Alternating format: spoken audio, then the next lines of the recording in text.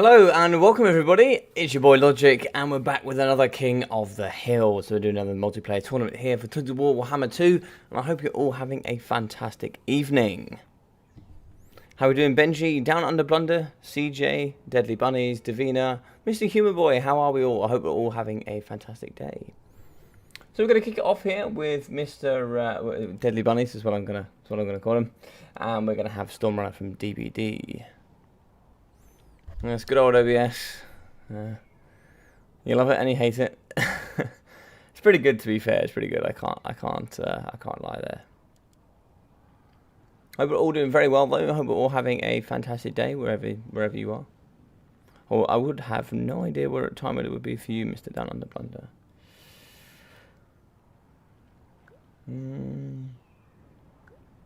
So they're 9 hours ahead. I imagine it must be very early in the morning for you. You must be up pretty early in the morning, I would guess. Possibly.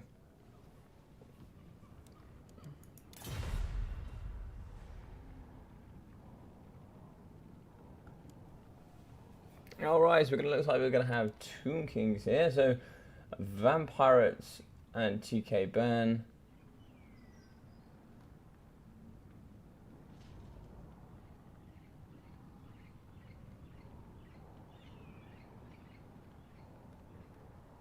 Pick 2, ban 1. I'm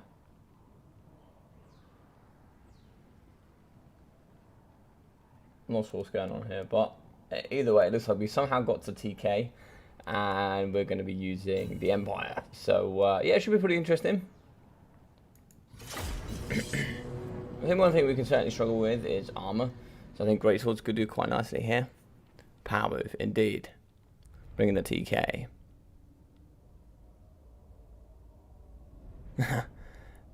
The myth, the man, the legend. It's... Oh, so you are directly 12 hours ahead. I see. I didn't think it was quite 12 hours. I thought you were 10 or 11, but it is directly 12 hours ahead of me. Okay, good to know, good to know. So it's going to be raining here. I think it looks like it's raining. Yeah, it's going to be raining on the Outdorf outskirts. As we do move in with the Nekahara Horsemen here for the Tomb Kings. And Citroni's Kitty Cat. So we're going to have the big thing itself. With the Wrath of Bashar, the Incantation of Protection, and the Incantation of the Cursed Blades. Now coming here with its with the Nekahara sort of passive ability here, where we are going to have skeleton warriors in the front, mixing in with some skeleton spears, none of the ROR, which is quite interesting. We will be having the skeleton chariots in the back, 2 units of those, and looks like we are going to have the double tomb scorpion, Nekahara horseman, and that would seem to be it. Looks like 2 units of those, so yeah, pretty good. Oh, sorry, beg your pardon, in the front we are going to have some skeleton horse archers, and these guys pretty cheap, pretty good at what they do though. 76 speed, good 140 range. Yeah, pretty good in general. They'll deal with pistoliers pretty comfortably, but outriders might be a little bit of a different story. Spearmen in the front, it's like 5 units of these bad boys indeed. They're just going to be the nice cheerful ones. A couple here with shields, some normal shields, some with normal, and some here without. So swordsman, and in the back here we have some outrider grenade launchers. Very interesting, very good at lightly armored chaff. We also have some Empire Knights in the back. They're going to do some very good work, lots of armor for them. Mixing in with the halberdiers for the anti-large and armor piercing. And over here looks like we are going to be having 2 great cannons, mixing it in with the Huntsman General. Huntsman General very cheap here.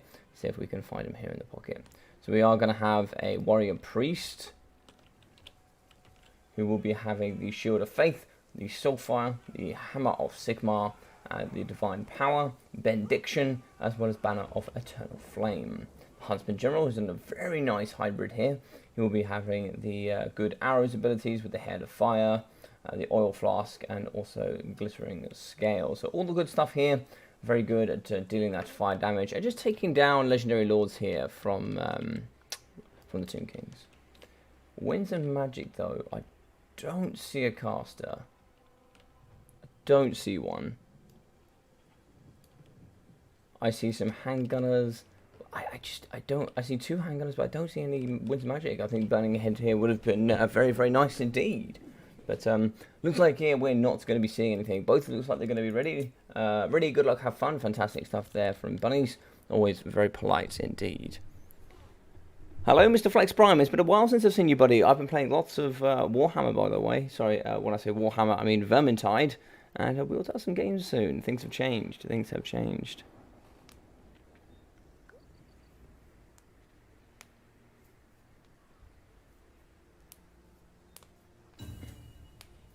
It's Monday morning for me and Sunday for you, indeed. Yeah, yeah. I'm not. I'm going to be up at the same time as you are, getting ready to go to work tomorrow. I'm super excited for it. Alright, so both are going to be going forward here, and I think they're just going to scout each other out immediately. Moving forward, though, is going to be the Skeleton Horse Archers. I'm going to try and see if they get some poke in the pocket here up against the Naked Spearmen. For anybody here that is enjoying any of the content, please feel free to smash that like button. It really does help promote this live stream and promote it here to the wider audience. That'd be very awesome if you wanted to do some support like that. And if you're enjoying any of the other content here today, please feel free to subscribe. It really does help towards this 1,000 subscriber mark I have set myself. So moving forward here, we are going to have the Outriders grenade launchers pushing over the top here of the Skeleton Horse Archers, trying to get that damage in, but they are going to be outranged here. 100 range for these bad boys compared to the 140 of the Skeleton Horse Archers. Only 30 armor, no silver shields or bronze shields for that matter, meaning they're going to get hit pretty hard here in the front line. Can certainly start using some of the handgunners here to do their work. I think some of those grenade launchers could be used a little bit more effectively on the rest of the front line, but looks like they're trying to get the value that they can. They can certainly fire whilst moving, but you can see the range is not going to be quite as long and wide as you'd like it to be. Moving forward with the Skeleton Warriors, but I think you're not too worried about the Skeleton Warriors here at this point, but they would delete them very quickly. I think your handgunners would take very good care of the remainder of the skirmish cavalry. As you can see here with the handgunners, you're also going to get that imbued fire damage thanks to also having the warrior priest with the banner of eternal flame. We'll pop in here and see what that does, just so I'll give you guys an idea of why it's been brought today. But we are going to have the banner which imbues fire damage, and that's to range and melee attacks. But the base weapon damage increases only for melee attacks. But what you can see here with the handgunners, they're going to give them flaming attacks, which is going to be very good at taking out such as the imperishable. In the front line here, looks like the Skeleton Warriors are going to be attacking. There's going to be no Kept Regard today, so nothing really needed for the front line in regards to magic damage or fire damage. But as we can see here, looks like we are going to be bunching up a little bit here with the chariots on a unit of the anti-large halberdiers. Very good with their armor piercing as well. In the front line, we are going to be having spearmen holding for their dear life, as we do see a fantastic soul fire coming down all over the front line of this cheap and cheerful spearman. Moving forward though with the Tomb Guard, they're going to be certainly punching to the front line, and this is where the spearmen might struggle a little bit more. Very high melee defense here, 41 from the Tomb Guard, with a high 42 melee defense for the spearmen, but only 20 melee attacks, so they're certainly going to struggle over time. They're not really going to output any damage, but certainly the Tomb Guard aren't going to take much due to that high melee defense. Shots coming over the top, looks like they're going to be firing into the Silver Bullet handgunners. And being that we're going to be a little bit far forward here with the Warrior Priest, they're not going to get that imbued fire damage that you would like. Certainly though, looks like Essentially Imperishable is going to be taking a punch to the face here, as we're starting to slowly push through to the realm of Souls Tier 2, given that 224 healing faction-wide here for the Tomb Kings. But it's power pretty even, as some of the Empire Knights here have broken due to being terrified, and over here on the left-hand side the same has been applied. Terror coming in from Citra on the Kitty Cat is always very, very nice. Terrified here as well from the Silver Bullets, as we do push through with the Terrifying Tomb Scorpions. They're going to be getting into that pocket, doing all the good damage here up against the Warrior Priest. And looks like Hellfire is going to be going down for that reload skill. The Shield of Faith, the Grand Hammer of Sigmar as well. Very nice there for all those protection and damage increase spells. So we're going to go in with 67 melee attack once we fight up against these Tomb Scorpions. Anti-large shots, but not really anti-large melee attacks. So probably be better there if we can see if we can kite a little bit here using the Huntsman General. In the bucket though, starting to do that work up against the Silver Bullets, we do actually have the Outrider Grenade Launchers getting hit here by Citra the Imperishable, pushing in with the Tomb Guard as well. This is where it's starting to get a little bit difficult. The front line is starting to buckle here for the Empire crew, and starting to get onto the back of these nice handgunners. Here in the middle though, looks like the Halberdiers are going to be having to hold really strong. They are going to be having pretty much full model count here, as we do charge through with the Empire Knights being chased by the Neckarharder Horsemen. Unfortunately, this pocket has been well and truly exposed. Stormrunner is going to bow out with a fantastic first game here from both players. Really nice aggressive push here coming in from Deadly Bunnies, coming in with 233 for Citra. Pretty much nothing for the front line, not particularly. 350 there for the Skeleton Spearmen. 123 here for the Skeleton Spears as well. 320, 477 for the Tomb Guard, with 150 and 300 here for the Necroharder Horsemen. 400, 300 for the Skeleton Chariots, as well as 600, 518 for the Skeleton Horse Archers, and 603. 850 and 350 here for the Tomb Scorpions, and a very, very quick push and breakdown here from the Tomb Kings. 650 for the Huntsman General, 300 here for the Warrior Priest, with 68 and 150 for the Spears, 130, 350 and 150 for the Spearmen. 140, 100 for the Swords, 260 and only 75 here for the Halberdiers, with looks like 477 for the Handgunners, and 130 here for the ROR Silver Bullets. 316, 500 for the Empire Knights, with 500 and 500 here from the Outrider Grenade Launchers, and 850 with 220 here from the Great Cannons. Very, very good.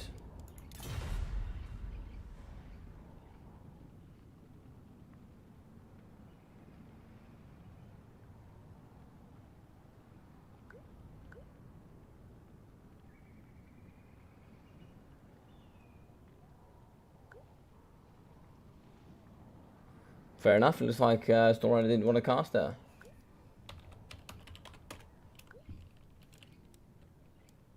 Looks like he didn't want to cast her. Yeah, very interesting. I think they're always you need to take a caster. 22 in chat and 8 lights. Come on, guys. Yeah, I mean, I appreciate that. I appreciate that. Down the blunder. Someone going bold here. Huntsman General with Outrider Grenade Launchers without a caster. Yeah, how we doing, Mr. Grumboodle? Happy Sunday, Mr. Andy Blakely. How you doing, buddy? Hope you're doing well.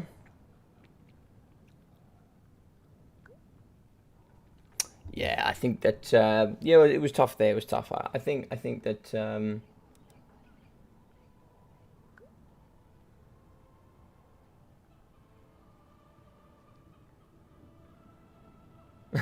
fair enough. I think also, like, you know, you don't always have to be optimal here in these kind of games. You know, this is just a King in the Hills, bit of fun, and you know, you have to bring what you would like. So unfortunately, I think Hayden here has dropped out, unfortunately. So we'll be moving on to Human Boy. Yes, yes. Let's get him in. The big yes man himself.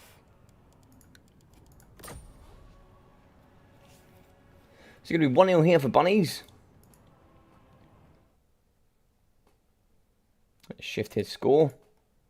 Yeah, nice win from him as well. Nice to see some TK. Nice to see that, because you don't often see them picked, you know, picked as often as I think I'd like them to be, because I think they're a really cool faction. They have some nice big single entity monsters, and they have lots of cool units such as your Shufti Great Bows. You know, really, really fun things that a lot of factions don't have, which is quite nice.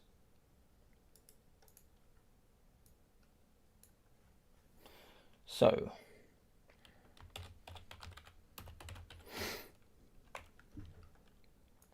Human Boy should be here momentarily, hopefully.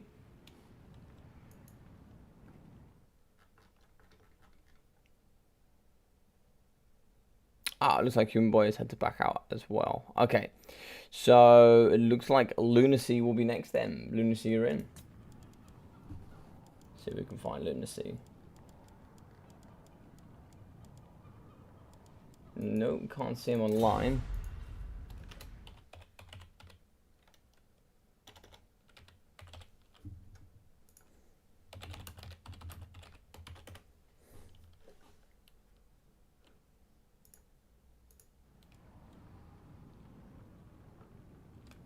Yeah, Human Boy challenge looks fun. Human Boy's challenge looks fun.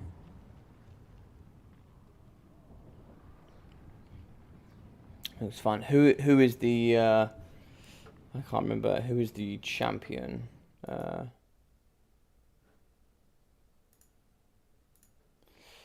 have a look. So Human Boy is doing, oh, who's the gladiator?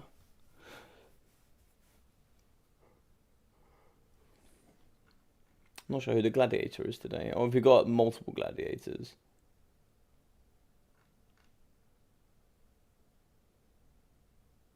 Oh, Grombrindle, you're going to be the gladiator. Fantastic.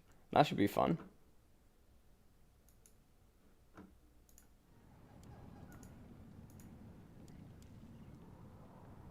Hayden always drops out. Yeah, yeah. That's okay. That's okay. He needs to go. He needs to go.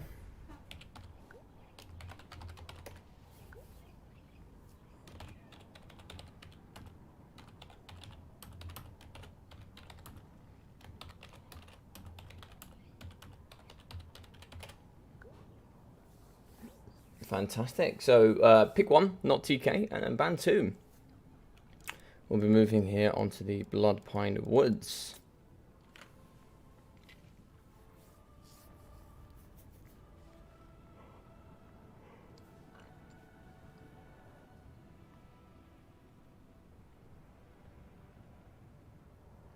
Oh no, it's no problem, dudes, no problem.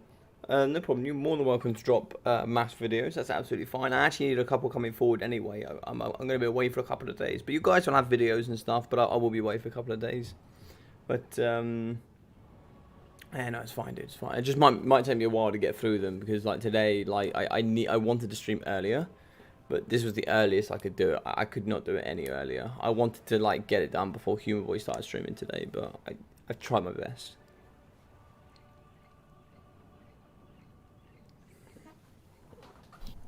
All right.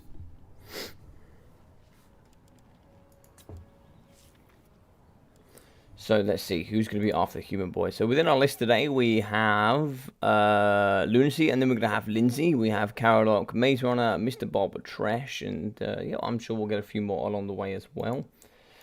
Right.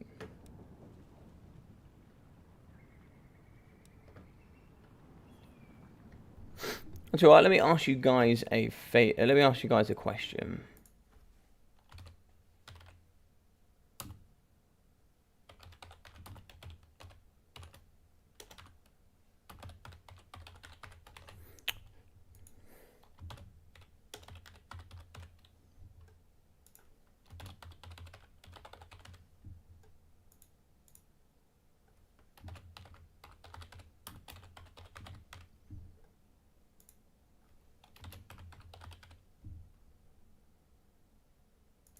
Alright, so what is your favourite Warhammer 1 faction? Is it going to be the Darby, Greenskins, Empire, or the Vampire Counts? Which is your favourite? Which is your favourite? And if you want to add a little bit more, tell me why. Tell me why.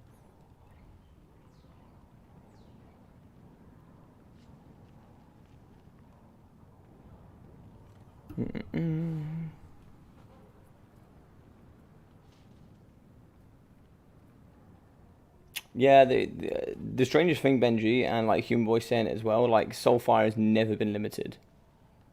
Soulfire has never been limited. You've always been able to take 3 Soulfires. You've always been able to take. You've basically been always able to take 3 lots of battle prayers. You can take 3 battle prayers. You can take 3 Soulfires, including the Grand. You can also take 3 Hammers of Sigmar. You can take 3 of everything, which is really strange for me that you're limited runes, but you're not limited to that. But at the same time, I also don't think it's optimal to take 3. I don't think it's optimal. I think taking 2 is optimal, and like a caster, but I always think that's optimal. So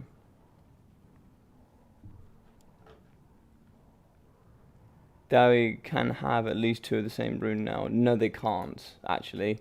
You can only have 1 rune. So the way it works is you're allowed 1 rune, but you can have certain items that are the same. For example, you can have 1 rune of slowness, and then you can have a flash bomb. But then that's all you can have as the 2 slows, for example. But you can only have 1 rune of slowness, no matter how many other runesmiths you have. You can only have 1 rune. But yeah, like, I mean, it is strong enough, and I think perhaps not ultimately viable. But you certainly could take 3 Soulfires and 3 of all the items and the abilities. Yeah, I mean, it is doable, yeah.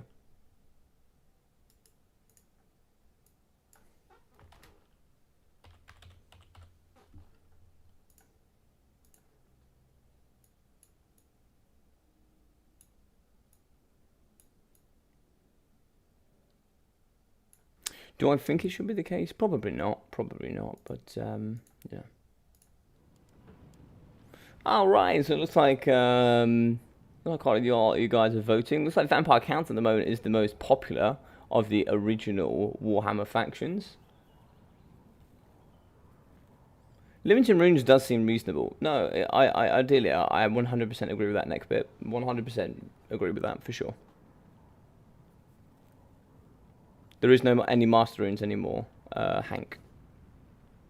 There is no master runes anymore. There's no such thing. They're just runes now.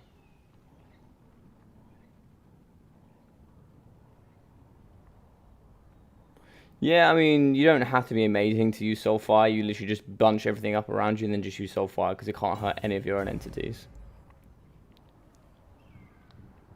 A lot of you guys like the vampire counts. That's very interesting. That's very interesting. I feel like vampire counts are a little bit like dwarfs, right? They're like very unique. They're very unique in their playstyle. Locus of Power is not great in my opinion. I think actually the change in Locus of Power was a minor nerf for the Dawi. Varmar 2 Priest is new meta. Someone's actually used that against me, by the way, in a tournament. It was a meme, but it actually wasn't as bad as I thought it was going to be. It's not great, but like in that scenario, like Fire Magic would have been better. But listen.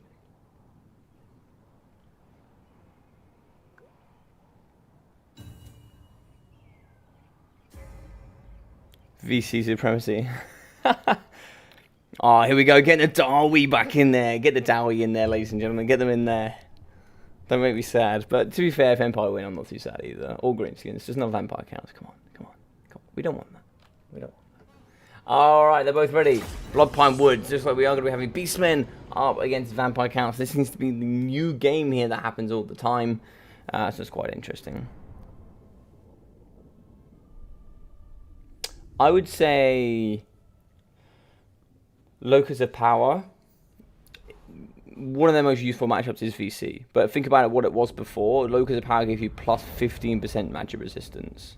That gave you a base 40% magic resistance faction-wide on the map. Just take that into consideration there. That's why I think it's probably a bit of a balancing mechanic. But, you know. So, we have, looks like 5 units of zombies here from Lunacy. We're also going to have the double White King. Both here on foot, both here with Scab Scraith. And it looks like we are going to have a Lord, which is going to be Helmut Gorst. Gorst will be having the Liber Noctis, as well as the magical Amination. Oh, Anonymous? Okay. I've not seen that before. But Gaze of Nagash, Invocation of Nehek, the Curse of the Undeath. The Reliquary of Corruption, as well as the Unholy Lordstone and a Vigorous Mortis. In the pocket, looks like we're going to have some anti-large spears, and we're going to be having the Stalkers, as well as the Stonesmith Graveguard. Crypt Horrors, mixing in with Blood Knights, should be at least 3, there we go, yeah, pretty standard, as well as the Die Pack Walls, so 4 anti-large cavalry, essentially. Yeah, pretty good in general. Pretty good in general. And I think we're going to see like a Blood Brute over here or something like that, I imagine. Yeah, we can see it right there. So, we're going to be having the Ungor Spearmen. Ungor Herds, Ungor Herds, Ungor Spearmen. Mixing in here with the Man Rippers, which is very, very nice. Anti-large Armor Piercing. Oh. Sentinels are great weapons in the front as well, so good AP options here as well with the Bestigor Herds. Sentinel great weapons, a Jabber Scythe, a normal one here with Malagor in the sky. The fantastic Blood Brutes here in the front line, just looking gorgeous as always, coming in with that Regeneration, Frenzy and Blood Greed. As well as in the sky here, Dark Omen here with Arcane Conduit, Flock of Doom, the Pendulum, also the Icons of Vilification, that 12 melee, 12 leadership, as well as the Unholy Power. I think what you're going to see here is a lot of Flock of Dooms and Flock of Dooms for days here in the pocket. So quite the elite build here, lots of armor piercing, anti-large as well from the Gorks Man Rippers, Bestigor Herds with lots of AP, anti-large from the Spears and Gore Herds and Ungors in the middle. Centaurs with the great weapons, love Centaurs here in this matchup. Very good Beastman player is Bunnies for sure. This is becoming a tougher and tougher matchup. Like 3 units of the Blood Knights plus the ROR Walls is tough. Gaze going down here, smashing straight to the face of the Blood, the Behemoth. I'm going to call it a Behemoth. We all know I call it a Behemoth. But the Behemoth is going to come into the middle. We are going to have Zombie Chaff trying to get through to do the business. But they're certainly not going to hold for long. So the Jabbercythe is in. He's going to be doing the work here in the middle and doing some very, very nice body slams and all sorts. It's a fantastic body slam animation. It's just so difficult to shut him down. But he's going to have the Aura of Madness as well as the Vile Blood. Very nice Scab Scrape here in the front. Doing some damage here up against the Ungor Herds. Flock of Doom to really help deal with that chaff here in the front line. Let's have a look. Going to be running away is the Crypt Horrors. And trying to see if we get as many of those Flock of Doom down as we possibly can. Anti-large Gaunt Command Rippers, they need to push through these zombies and get straight onto the Blood Knights. Blood Knights are going to be pushing through, trying to get onto the Blood Brute Behemoth. He can heal in combat, but he has to be in melee combat to heal. You need to push him with the Vestigal Herds, give him an opportunity to get out here, and allow him to do all the good bits he can do with the counter-charging, the moving in, those swiping animations that he's got. And here it looks like what's going to be going on here. So it's going to be a lovely pendulum here coming through into the middle, doing some fantastic damage here up against the Blood Knights. So it's going to be a Flock of Doom going down as well, and it's like an Invocation overcasted as well for the healing. It's just going to be counteract each other right there. Big hit coming through with the Jabbercythe up against the Sternsman Graveguard, as we do see the Behemoth coming in just to swipe here all up against the Blood Knights, as we do have the lovely Tentacle Grey weapons coming in for those cycle charges. You need a little bit more support here. And so we have the Gornox Man Rippers. They really need to push around the flank, remove the Sternsman Graveguard. They need to get into his pocket and aid as quickly as possible. Flying on the sky is going to be Malagor the Dark Omen. Where is he? So there he is. We need to get that Blood Behemoth here on top of Helman Gorse. So if we can get rid of Helman Gorse, that could be ideal. A big hit's going down on Helman. He's actually going to cause damage over time. He's also going to heal all of his units. A fantastic pendulum here coming through in the pocket. Balance of power going into Bunny's favour here with the lovely, lovely Beastmen. Big hits coming out of the Blood Brute Behemoth. Nothing to protect Helman Gorse at this point is the biggest problem you have. A nice Scab Scrape that's going to go straight through here up against the Gore Herds and the Ungors as well. Still have the Gorlox Man Rippers fighting against infantry. That's really where they do not succeed. And it looks like here, unfortunately for Mr. Lunacy, going to be big damage going down on Helman Gorse. Really nice stuff here in the middle. He is going to be going down very, very soon. You do have to be careful here. He's going to be down to 1,700 HP. He is going to be healing slowly over time, but we still have lots of armor piercing here in the pocket from the Tentacle Great Weapons and the Vestigal Herds. Looks like here we have lost the Jabbercythe. Flock of Doom is going to go down for that damage as well. The Blood Brute Behemoth is going to try and get through and push onto Helman Gorse. He needs to maintain that pressure on Helman Gorse. Gork's Man Rippers are still going to be fighting, as we have the Congestine Stalkers and also the Sternsman Graveguard here fighting. It looks like here the Double White Kings are going to be fighting up against the Blood Brute Behemoth. He's actually going to be a little bit faster than them, so he actually does a nice circle there, comes back into the pocket to try and see if he can get here on top of the lovely Helman. Helman is going to be running away. He is healing though. He is going to be at 2,100. He heals very quickly. That passive healing, that passive damage as well coming in on top of Invocation can be so painful to try and snipe out a Lord as tanky as Helman. He's going to be coming in here with his plus 16 leadership. And the Crypt Horrors are now coming back into the pocket. Crypt Horrors are very good at penning units such as the Blood Brute Behemoth. Very good at just ping them in, allow the Blood Knights to get those cycle charges, get the damage in there that they need to. Certainly could do with a Flock of Doom though coming down in the pocket. Helman Gorse is certainly going to be hitting his healing cap relatively quickly, and you can see that healing just jumps up. It's so disgusting. But looks like we are going to be fighting here in the pocket. We're going to be running low on these Blood Knights. 19 models left. We have 20 models here and 14 for the Blood Knights that also have that negative leadership. So they're going to be dying slowly over time, and there's nothing you can do to stop that. Fighting over the top, I'd like to see Malagor actually coming in and trying to swipe here up against Helman Gorse, maybe a little bit. The Blood Brute Behemoth is going to be in the middle. He could certainly do with a Flock of Doom here for sure. He needs to have some real aid here in this pocket.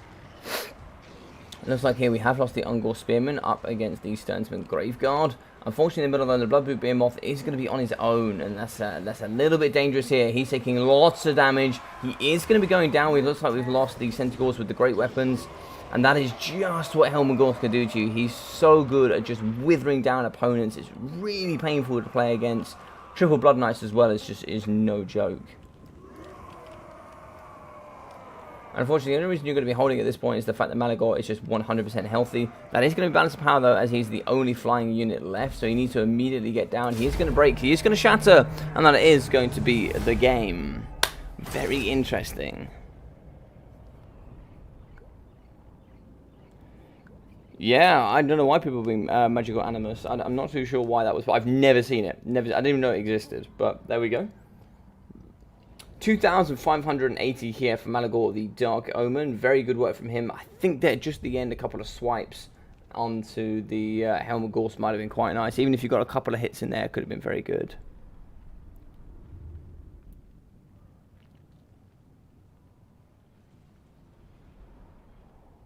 The biggest issue, so there's two defining elements within this game. One is that the Bloodbrute Behemoth did not finish off Helmgorst. If you didn't finish off Helmgorst in that moment, that blob was never going to work. Because the thing with the blob, right, the blob was healing triple Blood Knights, it was healing Crypt Horrors, it was healing Anti-Large Spearmen in that pocket, as well as also healing the White Kings. He was also doing damage to the Bloodbrute Behemoth, it's also doing damage over time to the Centaurs of Great Weapons, and all that as well. So not only is he doing damage to opponents, he's also healing his own units. Invocation of the Heck, Gaze of the Gash going down, all of these disgusting elements that are really, really very good at just withering down your opponent to absolutely nothing. But still very well played from Bonings. I thought he had it, but looks like their Helmut Gorse did manage to slip away. But 2.6, which is very nice. Front line, not too much. 216 there. 400 for the Gorehorns, with 750 here for the Best of Gores. Unfortunately, the Gorgosh Man Rippers with 840 got caught fighting up against the anti-infantry Sternsman Graveguard and the Korkenstein Stalkers. I would have preferred to see the two swap here between the Best of Gore Herds and the Man Rippers, but there we go. We've got 1.67 here for the Tentacle Great Weapon, 750, 112 heals, 1.76 for the Jappa Scythe, and 2,150 for the Bloodbrute Behemoth. I think this is one of the true matches that is actually very exciting at the moment. I think it's really, really well balanced.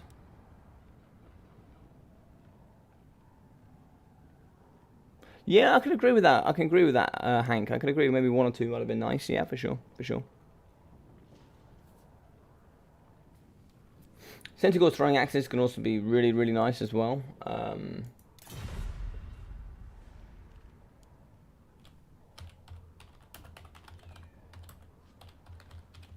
Yeah, I think tentacle throwing axes, especially the ones that have that regeneration, can be very nice. Just keeping that value going. So it looks like 19 votes. I'll still wait a couple more minutes for you guys to finish off. But it looks like here the least popular of the four is going to be Greenskins. I can imagine that is because of the last patch. But it is going to be Vampire Counts, Empire, Dwarfs, then Greenskins. That's Vengeance, that is. That's going to go in the book. All 19 of you are going to go in the book. Because not all 19 of you didn't vote for Dwarfs.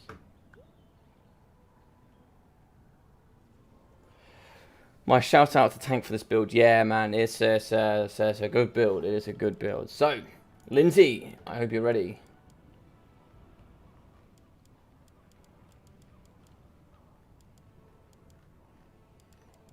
Let's see where you are, Lindsay. Aha, Davina, you're in. So we'll play the Bunnies. He's going to be joint in the lead here with Mr. Lunacy. Let's move it on here. So put that score to 0. We'll put 1 here for Mr. Bunnies.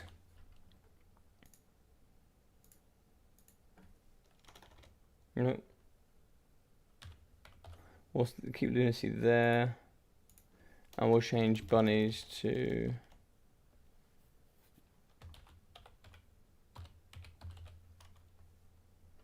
I believe that's how you spell it, Lindsay, isn't it? I could be wrong.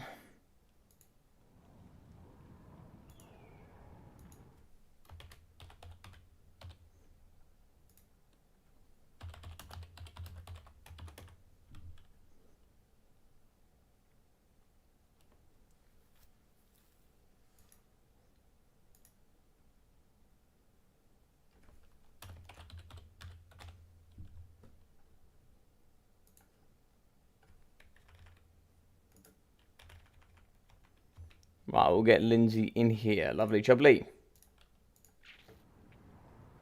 Alright, that's been 20 votes. We'll fit. Oh, there we go. Even. I'll take it. I'll take it. Oh no, we had another vote again for the Empire. It's going to put Dowie back into the 3rd place. Terrible. Terrible. So we have some more signing up. We are going to be having Mr. Artisan take Priest West. Lovely job. Let's get you in.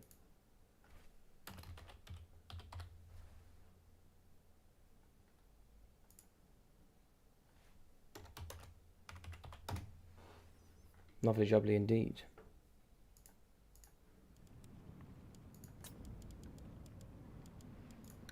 We'll give Lindsay one more invite. Let's see. If not, still no clue why he didn't attack at the very start. The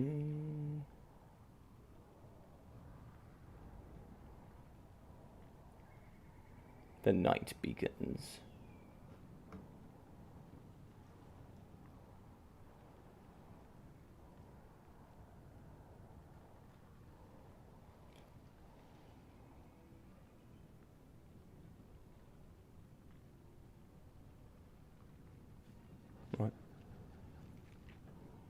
Right, it looks like Lindsay's not going to be here, unfortunately. I'm sure she'll pop her head back around the corner in a little bit. But Caradoc is going to be online, so let's get Caradoc in instead then.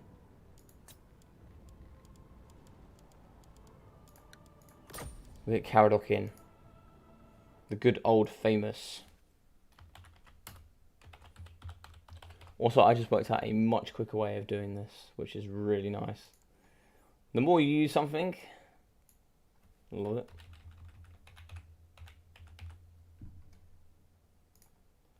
Nice and quick. Lovely jubbly. So it looks like we've had 21 votes there for that. Okay, we'll end the polls. It looks like Vampire Counter is going to be the most favourite Warhammer 1 base faction. So that's really interesting. I kind of like that a lot. It's funny because I don't feel like that's reflected in the multiplayer scene. I think... I don't know.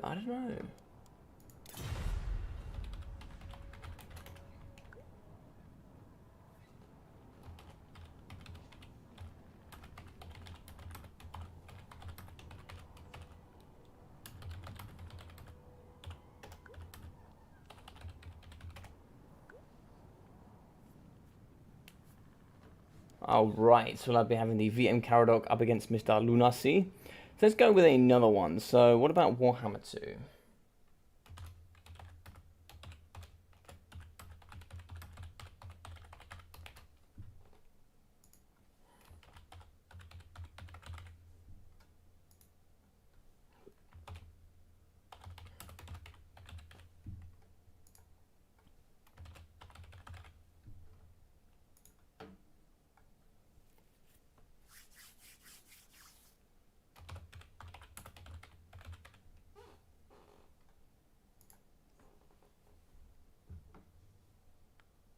Yeah, I need a coffee as well, dude, I think.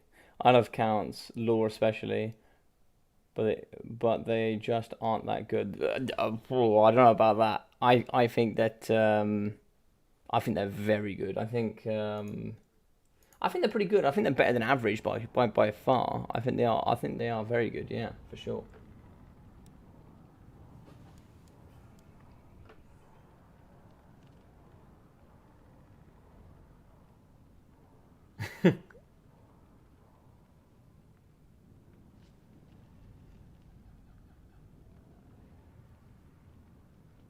What is going on here? Looks like it's going to be a civil war. It's going to be Midland up against Middenland, and we're going to be doing it on...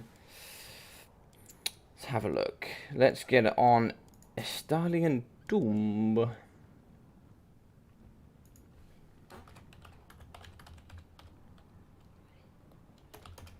That's not fair. I love all four. Oh, you don't love high elves. Don't be silly. Everybody loves high elves. I love it. Oh dear God. So, Skaven at 11%, there's men at 11%, high elves at 44 and 33% for dark elves. Interesting. The winner of each of these polls, I'll do a final one at the end as well.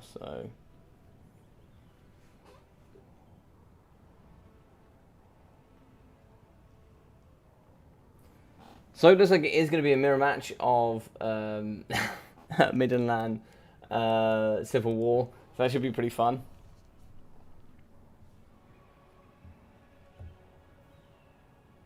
What's the average then? I say average is C tier. So,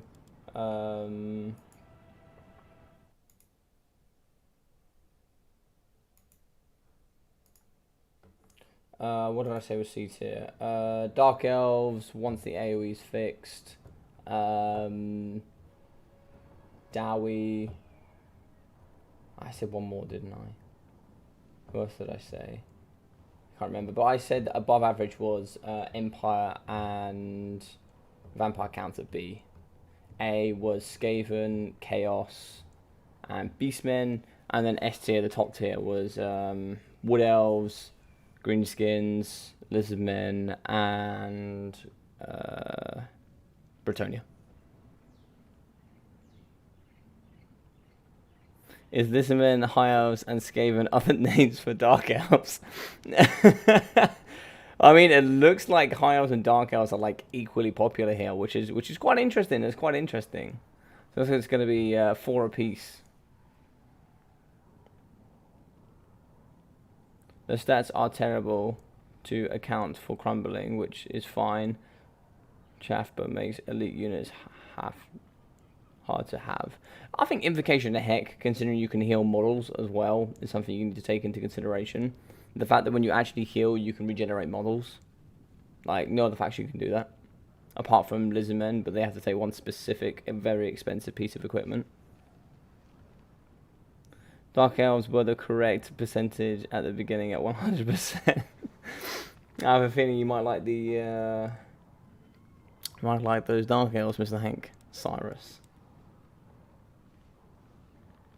Skaven are jumping up though, so it looks like Lizardmen aren't that popular. Very interesting.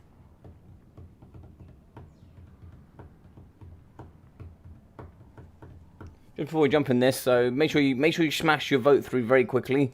And by the way, it's all anonymous. I can't see, for anybody that doesn't know, I can't see who picked what, who did what, etc., whatever. So when you smash up a vote there, I can't see what you said or who said what. So, and neither can everybody else. So.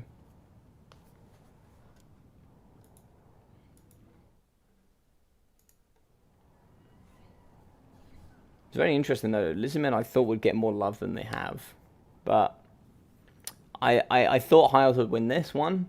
But Skaven's pretty popular as well. I did think High Elves and Dark Elves would take it away. This is roughly what I expected, to be fair.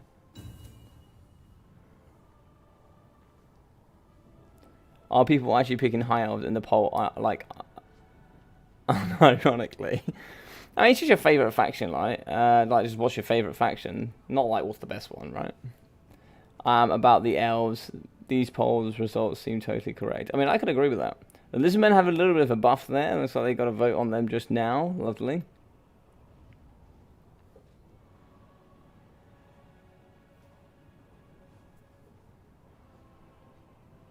Lizards are second after the elves. Even over High Elves. I guess if you like Dark Elves, maybe you don't like High Elves.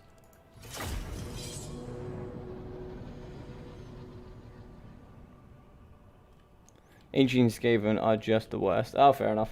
Fair enough. Can't argue with that.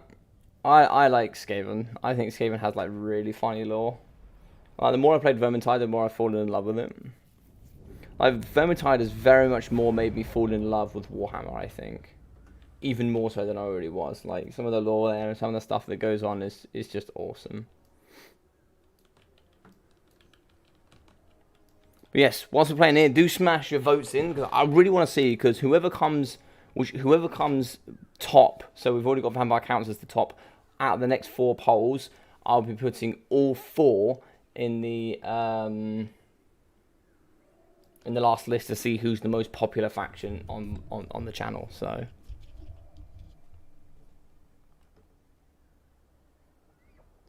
what can they do to make them better? We'll go through that in a minute. Benji. But there are some things I think they could do, but we'll go through to that. So, for the lovely design here for the Empire Knights, so obviously being on the sub-faction, you're going to get different color schemes. So you're going to be having Frontline here coming with their blue in for the normal spearmen. It actually just gives them a really nice color range. It looks so much more interesting than the normal boring Empire. But here you got the fantastic blue lances here from the Empire Knights. Mixing it in here with the Sterling's Revenge Very nice indeed. We are going to have the Sunmaker in the back, and we are going to have the Swordsman as well as the Crossbowman in the back. Lots of spears, lots of Swordsmen, lots of spears. And it looks like we're going to have the double Empire Knights over here. In the front, we'll have 2 units of the Outriders. Very good 130 range, armor piercing. And in the middle, we'll be having Boris Todbringer here on foot. Boris is going to be on foot. I've never seen it, but he's going to be having the Midland Runefang coming in with that regeneration. Should be interesting to see what he can do here on foot. I don't know if we can see any caster. It looks like there's been some sort of gentleman's agreement between these two, because I don't know what's going on. But yeah, as we can see, Pistoliers in the front, 2 units. Empire Knights in the back. We are going to have the General of the Empire in the sky. So it looks like Caradoc's not going to be coming with Boris, but he is going to have the Charm Shield as well as Stand Your Ground. In the front, we're going to have some Swordsmen, mixing in with some Crossbowmen, some more Swords, some more Crossbowmen, and we are going to have the Empire Captain. So this is kind of fitting, really. It's sort of like a General of the Empire. It's like a General has stepped up here into the flames, as we can see that they're going to be fighting up against Boris for the takeover of Midland. So we are going to have Swordsmen dotted around the front line, Crossbowmen in the back here with lots and lots of spears, lots of Crossbowmen, lots of Empire Knights as well. And we are going to have an Amber Wizard, so one side is going to be cheating. They are going to be using Winter Magic. Terrible, terrible stuff. Curse of an Era, as well as Flock of Doom, so none of those summons, but we are going to be having some more Empire Knights. So we have 4 Empire Knights on the left-hand side. On the right, just the Pistoliers. The Sunmaker absolutely decimates a unit of the Crossbowmen. Oh my god, they're getting destroyed. 480 range here for this bad boy Sunmaker Helmstorm Rocket Battery. They can certainly do with firing here into some Empire Knights. That could do quite nicely for sure. They're going to be shooting here into some Swordsmen.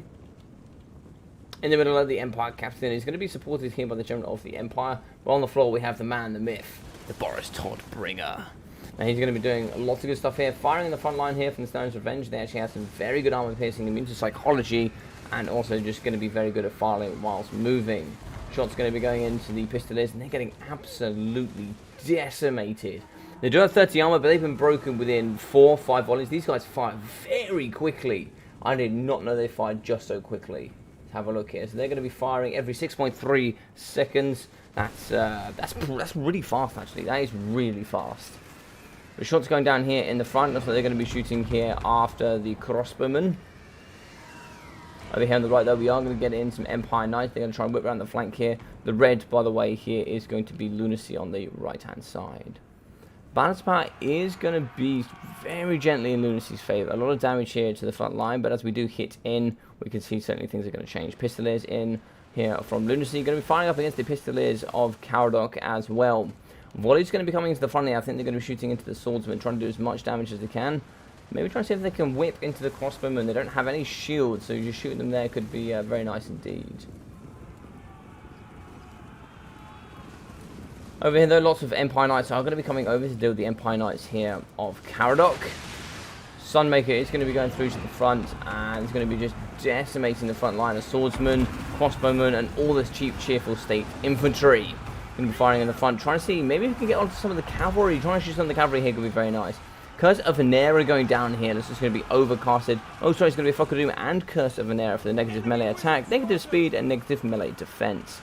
I really like how Curse of Venera was changed here to make it very much more melee focused rather than having a bit of a hybrid. I don't think it was so useful before I had the changes. Big hit in the front. We're going to be having Spearmen fighting up against Swordsmen. Swordsmen should shoot through, but it's going to take them some time for sure. It's going to allow this Sunmaker with the Helmstorm Rocket Battery to get some more value. It's got 3 lots of ammunition left. Can it shoot up against the cavalry? There's a lot of cavalry here coming in from Caradoc. If we can shoot that cavalry, I think it could be a Dubskis on the card. Balance of power is shooting into Caradoc's favour, though, gently over time. Pistoliers coming back from Caradoc. Crossbowmen are going to be firing here into the Sterling's Revenge. They do have 30 armor with a bronze shield. They could certainly do with removing the Crossbowmen. Can we get Lunacy with those spears in is the question. Looks like Flock of Doom is going to be going down on top of the nice Empire Knights here from Mr. Lunacy. Yeah, so looks like they are going to be ripping open this pocket here with the 3 units of Knights on top of each other. Who's this in the middle, though? So the Empire Captain is going to be fighting, and they're trying to beat up Boris Todbringer. Looks like here we have the General of the Empire and the Empire Captain going to work here on Boris. Boris is going to be on foot, though. Boris doesn't have stupid stats, but he's still pretty good in combat. 60 attack, 50 melee defense. Also has regeneration, which these two certainly do not. It's like Curse of an Air, negative melee attack, negative melee defense, and negative speed. And that could certainly break Boris here in the middle. Boris is just about going to be stabilizing. Looks like he's not going to get hit there by like Curse of Anera. But in the back here, we can see the Amber Wizard is going to be fighting up against the cannon crew here of the Sun Maker. And it does look like the Empire Knights are going to be fleeing from Lunacy. Looks like we have lost some Pistoliers. Sorry, made that some Outriders as well. Nothing to really shut down these Crossbowmen. Relatively good AP, 6 per model, so not too bad here from cheap backline range. But as we can see, the overall balance of power is going to be in Caradoc's favour with the Midland in the nice white. But it's looking pretty close. We can see here that Boris is holding, and he's holding like an absolute champion. He's going to be fighting up against the Empire Captain. Stand your ground is going to go down, giving him 69 melee defense. At this point, Boris kind of needs to leave this situation. He's just going to be taking unnecessary damage.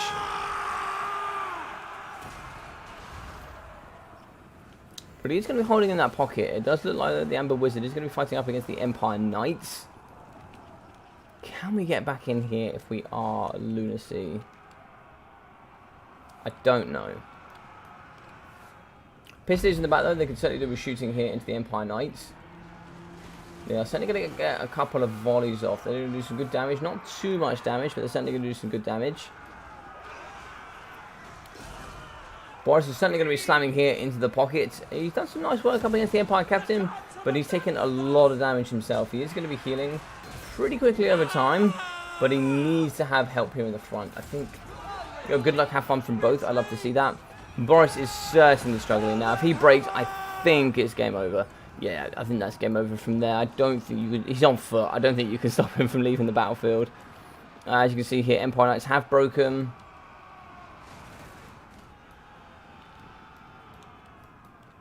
We do have some Empire Knights in the tree from Caradoc over here. The rest is going to be shattering, though, for the most part. Lunacy is starting to hold the back. We do have some Empire Knights and some Outriders. Some Pistoliers, apologies. But we do have some Outriders in the pocket. They've broken, though. We do actually have some Outriders here getting shots by the crossbowmen. We can certainly we're getting these back and maybe try and see if we can fire into some of the cavalry here from Caradoc. Where is Boris? I think Boris went down. No, Boris hasn't died yet, but where is Boris? Ah, there we go. That is going to be game. Boris must be over here somewhere. Swordsman. I didn't see what direction Boris went in. Yes, Midland Mirror indeed. Then the top 4 factions have to go against in a free-for-all. I mean, maybe. Why not? Alright, so for Caradoc we have 911, 1,260 here for the Amber Wizard, and 900 for the Empire Captain. 76 kills for 530 for the Spearman, 340 here for the Swordsman, 190, 330, 650 and 200 here for the swords, with 710, 220 and 220 from the crossbows. Both sides had a very similar idea of what to do against each other, which is quite interesting to see. But it's like we are going to have 500, 600, 750 and 330 from the Empire Knights. Okay, overall, not too bad. They certainly did the job getting in the back line, manoeuvring around some units, having to force the opponents here to certainly change up their formations. But 330, 216, 84 and 79. For the Pistoliers. Apologies, I don't know why I'm yawning this much. But 1,100 here for Boris Todbringer, with 544, as well as 176, and 380 for the Spears. That's pretty good work there, actually. 145, as well as 215 for the Spearmen, with 280, 65, and 340 here for the Swordsman. 93 for the Crossbows, and 1.3k for the Stoner's Revenge. I'm liking these more and more the more I see them. But it looks like 51, 320, 715, and 425 here for the Empire Knights of Lunacy. 500, 460, 360 here for the Outriders, and 500 for the Pistoliers, with 1,900 for the Sunmaker. Very close, fun game here. I think all of it pivoted, though, slightly on Boris. Boris got 1.1. Yeah, I think he's got a little bit more here, 900, and yeah, a little bit more on this side, unfortunately. Oh, very good stuff. So Caradoc now is going to be the next joint winner. So if we do pop through here, we'll move on to the scoreboard. 0 there. 1 here.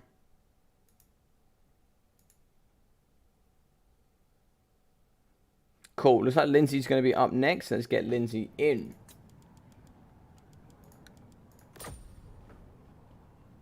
Alright guys, looks like 18 of you have voted. There's maybe a few more that might want to vote, so I'll give you guys a moment because High Elves and Dark Elves are tied.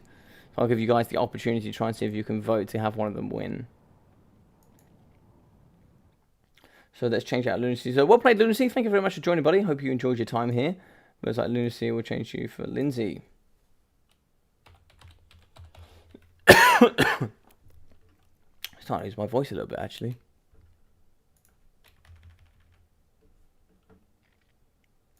So we're going to be joint in the lead here. Bunnies with 1, as well as Lunacy with 1, and now VM Caradoc with 1. So if Caradoc wins here, he'll be going on top.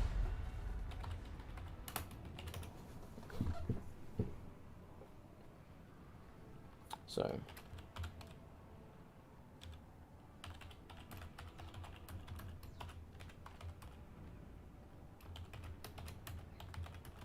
whilst I very quickly get a drink, let's have a look. Alright, we can end that there then. It's like Dark Elves is going to be the winner. They win in case. I voted for all 4. So Dark Elves will be the winner. So we have Dark Elves and Vampire counts so far. I'll write that down.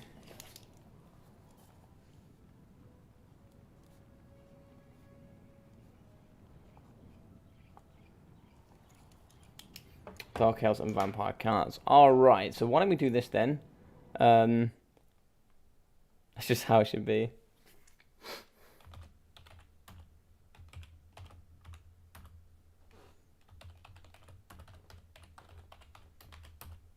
Favorite Warhammer 1 DLC faction. So we'll have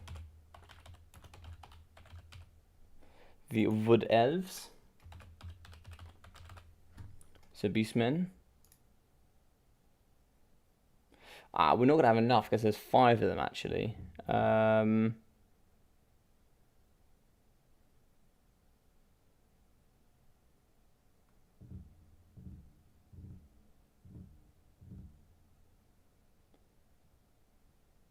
We'll put Brett in there, and then we'll put, say, Bretonia. And then we'll add one of them. Let's say Norska. No, we'll make Norska game 3. So we'll say Chaos.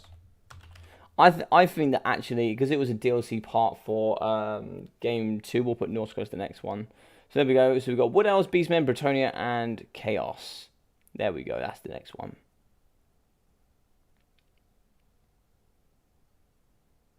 Yes, that's correct. Yes, okay, yeah.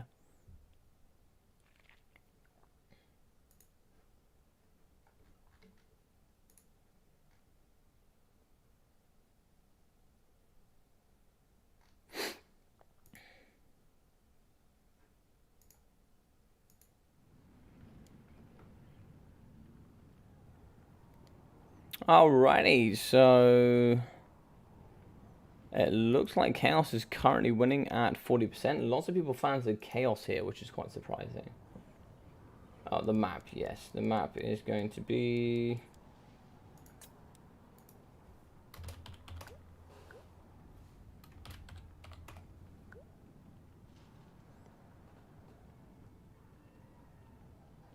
yeah, that'll be Warhammer 2 DLC, Benji.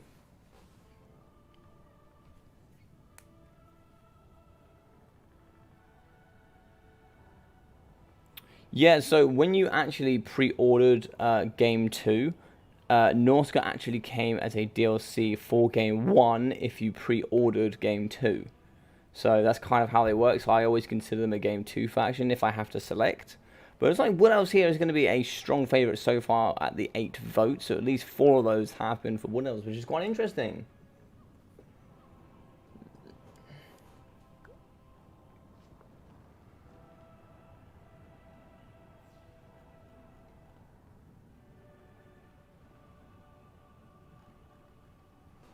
So it looks like Wood Elves ban Dwarfs and Bretonia. Yeah, 2 very good bands. 2 very good bands.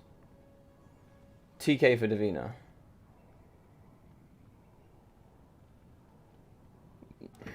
Alright, I'll change the map then. It looks like these guys want trees.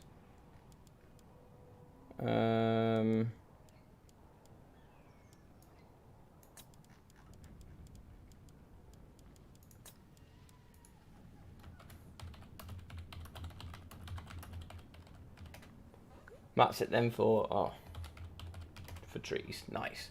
I'm just gonna quickly grab a drink, guys.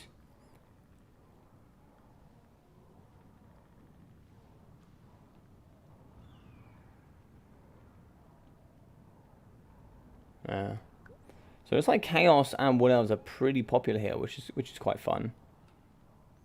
It's like not so many people will like the Bretonians as much currently. Right, let me quickly grab a drink. 1 second, guys.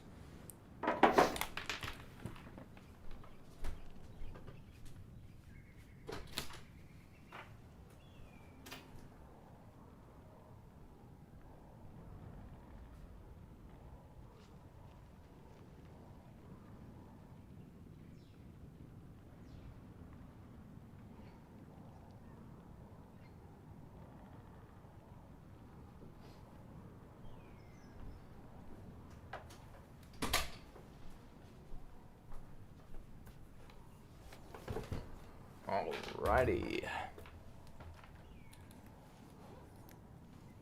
Looks like we have a Wood Elf fan with Benzo. I like that. So yeah, we'll do the same again. I'll give you guys this opportunity to like vote now, and then we'll go through the game, and then we'll do the last one. So if you want to see a faction win, make sure that you vote here for on the poll. Make sure you get them at the top.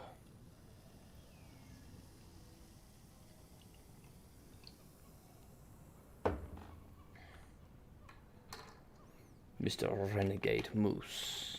I love that name. That's such a cool name.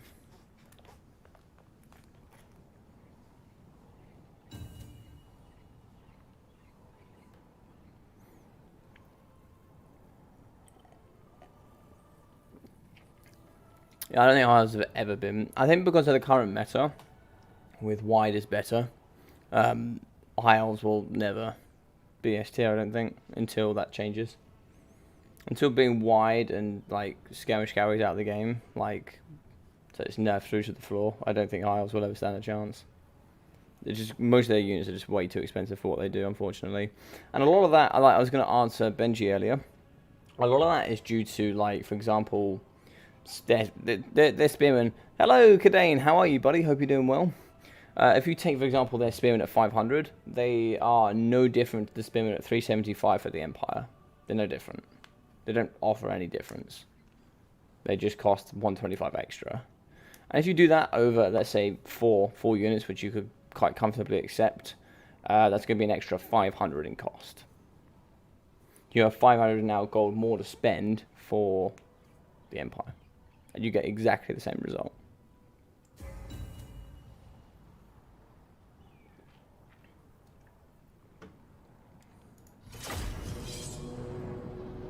DJ Katep, double casket incoming. Love it. I love DJ Katep, man. Hey, Michael, how you doing, bro? Hope you're doing well, buddy. Guys, just to let you know as well, actually, once we are here and we're all talking about all things coming forward, we actually are going to be starting the Shortbeard League next week. So once I get back from my travels, I'll be organising the Shortbeard League, which is where you guys will be put into your specific leagues. And you'll be able to play going forward, which should be really fun for you guys. And then there'll be like promotions, relegations, moving around. And yeah, it should be pretty fun. And then obviously with the videos that you guys send in, I'll be able to see and cast some of those games on the channel, which would be really nice. Everyone give a what up to the big muckluck.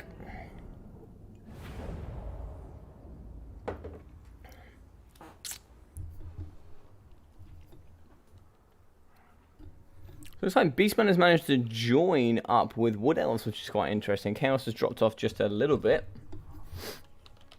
So, for the Toomey boys, for the Bone Zone, we are going to be having a unit of the Chosen of the Gods Jushafti, 2 units in the sky here, or is that just one of the Carrion? It looks like just one Carrion.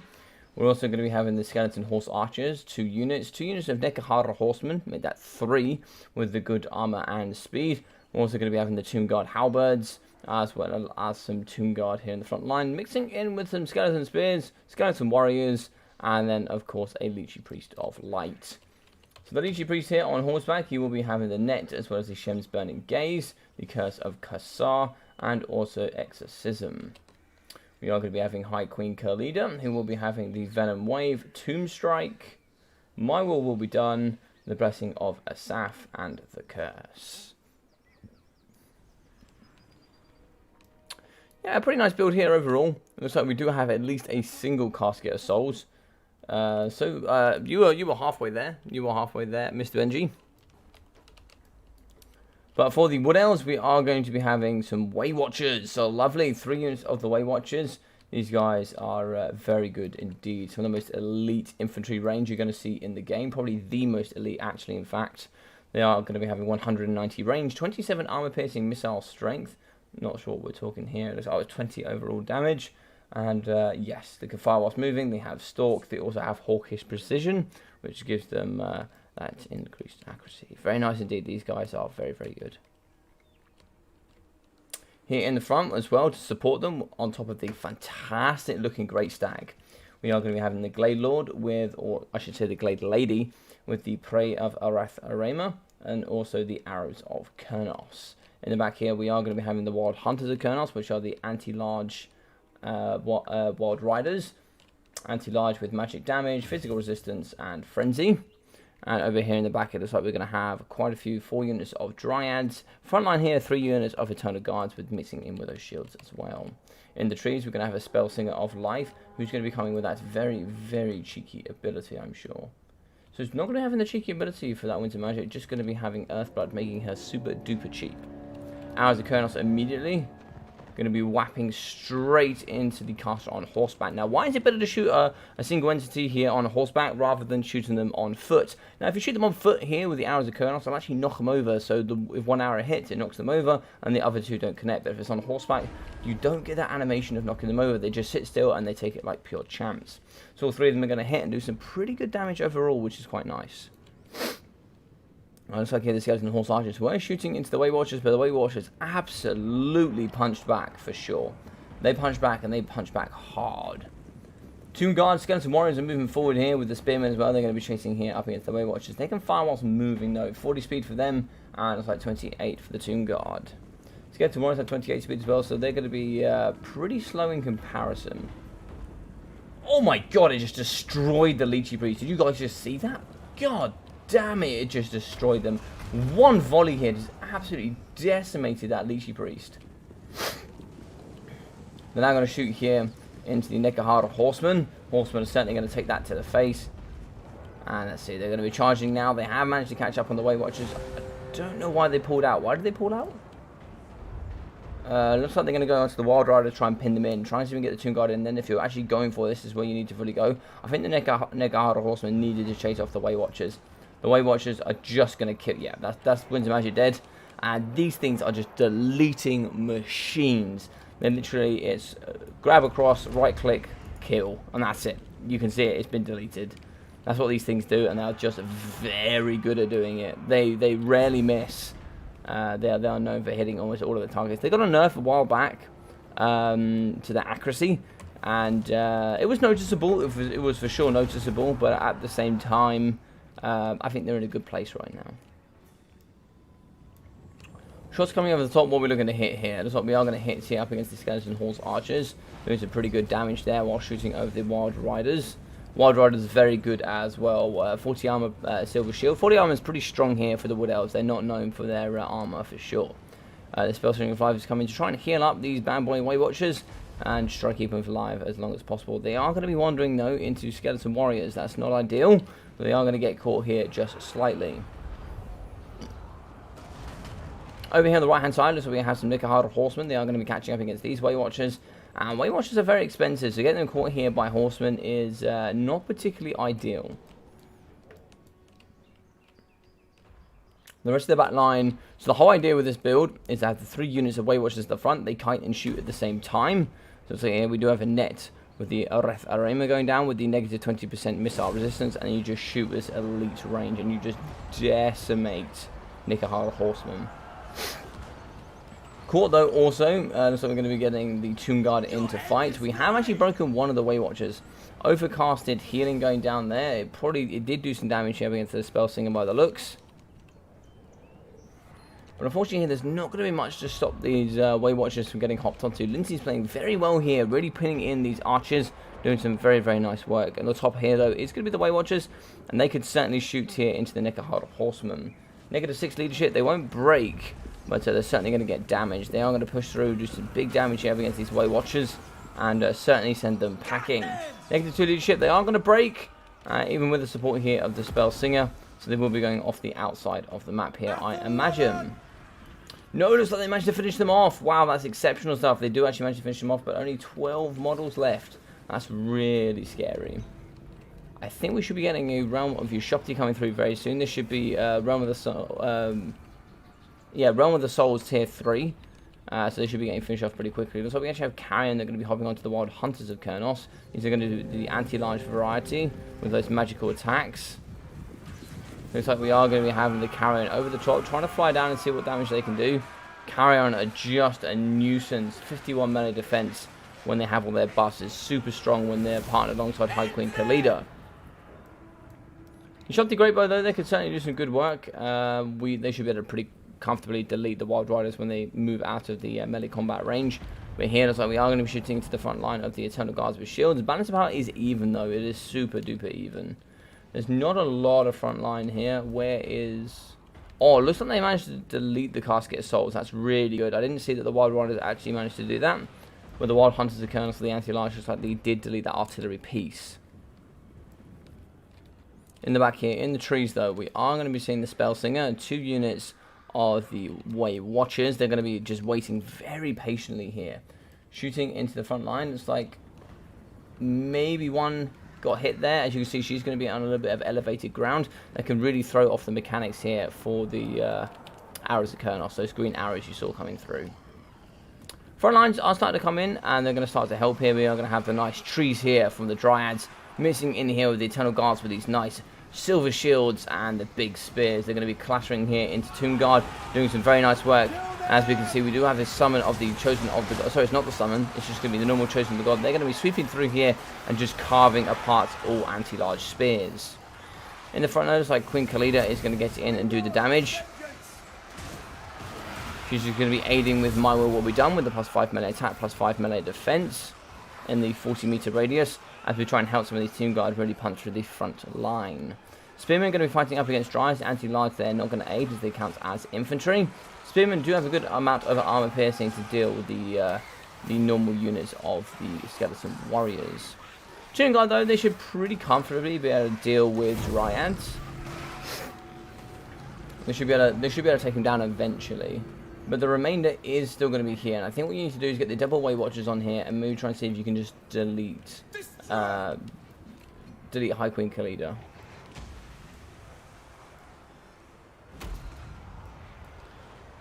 High Queen Khalida has been netted, and this is where the shots need to come through.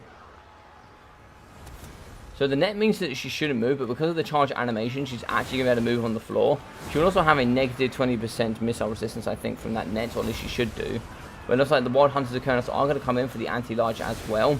Shots are going to rain over the top, and Setra and High Queen Khalida is going to be very isolated here in this little pocket.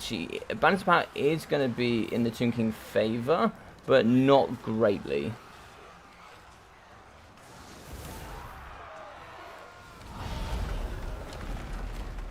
Yes, looks like we have the summon here. The Ushopti are going to come in with the anti-infantry. These massive constructs have a very low melee attack.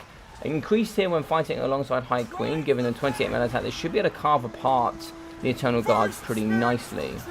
Now, what you need to do here as High Queen Cleaner, you need to keep moving her around, making sure she cannot get shot here by these Way Watchers. They will just delete her in an instant. Good movement here from Lindsay. That's some fantastic work from her. Fantastically good micro. Big charges on the backside are going to come in from the Glade Lord. She's going to be going down on leadership. She did get a volley to the face there.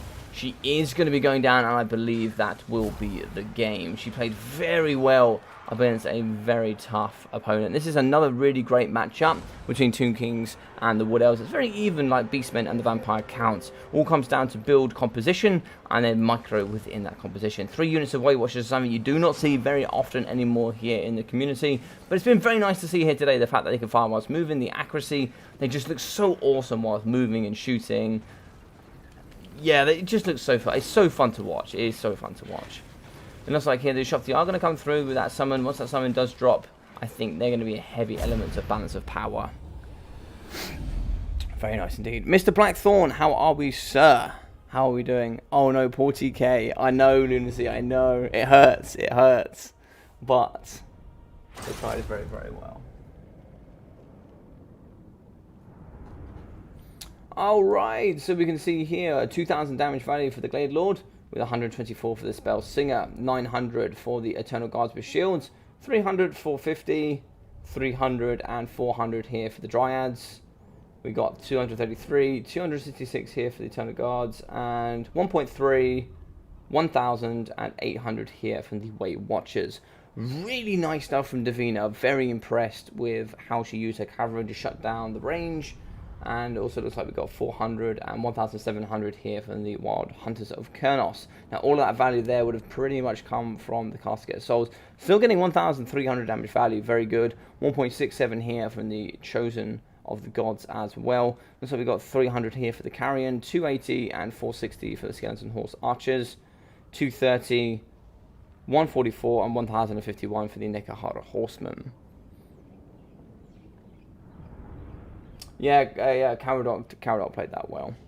But 511 here from the Tomb Guard Halberds, 550 and 770 here from those as well. 307, 307, sorry, 307, 370 and 220 here from the front line as well from those skeletons. I don't know if you saw it, Lindsay, but your Lychee Priest got absolutely decimated in that middle pocket. Like, it just got destroyed. But it was fun to watch nonetheless. But 1,100 for High Queen as well. I am a big fan of seeing High Queen. I think she's really fun. So that's really cool to see. So, it looks like here we have a Wood Elf win pretty convincingly as well. It looks like a lot of you guys are going to be going on the Wood Elves. So, the 3 strongest so far is going to be Dark Elves, Vampire Counts, and Wood Elves. So, we just have the remainders left.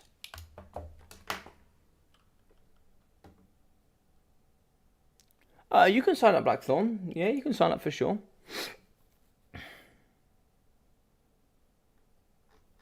We still have a list going, so we're going to be moving on to Mr. Dilatron next. Here he is. Hello, sir. How are we? So we are going to be having a brand new leader here with Mr. Caradog. He's going to take over with 2 to 0. Brilliant stuff for him, but awesome game, Lindsay. Really good stuff. I really enjoyed that, actually. That was fantastic to watch. I do really like. I think actually also Lindsay's one of the people that's really and I don't mind saying this. I think Lindsay's one of the people that's really shown me that I really actually do like the Wood Elf Tomb King matchup. It's actually a really fun matchup that I don't watch enough of actually. And yeah, it's growing on me. It's growing on me for sure.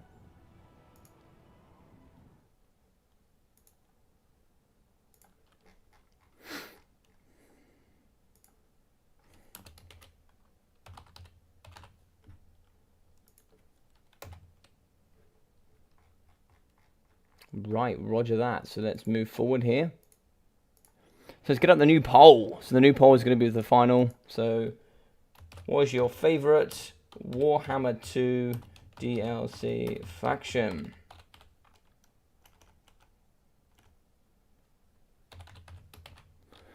So your favorite Warhammer 2 DLC faction. So we have Vampire. We have Vampire Pirates. We also have Tomb Kings. And then we'll be having Norska. I cannot think of any others, can I? I think we've been through all of them.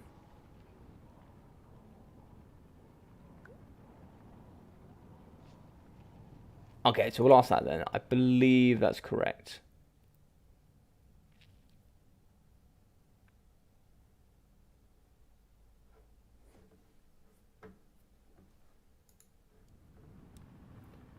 So, ban High Elves, Wood Elves. Oh, VC, ban High Elves and Wood Elves, go Lizardmen. Okay, okay. So, Caradoc has been... What has he been? Oh, he was Empire. For those that missed it, you actually missed a Middenland civil war, which is hilarious. So, we've had Empire, and then we've had... we also had Wood Elves from Caradoc. And we're now going to be having Vampire Counts. Sweet. So for the yeah, so just vote on this one as well. And then once this is done, so the way I did it is we did the because I can only do 4 things at a time, but I did all the Warhammer 1 factions first. So Derby, Greenskins, Vampire Counts, and Empire, which was your favourite there. Then I did the Warhammer 2 ones, which was going to be High Elves, Dark Elves, Skaven, and Lizardmen, which Dark Elves won. And then I just did the DLC factions for Warhammer 1, which was Wood Elves, Beastmen, Chaos, and Bretonia. And now we're doing the Warhammer 2 DLC factions, which is the 3 you can see there: Vampire Pirates, Tomb Kings, and Norska. So which is your favourite?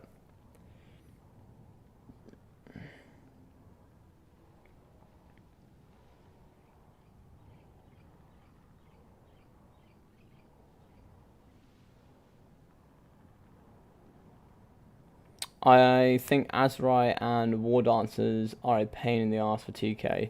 I guess the only counter to that could be like Ushoti Greatbow or like Skirmish Cavalry in general.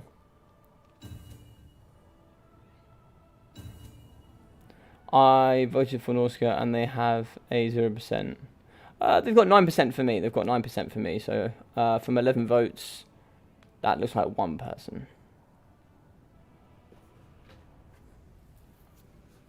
Once you've clicked vote, you can't change your vote, I don't think. I'm surprised my Vikings aren't getting more. God damn it. He just outplayed me with, I think, Wood Elves versus TK fairly even. Yeah, I think you've shown me how fun it really is, Davina. Alright, let's hope we're both ready. Oh, we should not be on Tower of Hoeth. I'm going to find a very similar map.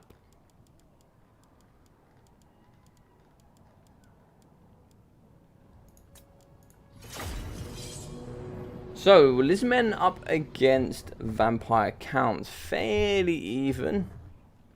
I'd say probably Lizardman favoured, even with the nerf to poison. The best way to do this is Kite, I think, but there are other ways to do it as well. You just go anti-large. I'd actually would updated. Does Ushoti projectiles count as RT? I don't believe so, because they're multi-entity. Only the Bone Giant does, I believe. Blackthorn.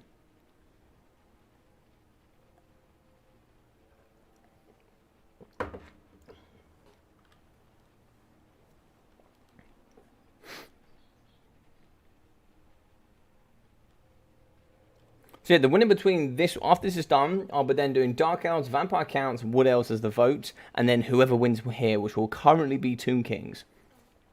So very quickly, guys, before we do hop into this one, I see there's lots of you in here. Thank you very much for joining me today. I really hope you're having a great time. If you are, please feel free to smash that like button. It will really help me here grow on YouTube. What the likes will do will promote this live stream to the wider audience of YouTube as an interaction. More interactions, the more likely YouTube is going to promote it.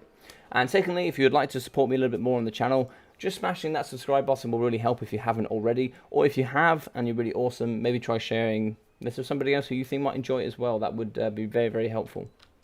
That really would be.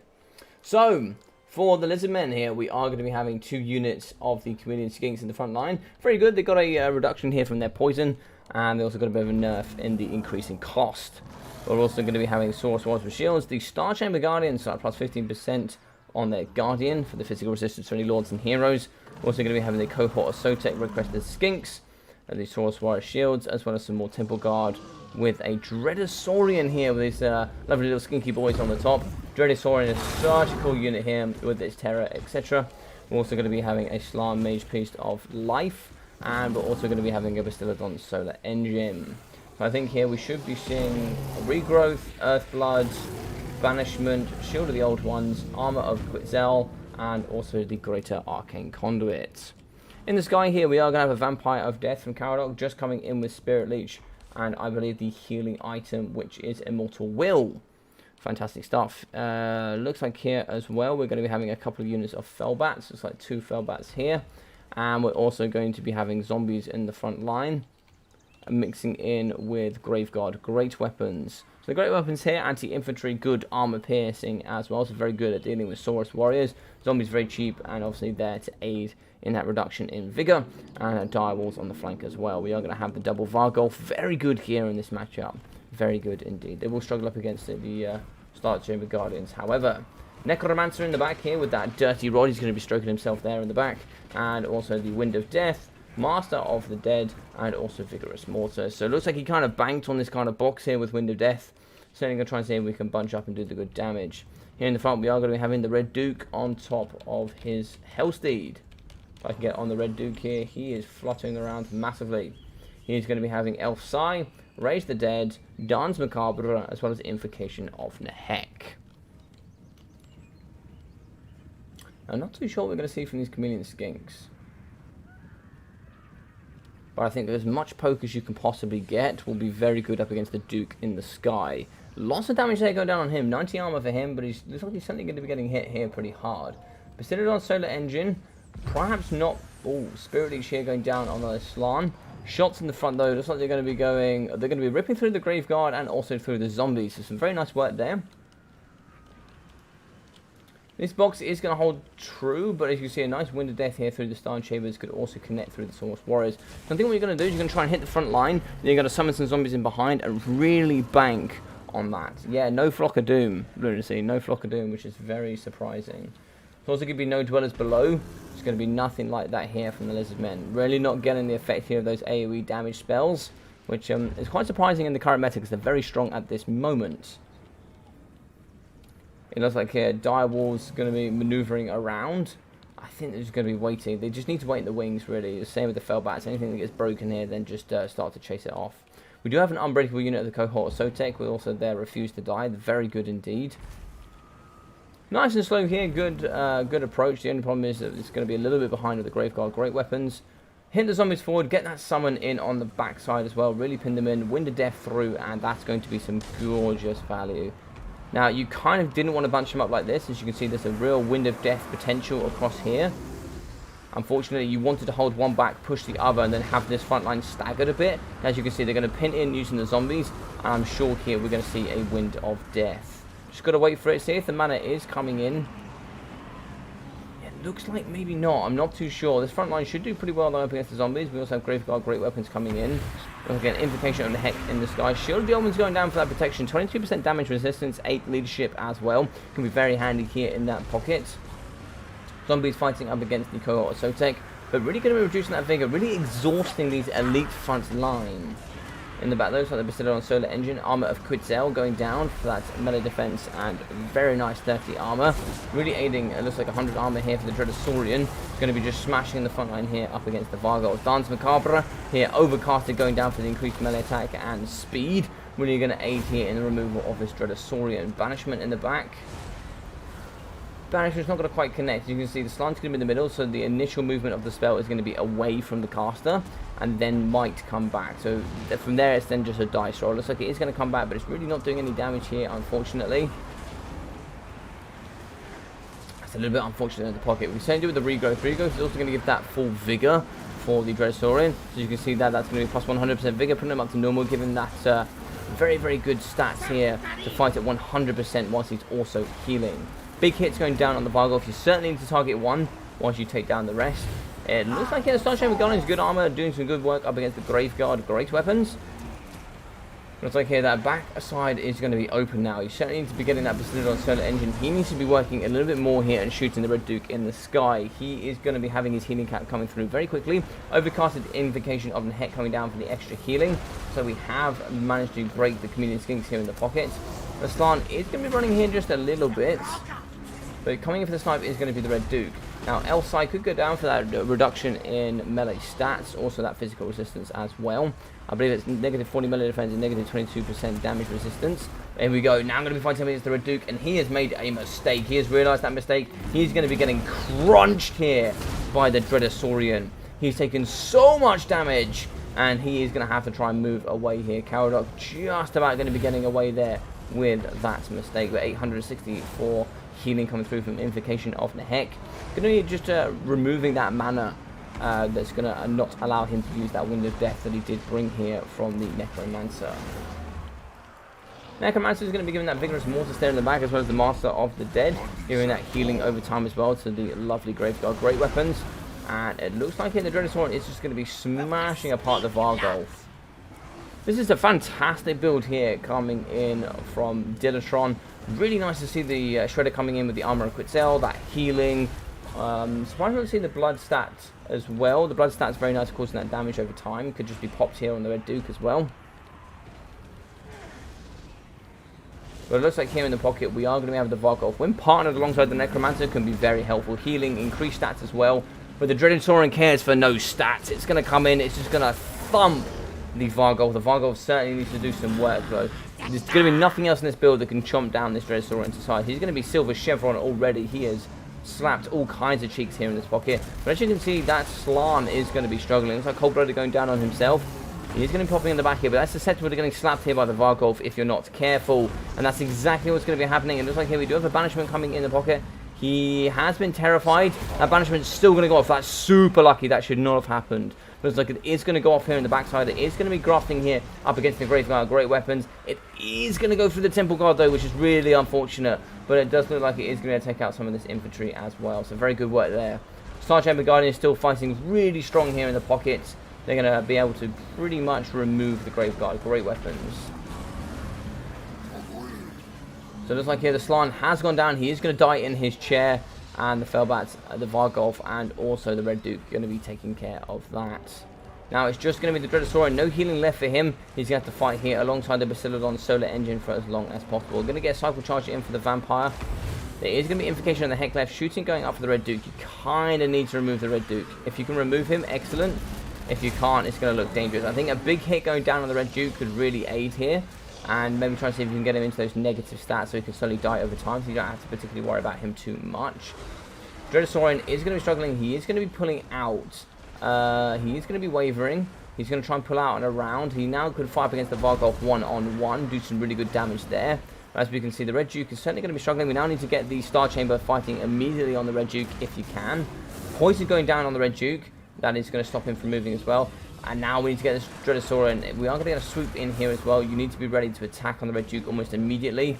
Red Duke swipes. He doesn't get any sort of hits, but we are going to be on to 1000 HP. It is going to be negative leadership for the Dreadosaurian. He is going to try and kill the Red Duke. He isn't going to get away with it, though. He is going to break, unfortunately. But the rest here is going to be swiping. That's what the Necromancer, if he does survive, can do. That +5 melee attack, melee defense, and healing can be very, very dangerous. Firebats are going to be fighting. We are going to get the Star Chambers in. They should be able to remove the majority of this pool. Now, with the Red Duke chasing off, there's going to be no healing anywhere nearby. The rest of the Star Chamber Guardians and also the Temple Guard should be able to clean up crew here with the Basilidon solar engine. Now, what I would do is probably try and put everything here onto these casters. Get them into that negative leadership. And once you've done that, they'll slowly crumble over time. There's pretty much not much they can do there. Balance of power is going to be favouring Dilatron here. But there is going to be leadership losses, and you are going to lose the Dreadosaurian. Now, very good stuff there. I really like it from Caradoc. He's going to bring back in the Red Duke, and he's going to try and see if he can swipe. Basilidon could certainly do some good AP damage, though, up against the Red Duke. He has 250 armor piercing, anti-infantry strength. But as you can see here, the Necromancer is going to go down. Once the Necromancer has gone down, yes, so there we go. So it looks like the Dreadosaurian, negative 41. I think they need to snipe him. Big shot coming through. Did that hit? It looked like it grazed on the Red Duke, but it looks like it didn't hit particularly well. So he has shattered. So now the Vampire Counts have to engage. They have no choice. I will give him 10 seconds, and then he'll have to make an attack. Hit does go down. That does graze the Duke for sure. Big cannon shot here coming out from the Mastodon solar engine. And also flying units. He can stay in the air as long as he likes, but he will be losing leadership over time. So there is going to be the Necromancer going in. Sorry, the Vampire of Death going in. Fellbats are going to be assisting as well, really trying to just clog up the Mastodon solar engine whilst you try and see if you can get the Red Duke to clear out the Star Chamber Guardians. It is going to be game over. There's nothing really you can do up against the Star Chambers at this point. Everything you've got is large. And that is going to be game over, and a fantastic effort here coming in from Mr. VM Caradoc. Excellent stuff. Really, really good. Guys, don't forget to vote. Don't forget to vote. So 16 votes so far. I'll give you guys a couple more minutes to get those votes in, and then we'll start the next one. So make sure you get them in. Make sure you get them in. So 1,470 here for the Red Duke, 500 for the Necromancer, with 1,166 for the Vampire of Death.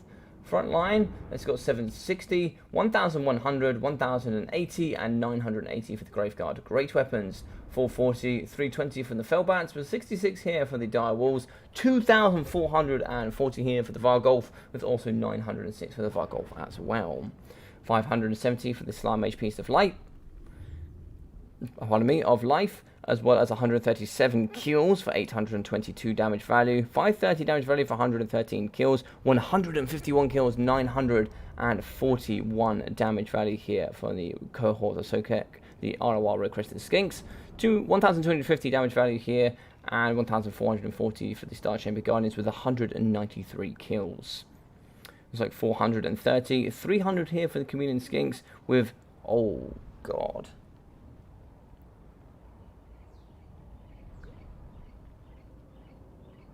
7,900 damage value for the Dreadosaurian, getting a double silver chevron, ladies and gentlemen. God damn, 28,000 damage dealt.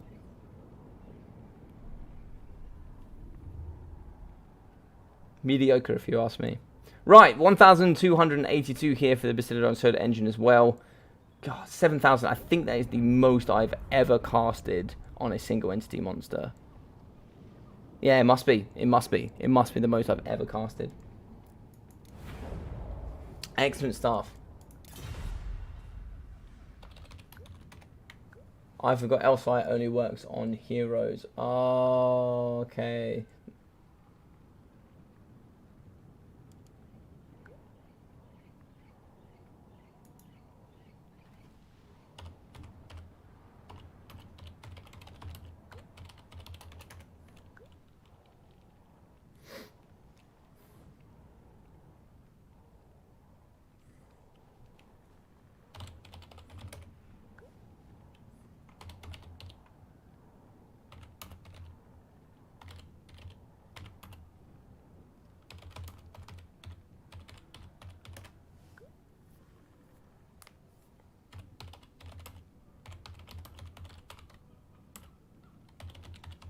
Yeah, the value came from the healing. So Invocation of Heck, if you actually heal a model, yeah,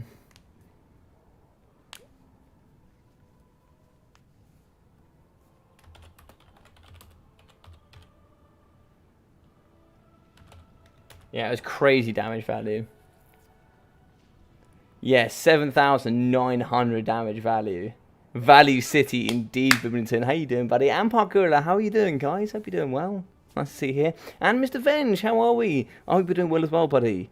Now host a challenge to beat that value in multiplayer. Roger that. Roger. Right, that is a challenge. That is a challenge. Okay. I need to save this. I need to save this replay then. We'll get onto that right now.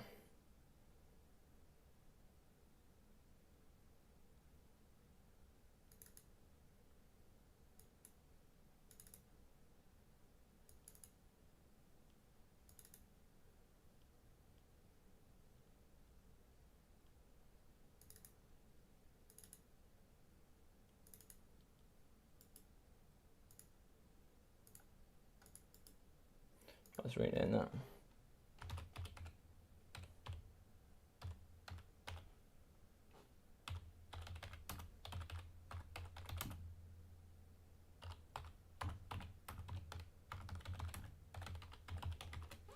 All right, so that's been saved. We'll move through that now. Excellent. That could be the challenge, and that could be the challenge. I like it.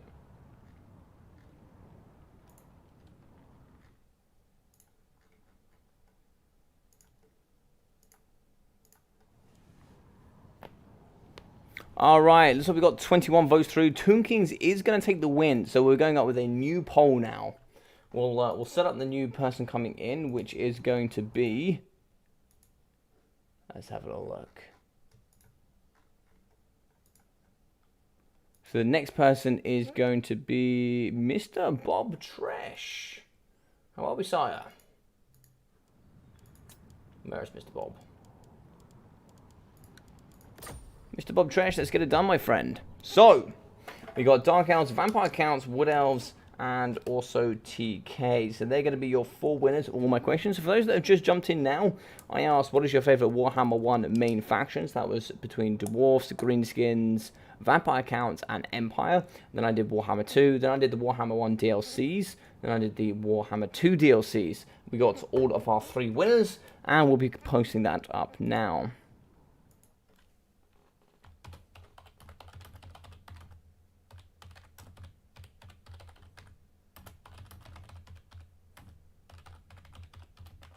So, the first win, which was Dark Elves.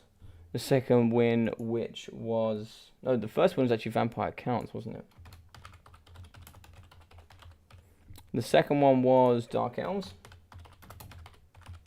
I have a sneaky feeling who I think is going to win this. We then had Wood Elves. And then we had Toon Kings. Go! Go, go, go, go, go. Vote on it. Vote on it. How are they going to boost Norska if you do... How are you gonna boost Norska if you don't vote them? Yeah, this is true. This is true.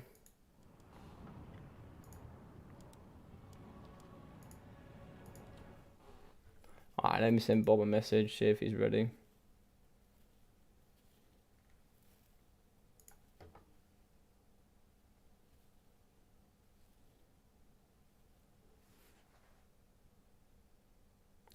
Right, where's Mr. Bob?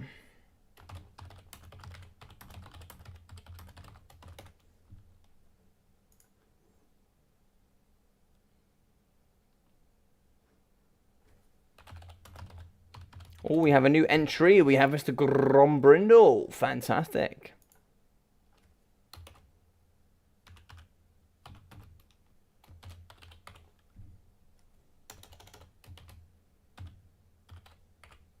Grombrindle has entered the chat. So we have Bob, Artisan, Blackthorn, and Mr. Grombrindle. So we have some really cool dudes to come forward. So it looks like currently Vampire Counts are going to be winning on a landslide. But moving through now is going to be Wood Elves. It's going to be pretty even between Wood Elves and Counts. Now, I'm not going to tell you what I thought it was going to be, but I thought I knew who was going to win. We'll see at the end. We'll see at the end. So, Mr. Bob Tresh, we're going to be waiting for him. If not, we'll get Artisan in. I'll tell you what we'll do. As we are going to be just sat here waiting, we'll get Artisan in. We'll vote. We'll get him in as well. The first one to join plays, and then they'll be on the next one after that. Dark Elves at 100% again. Why are you making me pick my favourite groups again? I mean, there's some good ones in there. There's some good ones in there for sure. Oh, Toon King's getting a vote in there. Wood Elves is going to start taking the lead, though.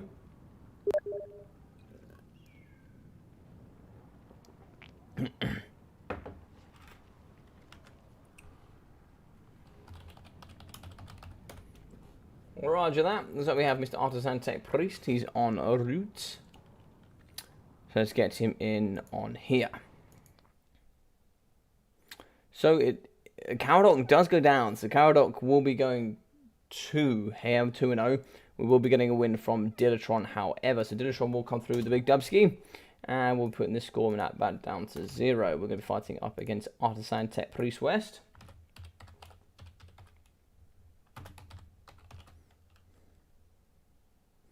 And here we are ready to go. Bok, Mr. Rubber Duck of War. How are we, sir? Let's get some ducks in the chat for Ducky. That'll be fantastic. Some breads for the bread god. Some ducks for the Duck King. The Royal Guard himself.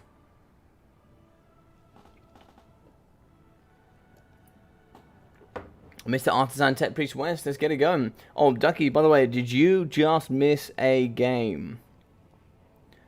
You just missed the Dreadosaurian, the basic Dreadosaurian, getting 7,900 damage value. 7.9k damage value. Amazing.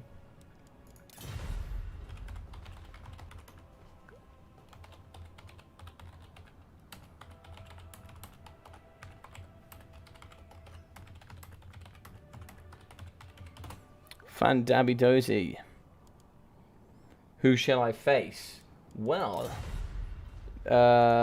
until you are.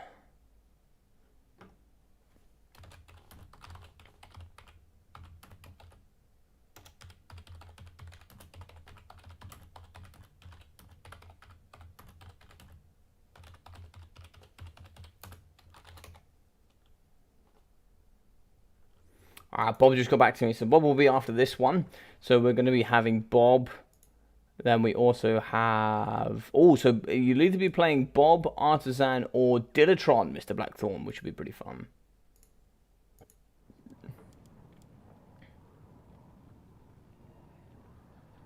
Yeah, I know, Ducky. 7.9k damage value. It was... It was gorgeous. It was a good game. We'll do...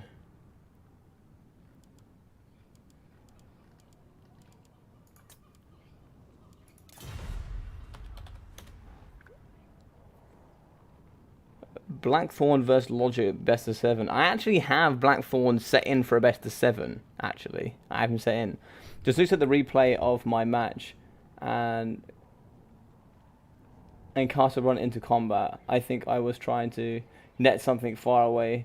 That's alright, if it happens. I mean, especially when you've got like 3 units of Weight Watchers on the field. Like, if you watch the Weight Watchers, they just go, the health just goes chunk, chunk, chunk, chunk, chunk. And it just happens. It happens. It happens to the best of players. Right? In the WWC, we saw people making just small, minor, micro mistakes. And listen, sometimes it happens. It happens all the time. You played very, very well, Davina. You really did. I really enjoyed that game, actually.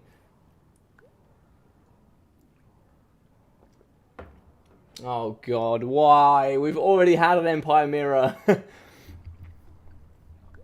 Hello, Mr. Gromrudo. How did your Gladiator tournament go? How did it go? I hope it went really well.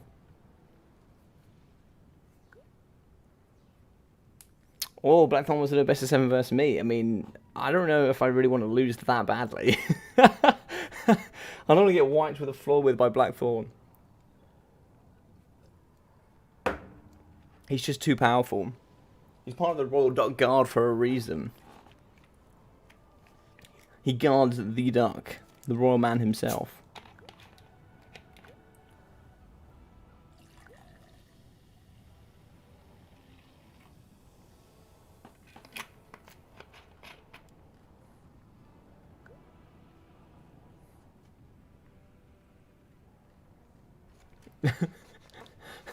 Oh dear God.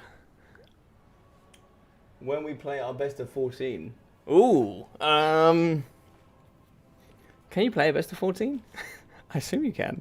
I assume at the end you can, because I assume you'd have, I assume best of 14 is the best you can do, or like the most you can do, because you would have to pick one of your 2 factions left, and then ban one of the ones that are left, because you couldn't ban both, so you pretty much force the end battle, I guess. So round 14 would be horrific to play.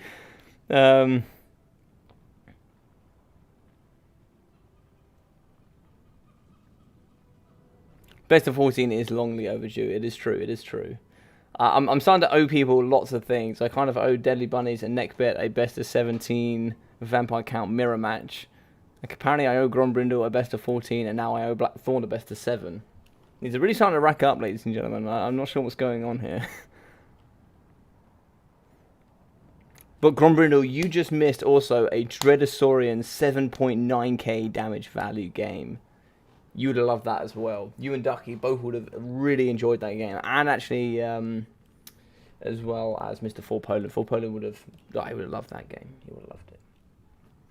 Well, I still Brit Bent since Midland Best Mirror...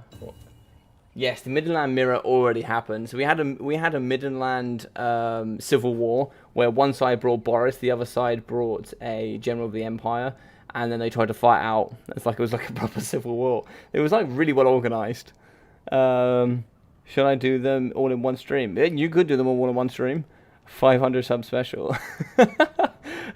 Oh my god! I mean, how long would a best of 14 take? I have no idea. Best of 7, at the best of times. Could take... I have no idea. Maybe 2 hours? 2 hours? Something like that?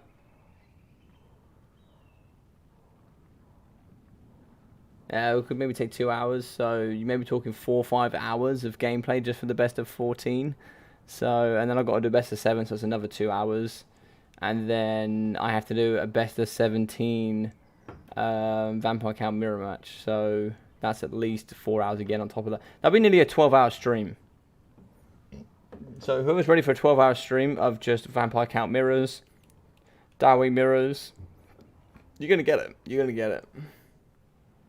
Speaking Mr. For Poland, and he shall appear.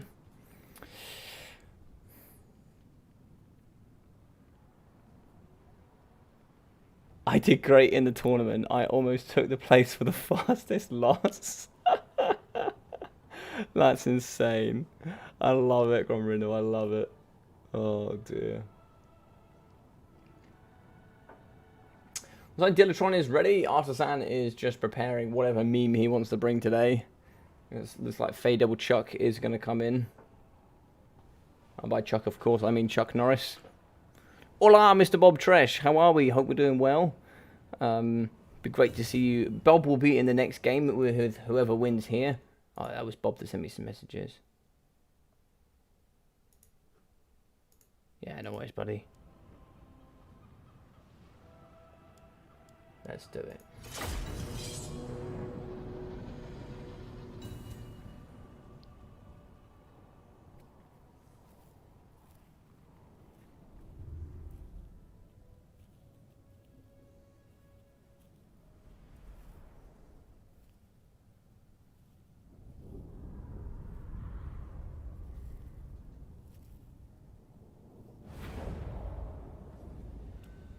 Right. Let's get it going, everybody. So, we're going to be on Shimmer's Ward. A lovely high elf map here. Really gorgeous. Love this map very much. Not too sure what this here is in the sky here. Is that meant to be as part of a rainbow or some sort of magic illusion? Looks like it's just going to be over the top here of this, this here. I assume it's a small village over here, something like that. Yeah, lovely map indeed. So the Potato PC man himself, Mr. Artisan Tech Priest, is in the building, and he's going to be getting ready. I didn't recognize these things before. Right. Hola.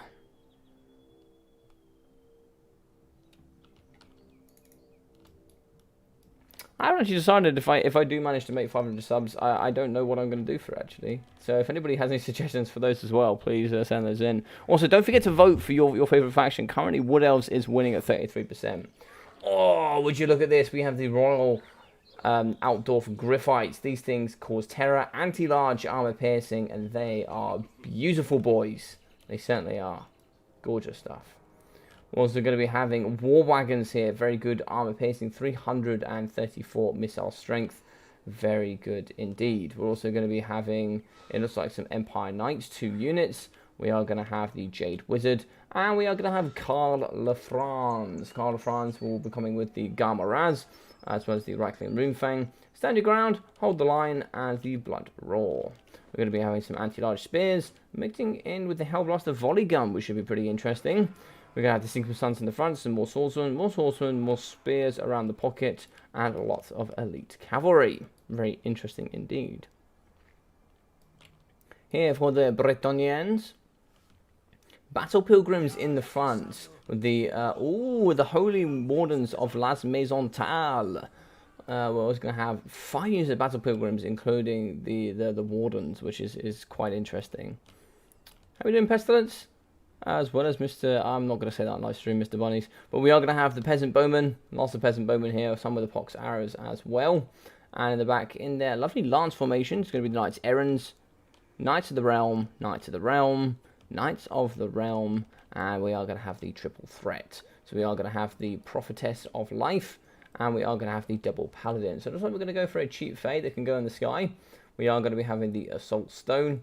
We are going to have Arcane Conduit, the Channeling Staff, Dwellers Below, as well as Earthblood and Life Bloom.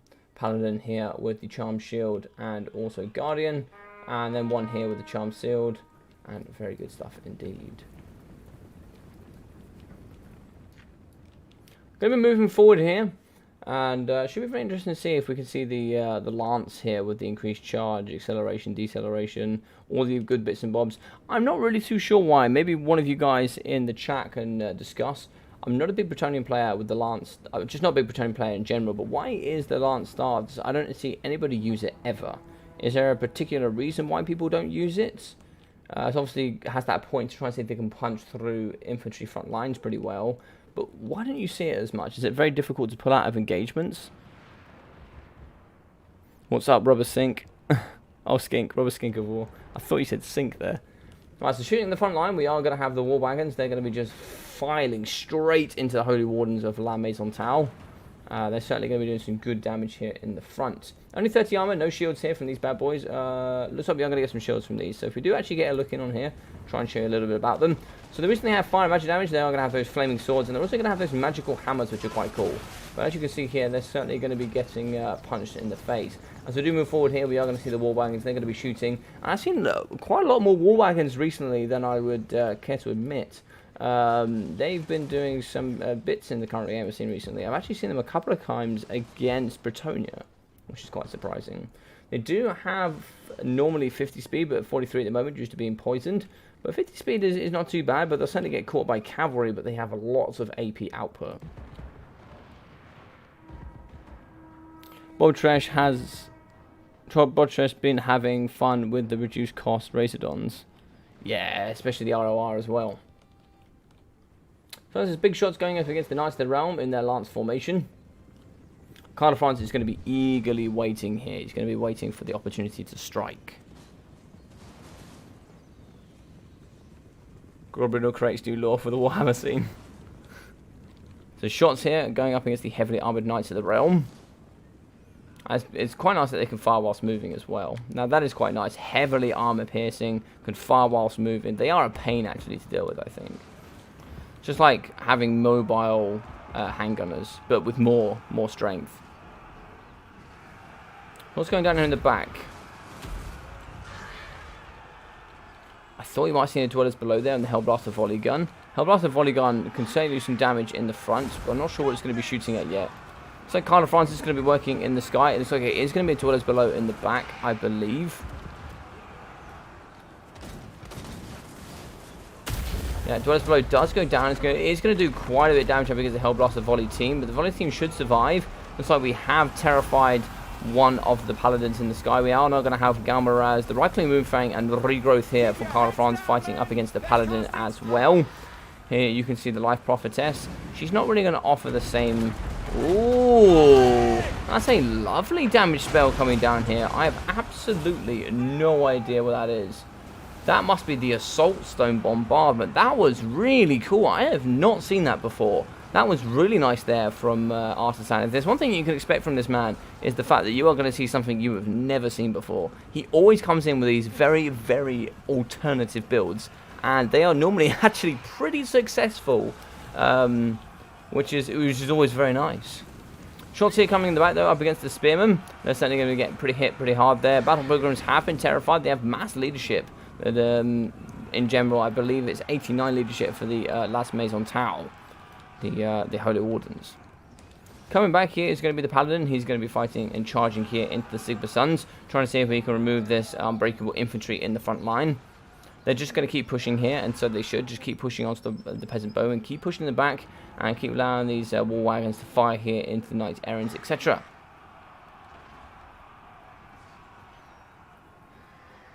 Okay, so Lance formation is hard to pull out. Okay. Also, they seem to turn really weird. Oh, fair enough. Fair enough. So looks like here they have managed to catch up against the war wagons. This is going to be the Knights Errant, which are the anti-infantry models. But we are going to get the Royal Altdorf Griffites, which are really cool. I love the Royal Altdorf Griffites. They're just such cool models. They're going to be fighting here in the pocket. They're going to just be chewing apart up against these lovely Knights Errants. They are going to terrify them. And looks like also we're going to be getting the Empire Knights just trying to come around and deal with these Battle Pilgrims. The boys here, I'm going to leap and bound. They have some pretty good speed. I believe it's 75. Yes, it is. But they can certainly charge, and they're just going to yeet all kinds of Battle Pilgrims all over the place. And they're going to be charging here, and they're actually going to terrify and completely push off the Knights Errants. Really nice stuff. Get them out of the pocket, deal with them, come back, and be ready. So we're going to be shooting here in the front. We are going to be shooting into the sky, though, up against the Paladins. It looks like there's going to be some healing from the Prophetess. And a lot of the volleys here are going to be trying to just target down. If you can get rid of the caster, I think that's going to be ideal. Carla Franz is going to be nice and close. He is actually going to be using Stand Your Ground. Healing is going to go down for them. It looks like it is going to be trying to snipe here on the Jade Wizard. Jade Wizard gets absolutely yeeted for no damage value. So well defended, but did get pushed over here. Looks like you might be able to snipe the Paladin. So if you snipe the one with Guardian, that's always the one to snipe first, because now you've lost that physical resistance, and now you can just punch through the other one, because the one that does have Guardian will not be having physical resistance itself, so you can get more value on it. You should be able to terrify the other Paladin, which you have, and now you can chase off the Prophetess. She's going to be having 105 speed, so Carl Franz can't quite catch, but maybe possibly in the future. Wait for another one of those. Is he coming with it? No, he didn't actually bring Foeseeker. That'll be a nice 25% increase to speed. It looks like here the Knights of the Realm, the anti-large cavalry, going to be fighting here up against the war wagons. So it looks like they have managed to break these models. They did actually kill a model. They've killed 2 models. There's just going to be 1 left. Can they finish them off is the question.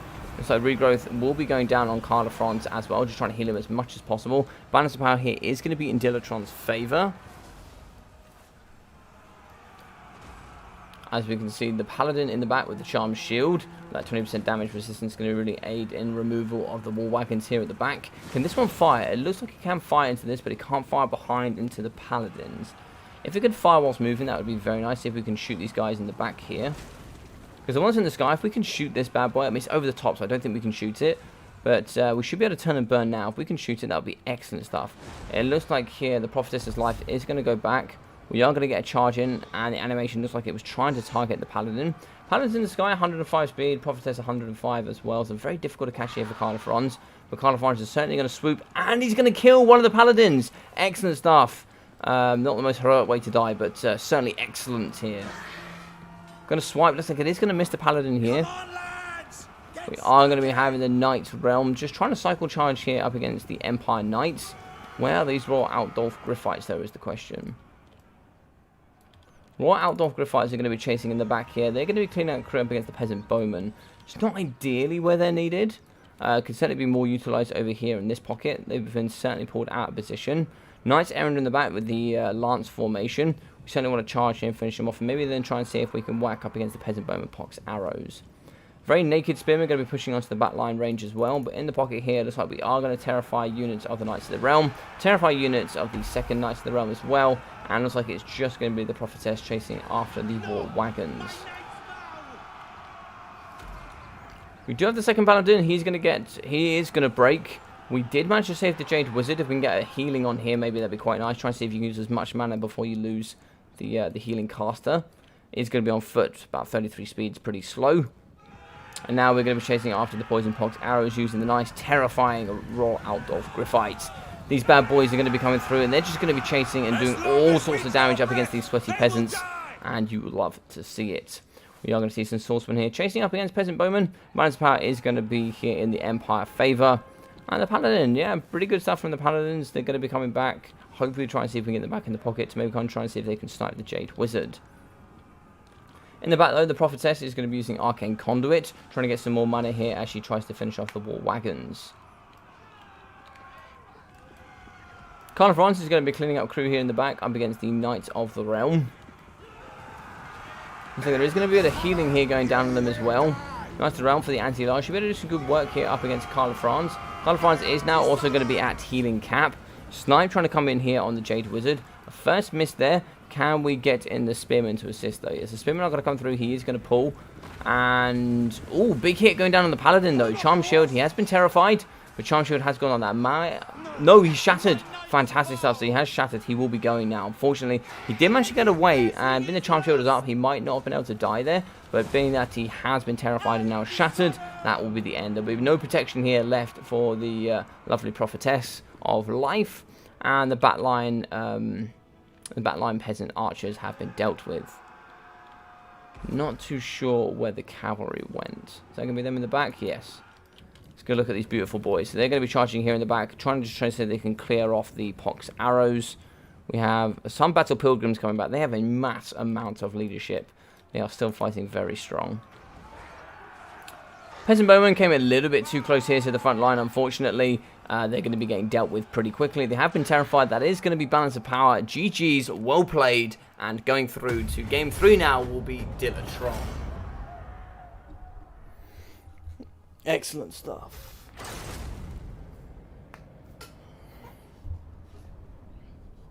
France is too stonk, mate.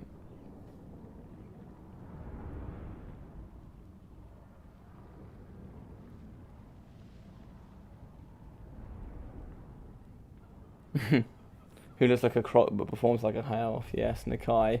That'll be vengeance from Ducky there, Mr. HGM. Nakai was pure Chad. It's true, it's true. He is the purest of all Chads.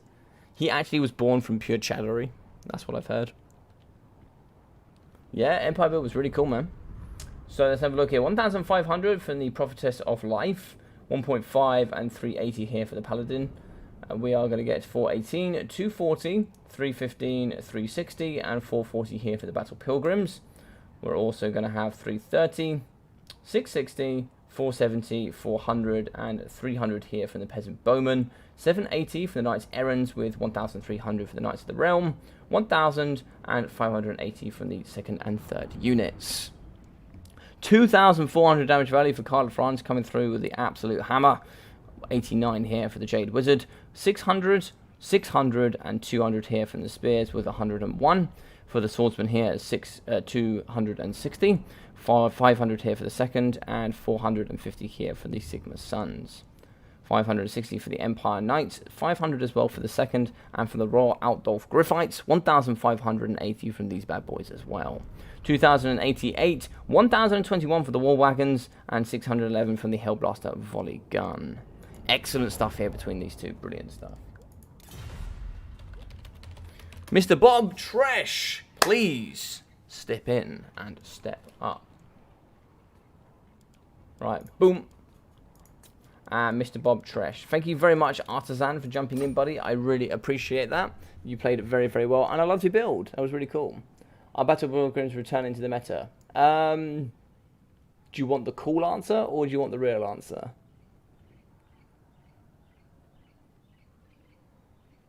So it looks like here a lot of you guys are saying that, yeah, it looks like the Lance formation is not so great. Because I wasn't really sure why you don't really see them very much.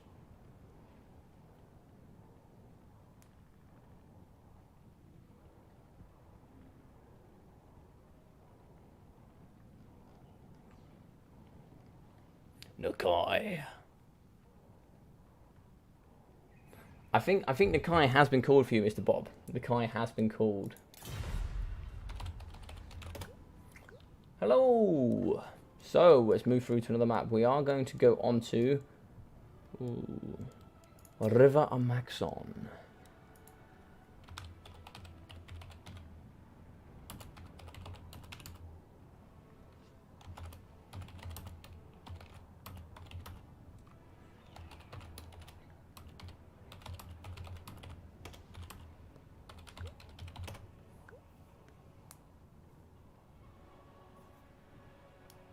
Yeah, you've got to pick one, not Empire, Lizardmen, and Band 2. Please, Mr. Detron, that'd be fantastic of you. That'd be very kind indeed.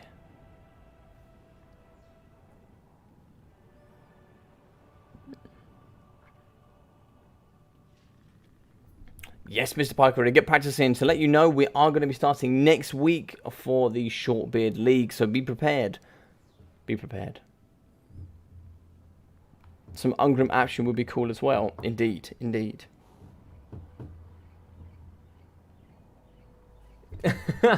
Chaos Band, Lizardmen, and Vampire counts.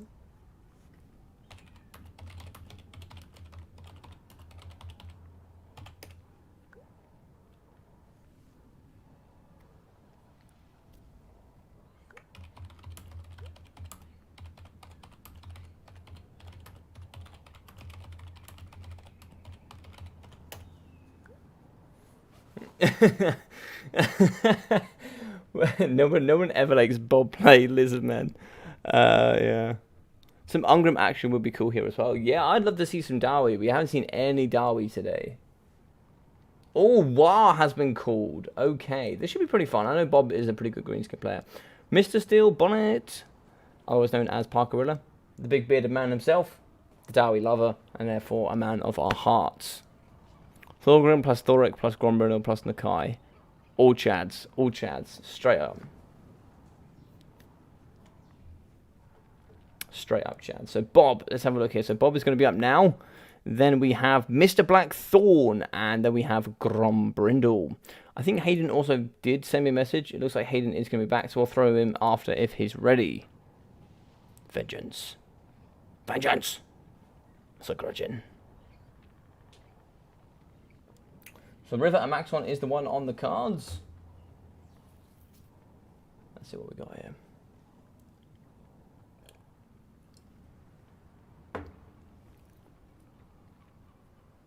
Or you're playing Nakai. I think you have to play Dowie or Nakai. I think they're the only two you're allowed to play Grombrindle.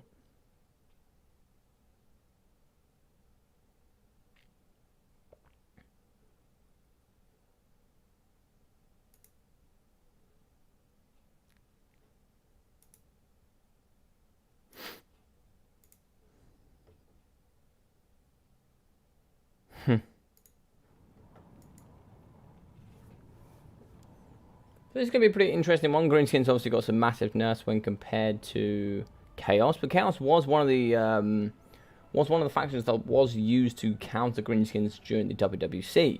So I imagine this matchup is going to be a lot more even than it used to be, and even more so considering nerfs to poison. So I think there could be lots that could come in here. Burning Head will be very useful. I think Archeon, the Ever-Chosen, is the common selection here.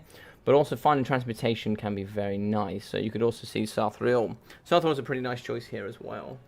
Born from the Chad, made from the men by the Chad, undone by the Chad.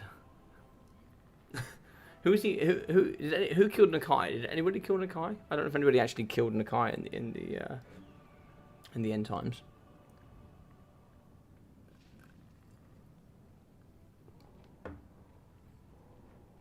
Nakai plus the Dowie plus the Nakai is the secret tactic. 100%. 100%.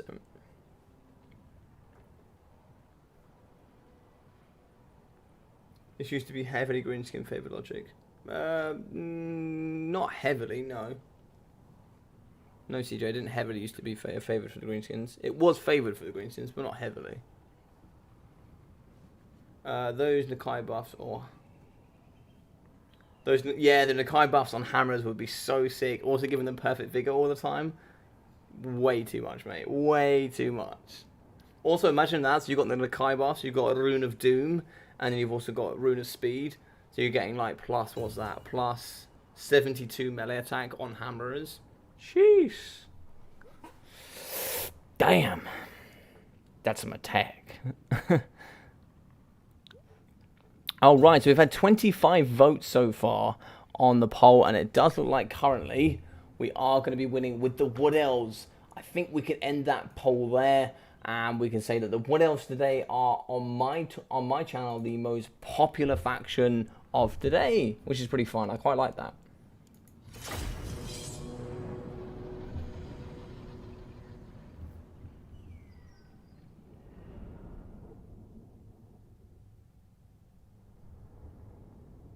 I don't think Nakai was in the official end times. Oh, okay. Nobody killed Nakai because he is immortal. I mean, I kind of wish that was true. No, in the books he probably was.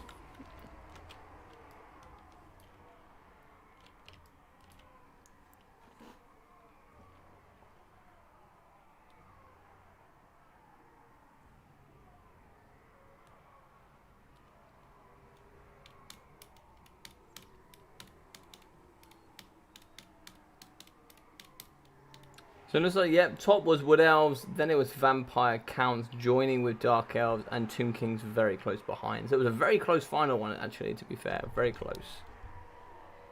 Nobody liked the Nakai because he is immortal. Like Ghostrek and Gormbrindle, these characters are immortal. Yeah, pretty much. I saw you and Ducky talking about Bugman as well, which is kind of cool.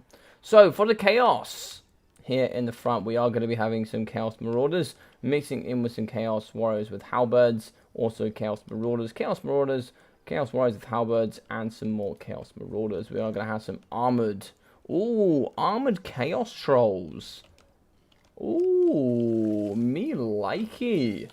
I'm one of the advocates for armored Chaos Trolls. I really like them. 110 armor, 100 armor piercing weapon strength, regeneration, and fear. Yes, please. Show me where to sign up. Well, we are going to have the double Fair Manticores in the sky, and we're also going to have Prince Sigfold mixing in with a Chaos Sorcerer of Metal.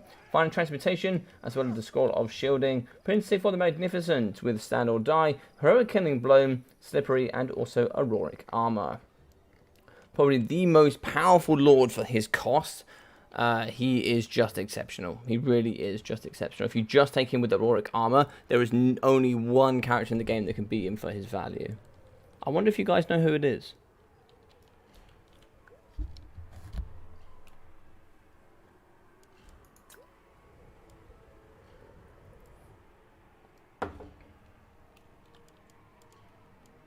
I have an Orc Boar Chariot and exactly 0 shame.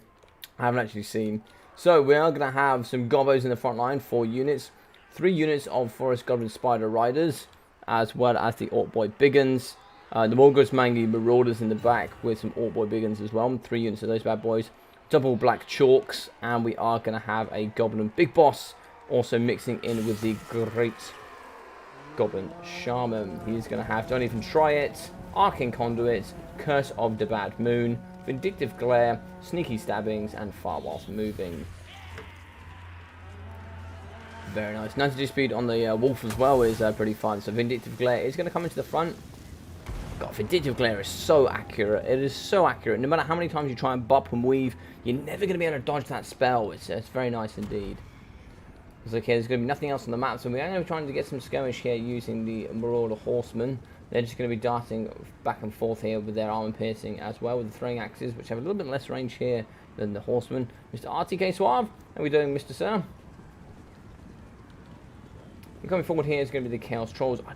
The Black Chalks should be able to just punch them apart pretty nicely, but we are going to need to get the Chaos Halberdiers in. Chaos Halberdiers are going to have to do some work up against those Black Chalks. Now, Black Orcs are going to be the only infantry or foot infantry that actually have immune to psychology. Obviously, apart from any unbreakable units. But, yeah, they're going to be the other ones that can sort of really deal with the terror causing Manticores. You can also use the Arachnarok Spider. You could maybe use the Goblin Big Boss, but they need stabbing for the negative armor and defense. But, yeah, it could be pretty tough. Orc Boy Biggins, we've got anti-large as well. So we have the Gobos in the front. Gobos going to be fighting here. Chaos Armored Trolls just going to be kicking, punching, throwing their big clubs around and just smashing apart these Gobos in the front line. Gobos are going to get broken from fear and just being absolutely smashed here in the middle. Looks like in the back here we are going to have some sort of spell. Oh, Spider the Bad Moon. Is that Spider the Bad Moon? Yeah, Spider the Bad Moon going down. Unfortunately, it's going to be moving over in this direction. It's not really going to be doing any damage here in the pocket. As the cast is here, the spell immediately goes out this way, and then from there it is seriously random with that spell. While going down, it looks like here with the double frame mantles that have been rampaged in the middle, don't even try it, and it looks like we have overcasted final transmutation here in the pocket. While for the plus 24 melee attack, armor piercing, and base weapon damage, with the Orc boys here fighting up against Chaos Marauders and also Chaos Armored Trolls. Forest Goblin Spider Riders, they're going to be shooting here into the Chaos Marauders. Black Chalk's going to be fighting up against the Chaos Armored Trolls, and looks like we have a single unit of the Orc Boy Chariots. Over in the balance, we are going to get some of those Gobos back in. Balance of power here is going to be in the Chaos favor, and it's really nice to see that actually they're doing. I really love the 4 units of Armored Chaos Trolls. Very good stuff.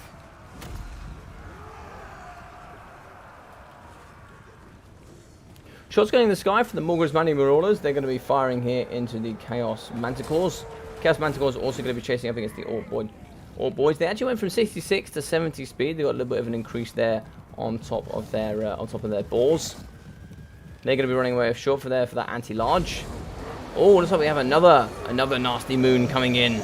And unfortunately here, he's going to be missing a bit. He might catch a little bit here of the Chaos Warrior Halberds. I don't think it's actually not going to hit them too much. Unfortunately, going to be missing quite a bit here, unfortunately. That's really unfortunate he's going to be missing in this pocket, but that's such a cool spell. It really is such a cool spell. Chariots here are going to be just trying to fight here up against the Chaos Sorcerer of Metal. As we do see in the back, we're trying to get those throwing axes in. The Chaos Trolls as well, trying to snipe up against the Goblin Great Shaman, as they are going to be shooting using the poison arrows from the nice Spider Riders, and also the Morgul's Mighty Marauders. We are going to have the Goblins coming in with the wah as they try and come downhill here and try and smash into the Chaos front line. Throwing axes are going to come and see if they can do some good damage up against the Goblin Great Shaman. 120 armor on top of that Spider Rider. Sorry, on top of the Arachnarok Queen.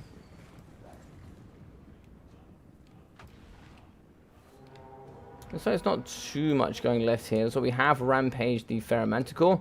Getting nice. How you doing, Aza? Not seen you in a while, buddy. But it's like here, we are going to be regenerating here as well in the pocket. We are going to charge in with the boars. If we actually get a counter charge here, we could hit very, very nicely. Big hits coming in for the anti-large cavalry, as well as the black chalks. They should be able to remove pretty quickly. Very nice. And we might be able to clean our crew here. We have quite a disgusting pocket here, unfortunately. Looks like we have managed to shatter the Chaos Marauders. Over here, we are going to be just poking into the Chaos Marauder with the throwing axes, as well as the Horse Masters. Horse Masters are going to try and throw where they can.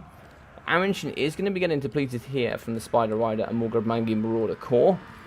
Gobos are going to be left here. It looks like we do actually manage to get the Chaos Armored Trolls here trying to fight up against the Goblin Great Shaman. We do actually have the fantastic Ferromanticore coming in for a couple of hits in here from behind.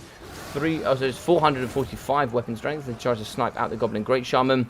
We also have Sigfold coming in with the Chaos Trolls, which actually have 54 speed up against the 57 of the Goblin Great Shaman. Spider Rider is still going to be shooting here. It's looking like it's going to be a Chaos win. I don't know if there's enough left here. I think a couple of smashes with the Black Orc should finish those off. Those Gobos will break before they even get into combat. And I just don't think you have enough range here to deal with the rest of the forces. Vindictive Glare is going to smash into the Ferromanticore. The Ferromanticore is going to be coming after the Black Chalks. It's going to be nice, big, and strong. It's going to get a hit in from behind. That is going to be negative on the leadership. It's going to be holding. Now it's negative. Is it going to break, though? It has broken them, so they will be going out there. They certainly need some support there in the middle. Looks like here we have the Morgul's Mighty Marauders charging into the Chaos Marauders, which have been terrified now, thanks to the Arachnarok Queen being nice and close by.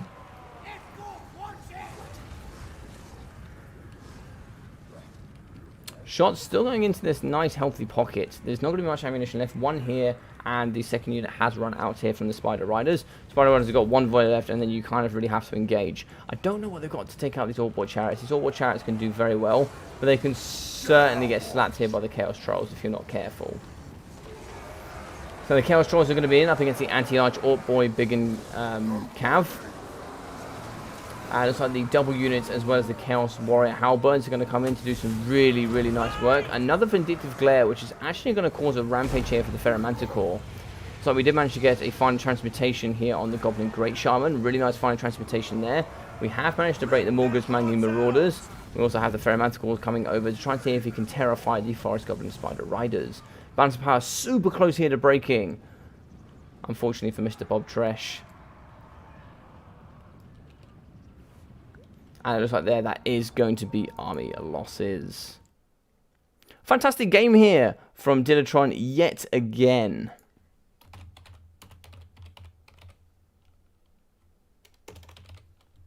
I actually didn't change his name, but there we go, it has been changed. But fantastic game for Bob Tresh. I really love the army.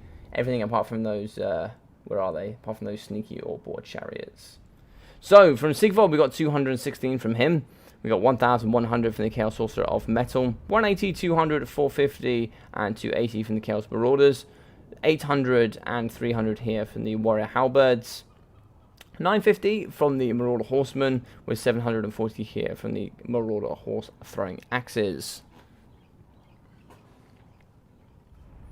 We're also going to be having 860, 550 here from the Chaos Ferromanticores, with 770, 580, 525, and 725 from the Chaos Trolls with armor. Really like the armored Chaos Trolls. I think they're really nice. But 1,370 from the Goblin Great Shaman, 85 here from the Goblin Big Boss, 180, 62, 62, and 180 here from the Goblins. 660, 1,250 from the second unit of Black Orcs, 320 from the Orc Board Chariots, as well as 830 from the Orc Biggins, 516 with 700 and also 42 here from the Orc Boy Biggin Chariot, from the Cav. 230, 300, 300 here from the Forest Goblin Spider Riders, Morgub's Maggie Marauders getting 770 damage value. Alright, so joining up here is going to be Dilatron. He is actually, is that going to be 2 or 3? So he's played Lizardmen. That's going to be 3-0 for him. He's actually going to go into the lead today. 3-0 here, and we're actually going to be getting the Blackthorn in, which should be really fun. Haven't seen Blackthorn here on the channel in a while. Mr. Blackthorn. Reveal yourself, sir. And show us your might.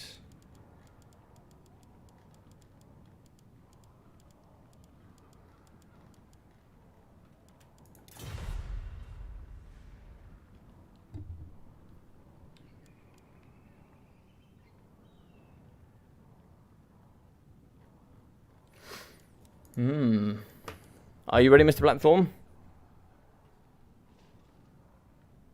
Final transportation blobs are very fun and interactive. Yeah, I mean, yeah.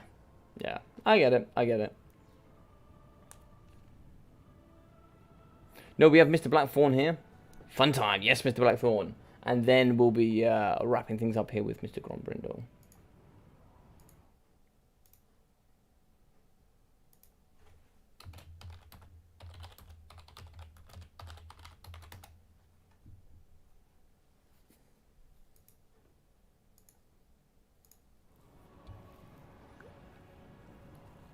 Yes, sir, TBD. You are next, Mr. Grombrindle. You be aware that you are next, my friend. You're here to slay down either of these gentlemen that stand in your way. But we are going to have the winner today, or the current winner today, which is Dilatron. He's played really, really well today. 7,900 damage value. My favourite game of today coming in from that lovely Dreadosaurium.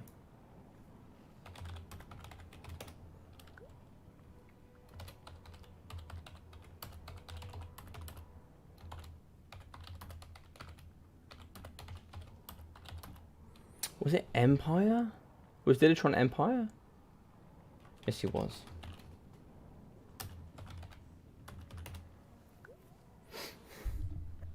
Perfect. Epic games today from all playing. Indeed, Mr. Down Under Blunder. Some fantastic stuff. And soon there's going to be a hot fix here. Coming forward, you know, it has been announced there is going to be some hot fixes in the next week or two here for the multiplayer scene, which should be very, very nice, fixing the AoE spell bugs, and also the Orc Chariot splash damage. So once those have been fixed, I think this is going to be a beautiful game to play. I'm really excited for it. I really am. I'll be back. Just going to grab some ice cream. Awesome, Mr. Rubber Duck. I don't know if you're going to be playing today, Mr. Rubber Duck, but I hope you are.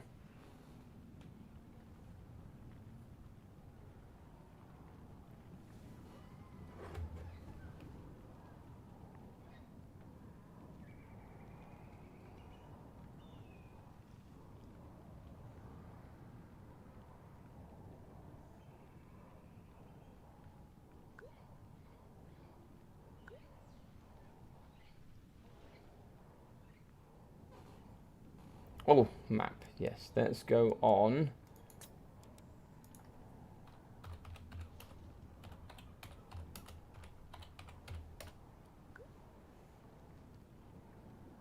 The Bone Zone.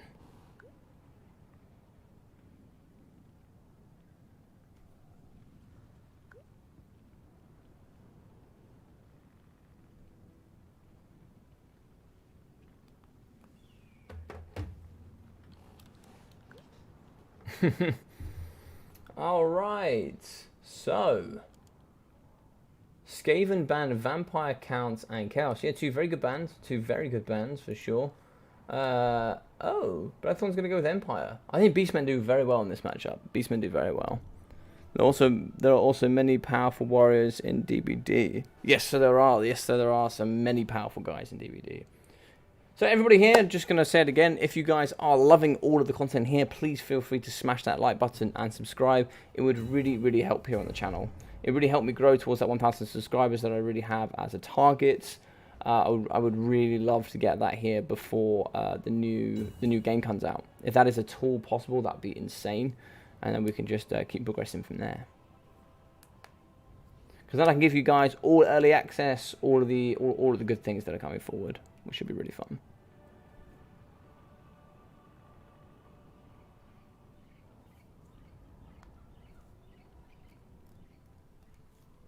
So feel free to do all of those awesome things.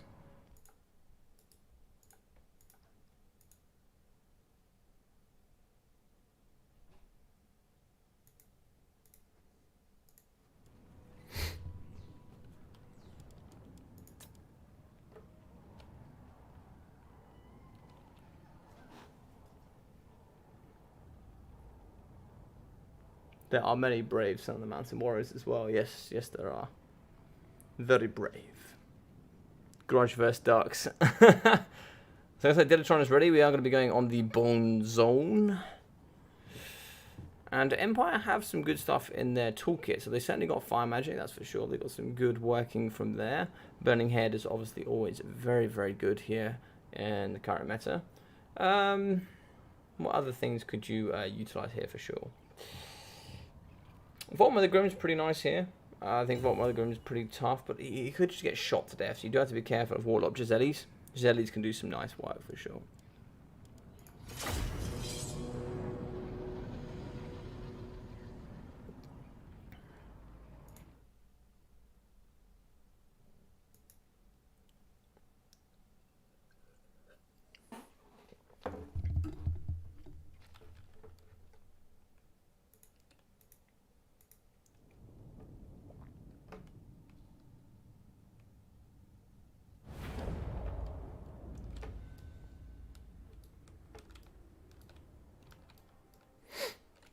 Alright, so we're going to move through here.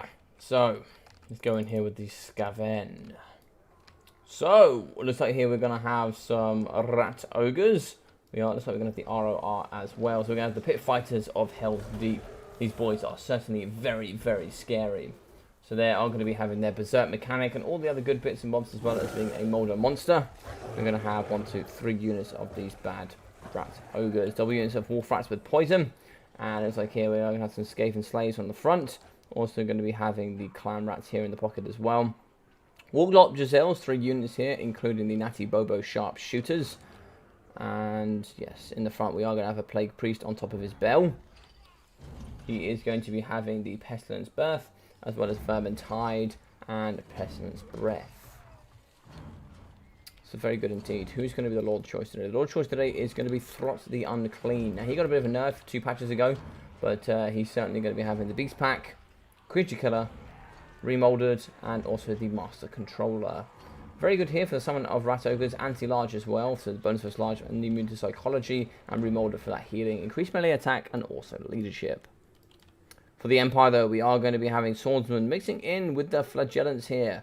The Sigma Sons, more Flagellants, more Swordsmen, with also crossbowmen here in the back. Really rival with crossbows. Crossbows do very well here. I like to see crossbows in this current meta. Some very, very nice spearmen at the back. And it looks like Vanguarded here are going to be some Free Company Militia. Silver Chevron, 3 units. Make that 4 units. 1 here, Gold Chevron as well. We are going to have the... Oh, Zinla's Rights Guard. I have not seen these things in forever. But I'm very happy to see them today.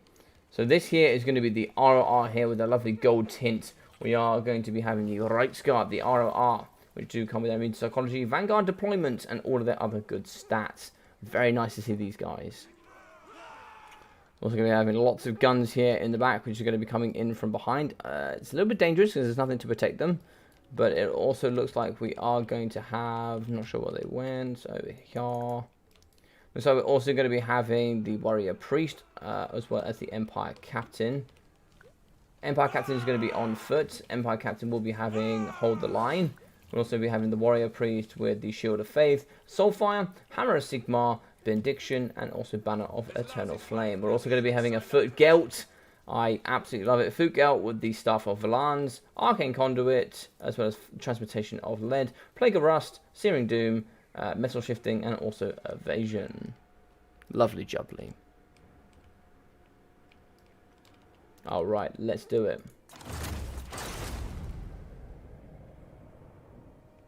Mantide. Ooh. Looks like we're going to be having less rats than we have men. I'm worried. The size of this army is worrying. It really is worrying. Yeah, the Zintlers are cool, man. I love the Zintlers. Let's get a little look up on these bad boys. They are such a cool unit, especially with their their helmets and their shields and the gold elements of their horses. I just think with the nice big red lances, they just look so sick. They are so good. So firing guns here in the back up against the wolf rats with poison. They haven't quite noticed yet. They're probably going to break before they actually get into melee combat. They are going to break before they get into melee combat. That is going to be them down. We now need to fire massively here into the wolf rats with poison. We're actually going to be shooting into the rat ogres, doing lots of damage here in the back. He hasn't quite noticed until now, unfortunately. But as okay, we are going to be sniping in the front. We are actually shooting into the crossbowmen. We actually have a summon of the rat ogres in the back, just punching up against those crossbowmen as well. Another unit on the left is also going to be getting smashed into by the brilliant Warlock Giselles. Rat ogres in the back, they're going to be punching here up against the Free Company Militia. Free Company Militia, though, still going to be shooting. They just need to be able to make sure that they can kite and shoot up against the Pill Fighters of Hell's Deep. Charge here from the front from the Zintlers. Zintlers going to do some really nice damage here against the Rat Ogres, as well as the Free Company Militia. Lots of Free Company here. I kind of like this build. I kind of like the way it's played. It's really taken aback here from this Skaven player. Dilatron is going to be trying to cover all bases now. He's been spread apart here using the Skaven defensive build. And very quickly we'll be losing the Rat Ogre summon here in the back. It looks like here, I'm not sure what's going to break first. It does look like the Free Company Militia will be breaking first. Also under fire here from the Warlock Giselles. We have actually lost 1 unit of Rat Ogres with Creature Killer, as we do move into the back here using Throt the Unclean. Plus 16 anti-large and immune to psychology is going to be very helpful, as we do have... I thought the Zintlers cause fear, but it looks like they don't cause fear. But we are going to be shooting into the Pit Fighters of Hell's Deep. They should be able to break relatively quickly here. Looks like they're just about going to stabilize due to the encouragement here from Throt the Unclean.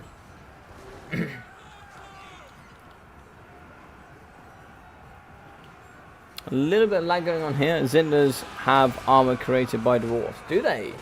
Ooh, that's kind of cool. Musk of Fear.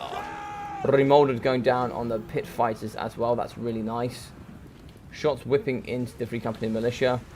And looks like the Zintlers have been broken, unfortunately. They're going to be recharging here up against the Rat Ogres as well.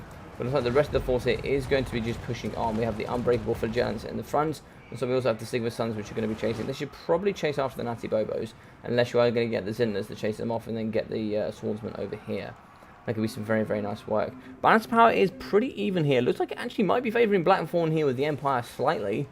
Looks like we do actually have a rampage here at the Pit Fighters Hell's Deep. As they've been fighting long enough now, they've actually hit stage 3 of that rampage.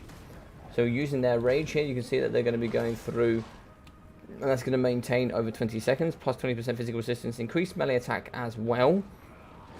Very handy when they're fighting here, but it does cause them to rampage. You do have to be seriously careful. Looks like in the front here, the anti-large spears with shields going to be fighting up against the Plague Priest. Also getting shots here from the crossbowmen. Crossbowmen are going to be in the pocket. It looks like here the Natty Bobos and the Warlock Giselles have nowhere to run, so they're going to be getting cleaned up in the middle pretty easily. Foot Gelt is going to be coming through with quite a few spells. He's going to be doing the damage here that Sigmar has demanded. And it looks like here some Warlock Giselles also just going to be getting kited by the Free Company Militia, which is quite surprising. So let's some Skaven Slaves, 2 units going to be moving on to the backline range of the Free Company Militia. Incoming for the Flagellants though, looks like we are going to be chasing off the Natty Bobos with the Zintlers. But the rest of the main force and the main bulk is coming in now. You need to move forward the Flagellants, block out for your crossbowmen. I don't quite think you've seen it. So the Plague Priest is going to be down to 780 HP. Not a lot here, unfortunately. Gunfire is going to be spread here into the Clan Rats.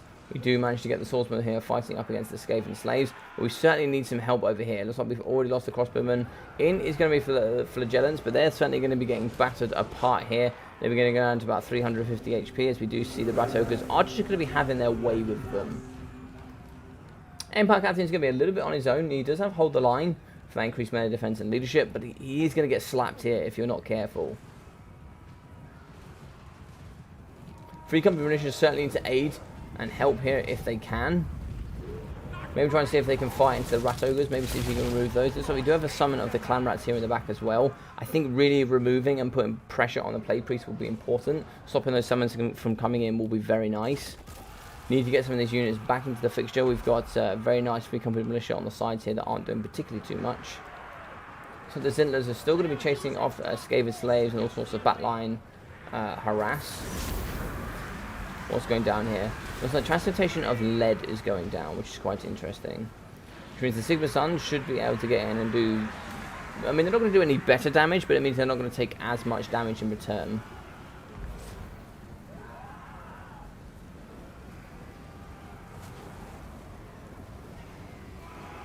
Yeah, I think Flagellants are good. I really do think they're very good.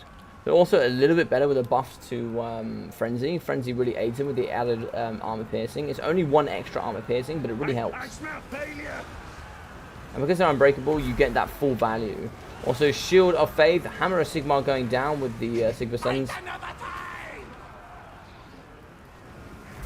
Flagellants here are going to be fighting in the front line up against Throts. Shield of Faith going down as well, given that damage resistance as well. Especially for unbreakable units such as the Sigma Suns and also the Flagellants. You're just going to get so much value here in that pocket. Now, I don't know what you have to take down Throt. You certainly need to take care of the Plague Priest. You need something that's going to deal with him. We have some Swordsmen. They could certainly carve apart, but they're not going to be very well designed. I'd rather get the Spearmen out to deal with them, because they're now going to be getting shot from the Natty Bobos and the crew in the back. Warlock Giselles are back online. Where are those Zintlers? Zintlers are going to be in the middle here. They're going to have 11 models left, 440 HP. Could they get some cycle charging on Throt is the question. It looks like Overcast of Plague of Rust is going to go down to remove some of that armor, giving him actually no armor. He's also going to be getting volleys in the side here from the brilliant Free Company Militia. I think there should be a dubski here for the Empire. I don't know if there's going to be enough left to stop the human tide. Crossbowmen are back in here as well. They're going to be shooting into Throt the Unclean. You can now turn and burn using the Free Company Militia. He's just going to be very smartly moving around here. Dilatron trying to just terrify units each at their go. So as the Free Company are going to be back, so they're going to turn and burn here now onto him. Big shots going in. Fantastic shots going in. He's going to be up to 2,280 HP. I'm sure we'll see that change over time. It looks like the Warlocks are going to be trying to shoot onto Balthazar Gelt. But we do actually have the Zintlers right guard. They're going to be charging in. Let's get a nice view on that. Let's get it in. Lances down, charging straight through. They're not going to move them too much. They're very heavily armored, but they're certainly going to break them here pretty quickly, I imagine. I'm surprised they didn't break it on impact. I'm very surprised here, but it looks like we do have some pit fighters of Hell's Deep in the back. They now need to charge into the pit fighters if they can. Pit fighters 66 speed up against 66 of the Reichsguards. They will catch if you give them the opportunity.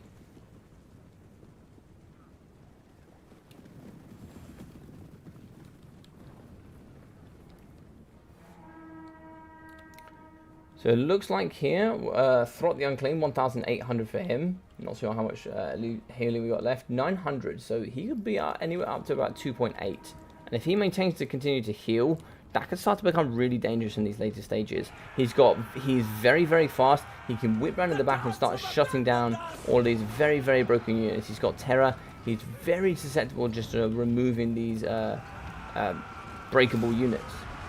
He's going to be fighting here up against the Flagellants. You need some more summons here. They're coming from the Plague Priest. 530 health left for him. Looks like the Zentlers are still going to be fighting in the back up against... They've actually... Did they shatter them? I was like the Pit Fighters. I don't know what happened to the Pit Fighters. It is going to be Balance of Power, but I didn't see what happened to the Pit Fighters. Yeah, Throt was damaged way too much. Creature Killer did go down, but that is going to be the end of the game. Yeah.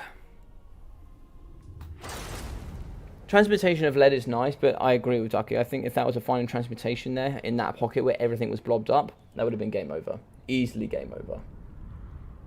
540 for Balthasar Gelt, 190 here for the Empire Captain, 370 for the Warrior Priest, with 300, 211, 184 kills, 250, and 126 here from the State Troops. From the Flagellants, 340, as well as 970, with 723 here for the Sigma Sun. Still more value to give from these two as well, which is really good. 1,600, 1,200, 223, 730, and 660 from the Free Company Militia. 220, 160, 460, 886 from the Crossbowmen, and 106 kills, 2,100 damage value from the RR Reichsguard. Throt the Unclean, coming in at 850 damage value. 800 here as well from the Plague Priest. Frontline really not doing too much. Looks like 120 there, 120, 130, 96.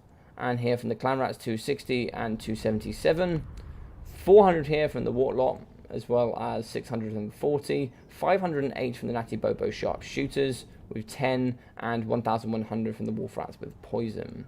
250, 580 from the Rat Ogres and the ROR, 770 from the Pit Fighters of Hell's Deep. Excellent stuff.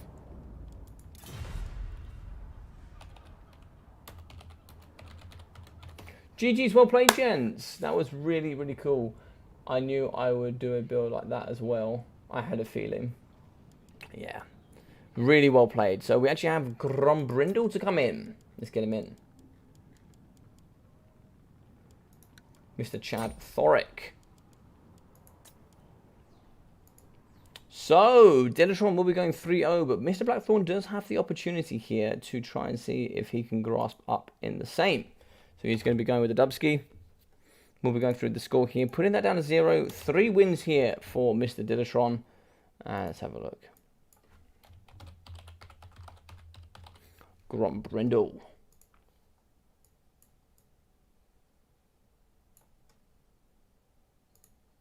Excellent stuff.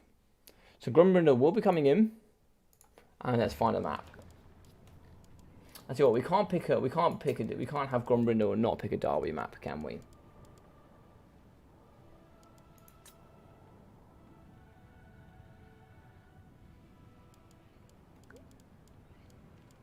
Let's go with Karek Buftar.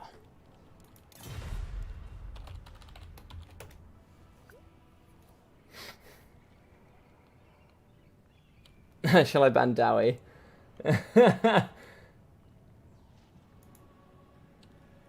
So.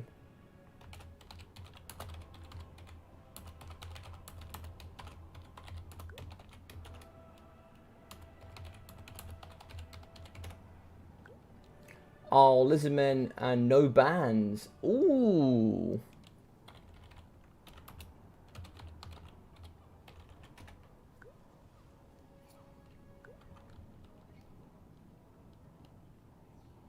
Ban for the dwarf would weaken my power. Agreed. Grom vs Thorn is going to be... Grom vs... Yeah, it's going to be good. Is this the last game? So in theory we have Hayden. I sent Hayden a message, but I haven't heard back from him.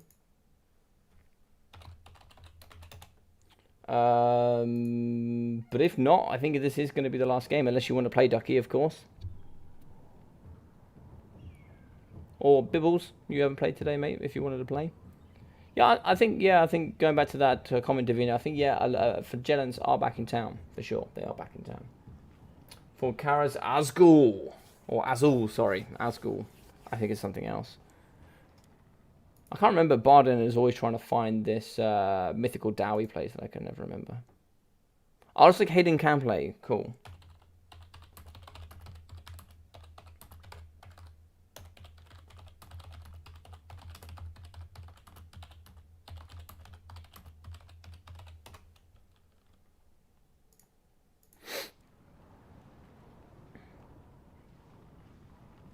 So it looks like Hayden is going to come in, so maybe try and see. So it looks like we're going to have Chad Thoric up against the Lizard Men. Oh, this should be nice. Should be very good indeed. And it's going to be on a dwarf map. So if he loses, he's going to have to go in the book. He's going to have to go in the book.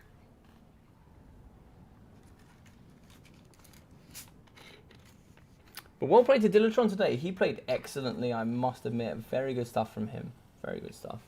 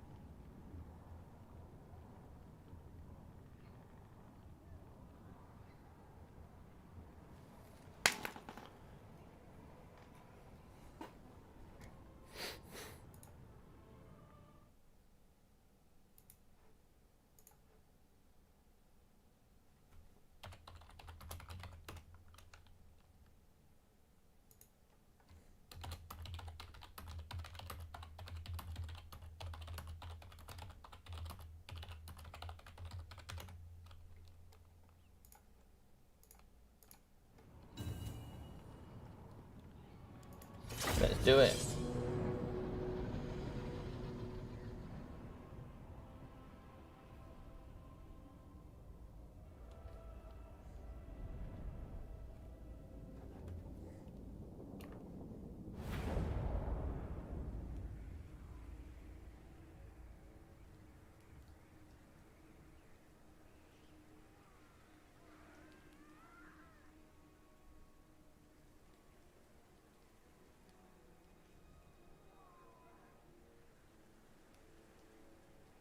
Apologies. Right, so moving on here.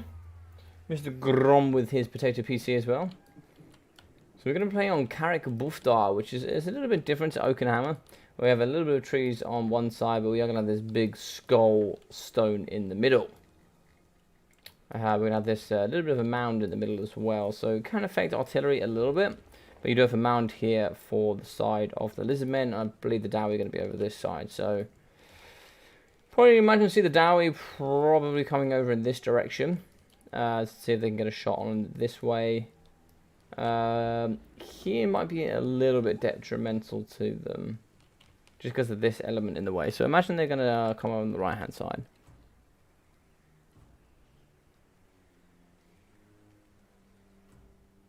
No worries, dude. No worries.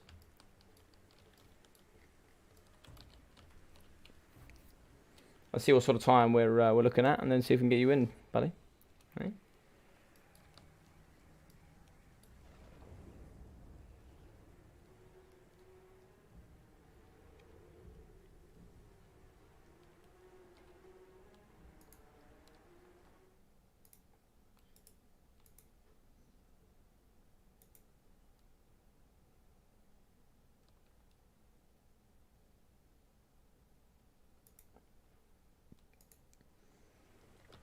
Alright, we're in. Show me those Dowie. So, We are going to be having some Dwarf Warriors. Make that 4 units, as well as the ROR Dragonback Slayers. Thunderers moving in with some Hydrate or Hammer Torpedoes, as well as 2 cannons. We're going to be having some more. So they're the same Dwarf Warriors. Yes, they're the same Dwarf Warriors. Longbeards in the front with the Norglim Iron Breakers. We are going to have Chad Thoric coming in with Mr. Thoric Iron Brow. He's going to have the Rune of Speed, Rune of Negation, which is interesting, and the Rune of Doom. Thoric's Rune Armor, the Master Rune of Ancient Lore, the Rune of Hearth and Home, as well as Forge Fire and the Locust of Power. Very interested here to see the Rune of Negation. I've not. Maybe he's just going to be using that on the Norglim Ironbreakers, but I'm not sure. I've never seen that rune used so far. Not seen it used. So here for the Lizard Men, we are going to be having some Skink Cohorts. Missing in with some Skink Cohort Javelins. We're also going to be having some Red Crested Skinks. In the front line, Source Warriors 2 units. Some more Red Crested Skinks. Red Crested Skinks, Skink Cohort Javelins, Skink Cohorts with Nakai the Wanderer. I absolutely love it. He's going to be having the Miasma of Despair. We're also going to have a Skink Piece of Beasts, who is going to come in with that. Yeah, just the Amber Spear. Very nice. Also in the sky here, we are going to be having a Coatl moving in with 3 units of Rippledactyl Riders. No Colossal Hunters, but that is still an Air Force. That is an Air Force. This is a G build, man. Triple Rippledactyls and also a Nakai the Wanderer. That is sick. That is sick.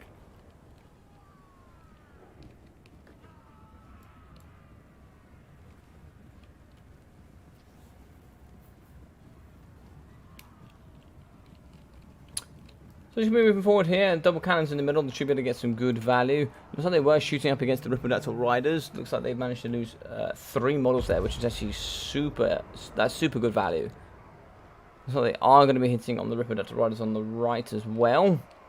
One Rippledactyl Rider is actually going to break from the crowd. Good luck, have fun from both sides. Love to see that sportsmanship. Very good stuff. I'm always very encouraging of that here on the channel.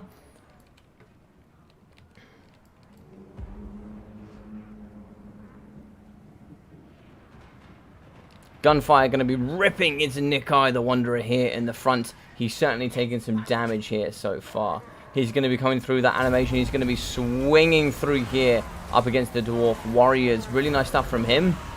So some Chain Lightning in the back as well. I think it should be a lesser Chain Lightning from the Coatl. I think maybe trying to do some damage on the Dragonback Slayers, I think. But in come these bad boys. This one, Nakai does punch through on the Thunderers. So the Slayers are going to come in and damage Nakai here, as they are going to get punished in with Thoric. Rune of Speed is going to come down, and that is going to be Nakai the Wanderer absolutely destroyed here. God damn, 72 melee attack here, just slapping Nakai. Nakai's done for already. That's such a shame. Balance of Power is going to be in Grombrindal's favour with the Dawi. As we can see here in the back, swooping animations here coming in from the Coatl and also the Rippledactyl Riders, taking apart the Thunderers, ripping apart also the lovely Iron Drake Hammer Torpedoes. Still have the cannons online. Thunder is still going to be shooting here into Nakai. Nakai's getting an absolute volley in the backside here. Rune of Doom is going to go down here, giving that plus 24 melee attack and fear here for the front line. We are going to have blasting charges ripping into the Saurus Warriors here from the Norglim Iron Breakers. They're going to be fighting in these bad boys in the red, just going to be slamming through the lines here, doing some excellent work. We are going to be getting the Skink Cohort Javelins coming in with those poison, doing some nice work. Rippledactyl Riders is going to be tearing apart Longbeards here in the front line. They're going to be absolutely all over the place as they're working on cannon crews, doing some really nice good stuff in the back. Coatl's going to be swinging and trying to get some good AP value on Thoric. It does actually come in with 395. Also does magic damage though, which is a bit of a shame. Which means Thoric's going to negate at least 40% of that, I think. Yes, 40%. The damage chron will be wiped. Nakai the Wanderer, negative 12 leadership. Negative 18 leadership. I don't know, he has broken. 5 health left. Thoric coming through for the hammer. Is he going to finish him off though is the question. Oh, it looks like he's not going to catch. I don't know how Nakai hasn't shattered at this point. But Nakai is going to get moved away by Thoric. Here in the middle, though, we are going to have all sorts of dead Ripperdactyls here. Moving in the back, anti-infantry, 135 armor piercing from these bad boys. Certainly very good at ripping apart this force. We are going to start getting a late push in here from the skink cohorts. I think they may have broken or come back, or it's just going to be a late push. But it looks like here we are going to be getting... Is it going to be a chain lightning? What's going to be going down here? Oh, yeah, it's going to be a lesser chain lightning, I think, coming in from the Coatl. It's actually going to hit on top of the Iron Drake Hammer torpedoes, and actually going to break them. Very nice. In the middle here, though, the Norglim Ironbreaker still fighting. 31 models, still having a massive 79 melee defense. 140 armor, thanks to Thoric and his rune armor. Gunfire going to be just pushing off the skink cohorts. And I'm not sure what we got left here. Wavering units of red-crested skinks. The Coatl is going to be the thing that's holding the most of the balance of power. But if we get some Thunder of Fire into this bad boy, I think it could be game over. Ripperdactyls are coming back. It looks like it is going to be the Rune of Doom going down here. Yes, the Rune of Doom does go down. Plus 24 melee attack faction-wide with that imbued fear. Very nice here indeed.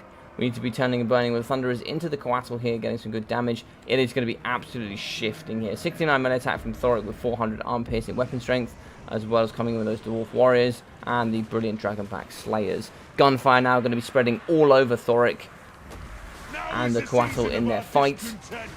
Looks like the Coatl is going to come in for the swing. He might be able to break these Thunderers. I'm not too sure here. As we can see, a few units are going to be getting broken. That fear is really going to help, plus winning in melee combat. Looks like we still have the cannon online in the middle. We can certainly get some cannon fire here. Yes, cannon fire is going to be going straight through the Coatl. Negative 10 from Lord Dead. It's also going to be negative 8 from artillery. All the negatives here in the pocket. Loads and loads of negatives. It is going to shatter. That is going to be the game. And a fantastic effort here from Blackthorn. He really, really brought a fun build. It was really cool. Run, Nakai, run!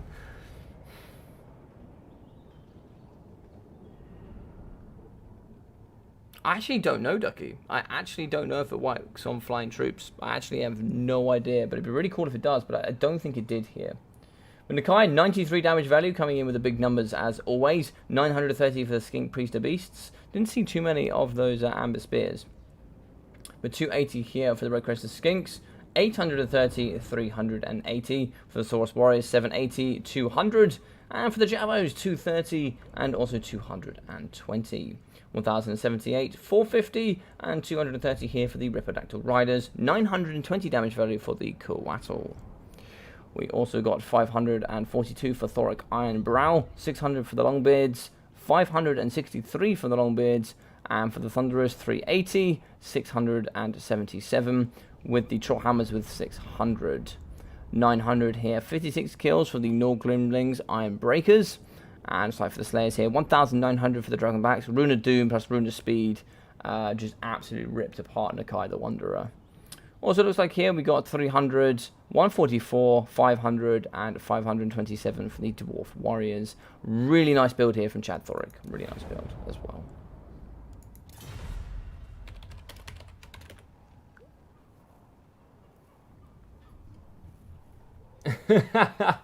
Fantastic from Blackthorn. Fantastic.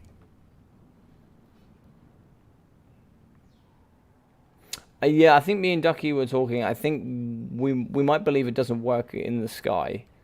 I'm not too sure why it doesn't work in the sky. I think it should, but it looks like it's only going to be the Masters of the Skies from below. So it looks like it's only going to work for foot infantry by the looks. Sorry, Blackthorn. Just going to kick user so I can get Hayden in here.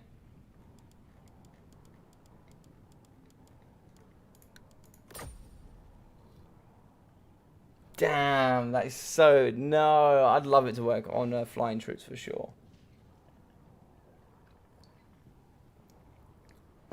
Mr. Hayden, how are we, sir?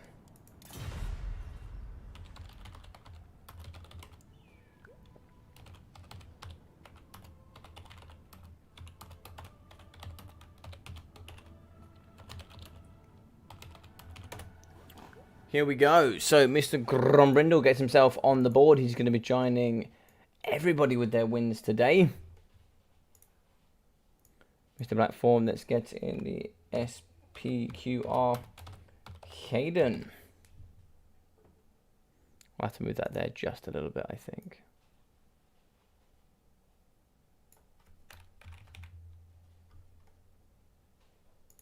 Scores on the doors, though. It is going to be dropping 1 there. It's going to be 0. But it is going to be 1 here for Mr. Grombrindle.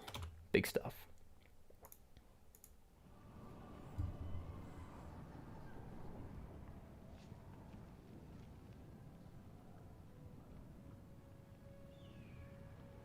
No, I don't think so. All right, let's ask a question. So...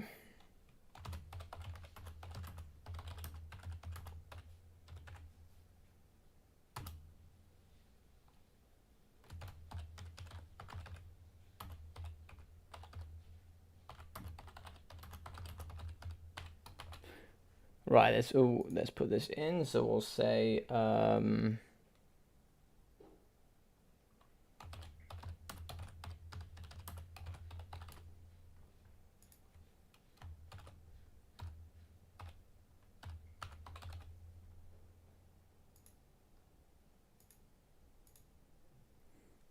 we also have the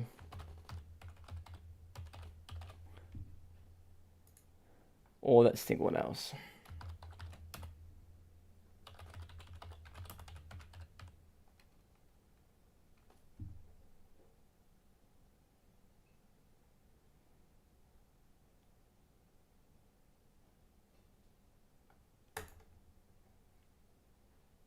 Here we go, there's a little question for you guys about Beastmen. Which is your favourite units? It could be the ROR or normal. I just put in what I can remember off the top of my head.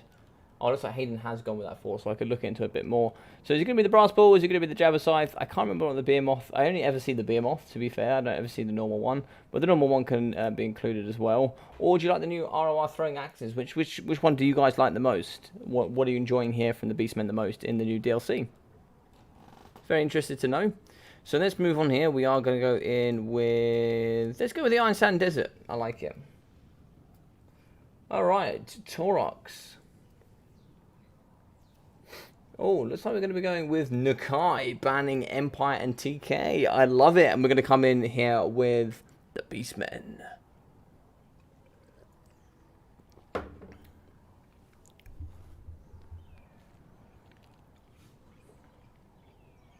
Jabber's cool, man. The Jabber is cool.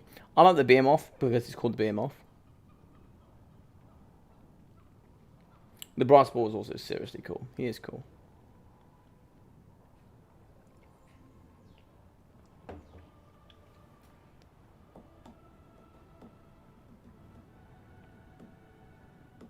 I actually have another question for you guys as well from the FLCs and DLCs that have come out. I'll ask the top 4 lords, which is your favourite from the FLCs and DLCs that have come out recently.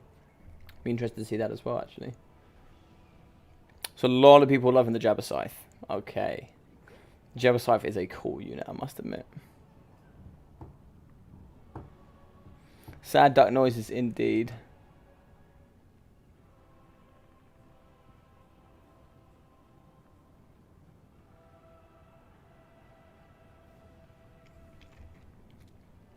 So there's like a lot of you. So some of you like the throwing axes, some of you like the Jabber Scythe. A lot of you like the Brass Ball, which is kind of cool. I like the Brass Ball. He is a cool unit.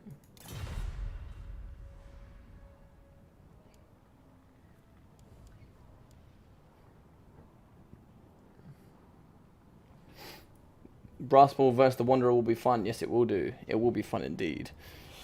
Mr. Bobo, how are we doing, Mr. Big Bobo? Hope you're doing well, buddy. Hope you're having a good day. ROR Jabber has such a cool colour. I can't remember what the ROR is called.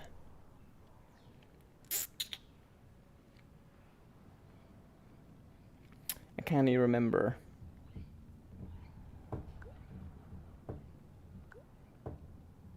Right, Chad Thoric is ready.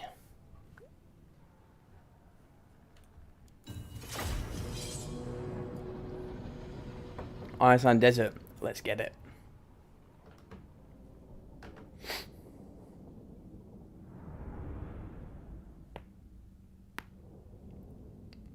Oh. Neck is tight today. Neck is tight.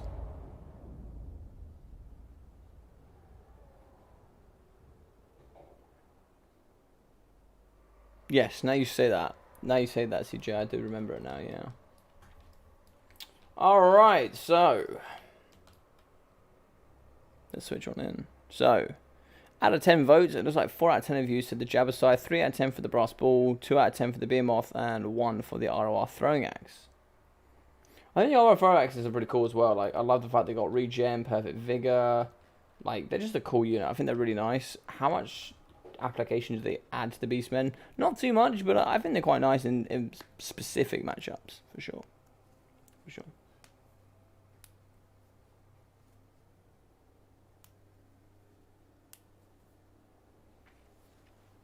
Wait here for Mr. Gormbrindle and the PC. Let's see what we have going.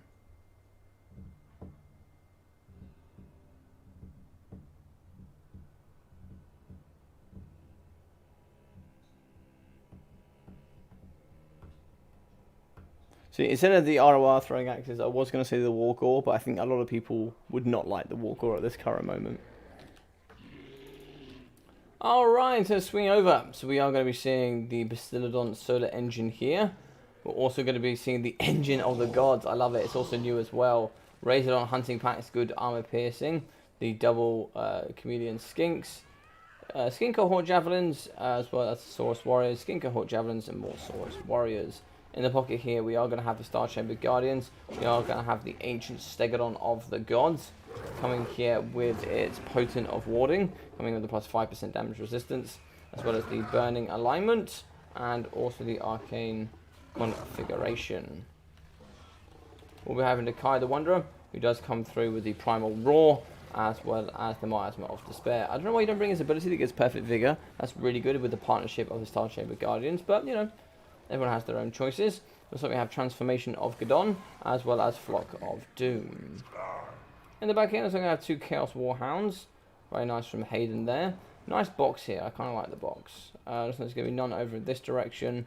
But it looks like it's going to be pretty elite here. So we are going to be having the Ungor herds in the front. Lots of Ungor herds. Also going to be having the Gorgon. So not the ROR, but we will be having the normal Gorgon. He will be having the Strength from Flesh, but no Frenzy here. So the Gorox Man Rippers as well. Anti-large armor piercing. We're also going to have the Brave Shaman of Beasts on a Wargore Chariot. We're also going to be having Torx the Brass Ball and also another Gorgon. Can you have 2 Gorgons?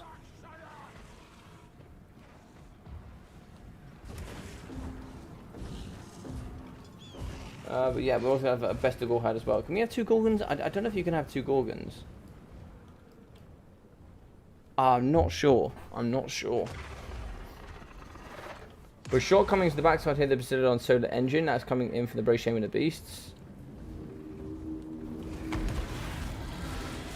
Torx is coming forward here as well. Oh, hang on, have we got double chariot here?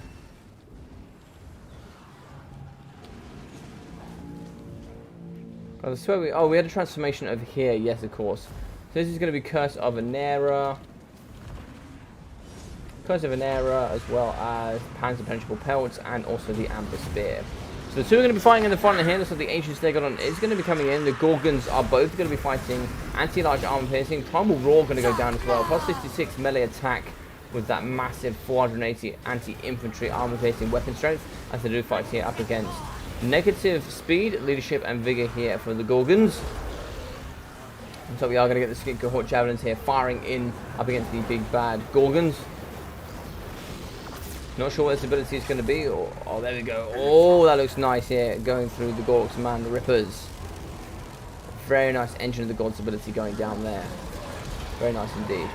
Transformation in the back with the Feral Manticore. Should be able to come in and maybe try and see if we can snipe out one of the Gorgons. You can have 2. Cool. Looks like we also have the Star Chamber Guardians. Oh, here we go. This is the jewel we need to see. This is the jewel we need to see. Oh my god, the Brass Ball just got yeeted, but looks like we are going to be having the Kai fighting up against the Brass Ball. Can't see with the dog a picture in the way. They are going to be fighting though. Nakai kind of swoops his way over here. Is the Brass Ball going to come back in though? Yes, he is. He's going to come back in for the snipe. He's going to be hitting into the backside of Nakai the Wanderer, as Nakai is just cleaning up chaff. Big hits coming through from the Brass Ball. Panzer Penetrable Pelt going down on him as well. Nakai's kind of just like not bothered that the Brass Ball is here. He kind of just doesn't care. But he's now in. He's now involved. See if we can get some shots in here from him. Big hits coming down from both of them. Looks like we have 60 melee attack and 58 here from the brass bull. 130 armor up against 120. Both here going to be fighting massively strong here. The brass bull will be having rune torches, axes, as well as the blood beast, and also the brass body with the blood greed. Both are going to be fighting. Inside the kite is going to be getting the worst of the engagements, unfortunately. Looks like Massimo Despair going to have negative leadership, negative vigor as well, and negative speed. Coming in, it's going to be the Skink Priest. A big shot into the back of the brass bull as well. Who's going to win this fight here between these two heroes? Negative leadership could actually break the brass bull, and Nakai comes out as the absolute victor here between the two of them. Look at him just stunting on the brass bull. Fantastic stuff. Massimo Despair actually coming in really clutch there for that negative leadership. Going to be chasing with that Primal Roar as well. If that does pop, plus 40 melee attack, 22% physical resistance. I think it should be 20% now, actually, if I'm correct.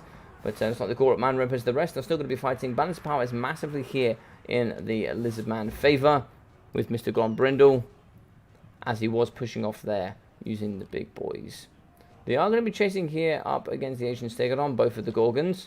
We are going to be shooting into the brass bull. 54 HP left for him. Are we going to get a fire in here from the Razordons? We might be able to get them. They're just out of range, I think. So what speed have we got for him? 64 up against 70. And it is going to be a pullout. Fantastic stuff. Fantastic stuff. Let's go, Nakai, for the spirit of the jungle. Absolutely love it. Yeah, but I think they had to leave so that the two of them could find each other in the middle. It was like Anakin and like Obi-Wan Kenobi. They just had to find each other. And little did the brass bull know that Nakai had the high ground. He didn't know it. He didn't know it. 1,700 here for Torx the brass bull, with 408 here for the brave shaman and the beasts. 300, 200, 160, and 330 here for the Ungor herds. 460 damage value for the Bestigors, 415 here for the Gorok's Man Rippers, 260, 310 here for the Chaos Warriors, and it's like 614 and 700 here for the normal Gorgons. 680 damage value for Nakai the Wanderer, as well as 360 here for the Skink Priest of Beasts. 300, 700, oh sorry, so 301, 530, and 811 for the Skink Cohort Javelins. 730 and 680 here for 117 kills for the Saurus Warriors. 1,760 here for the Star Chamber Guardians. 177, 1.3 here for the Chameleon Skinks, as well as 1,720 for the Ancient Stegodon Engine of the Gods. 1,080 here for the Razordon Hunting Packs, and 700 here for the Bastiladon Solar Engines. GG's indeed, that was awesome. I really enjoyed that. Alright, Ducky, are you stepping up? Are you stepping up?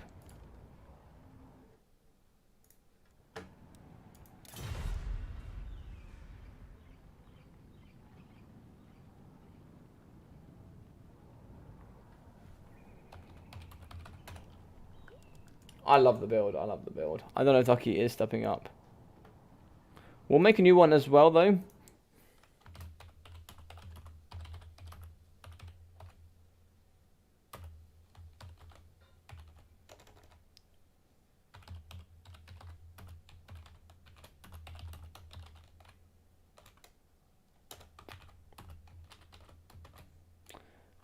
Alright. Alright, looks like Ducky is going to come in. So we're going to be having the...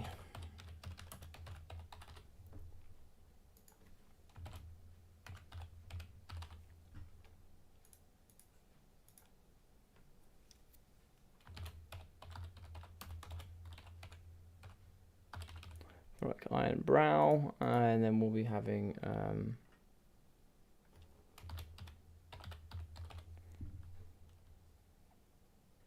Alright, there we go. So there's another little question for you guys as well. Which is your favourite FLC or DLC lords that came recently? So these are going to be the four most recent. So we're going to be having the Brass Bull. We're going to be having Oxyotl. We're also going to be having Thoric Ironbrow. And then Rakar. So Rakar, for those that might forget, was actually one of the most recent FLC lords before everything. So let me know who you like the most that came recently. Looks like one going to be going in there for Oxyotl.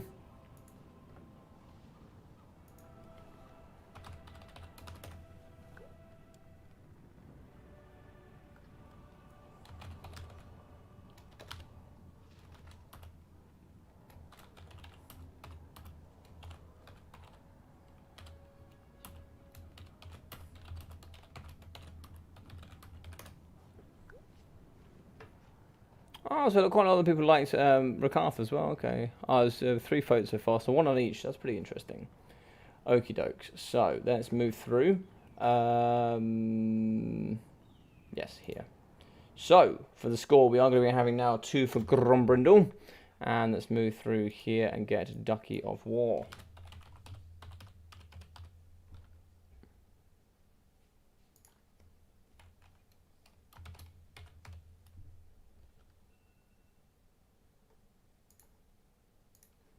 Fantastic. Chaos Ban, Greenskins, and Beastmen. Okay, okay. Should be interesting.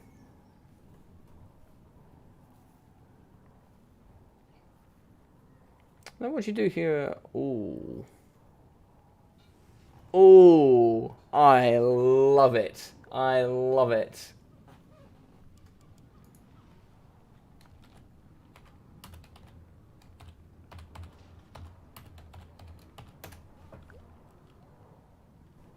I love it. I love it. So it's like Thoric Ironbrow and the Brass Ball are taking it so far.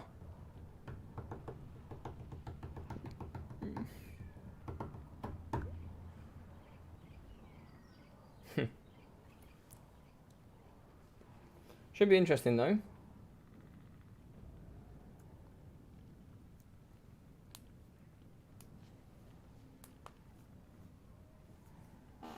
So coming ahead, guys, for this weekend, for those that are not sure what's going on with the schedule, I think probably this Sunday I'm going to be doing Battlemania. I can't do it on Friday, but we'll be starting off Season 5, Week 1.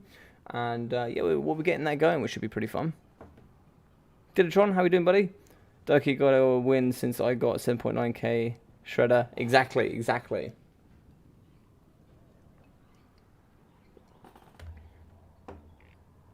Exactly, Didatron, exactly, buddy.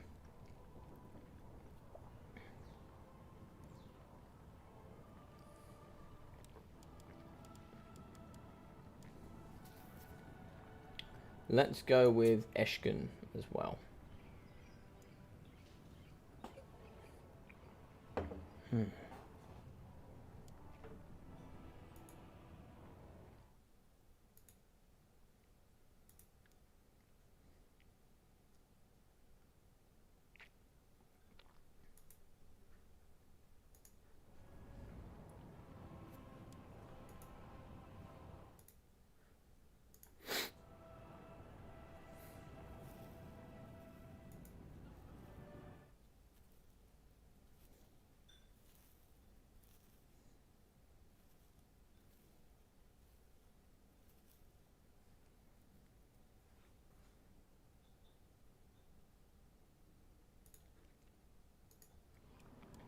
I think Ducky's got to beat that challenge, Didatron. I think Ducky's got to beat that challenge.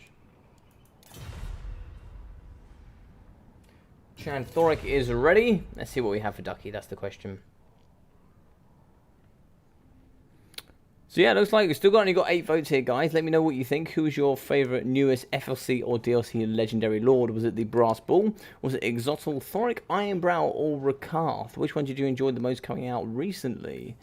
And if you want to say some more, why?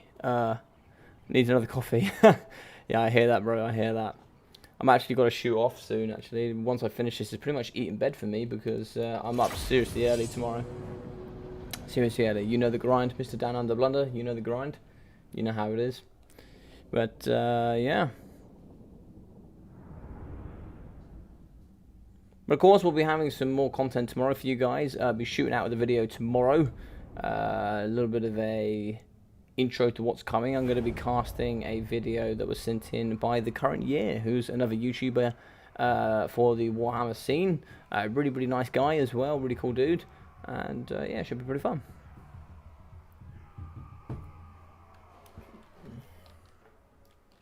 All right, let's do it.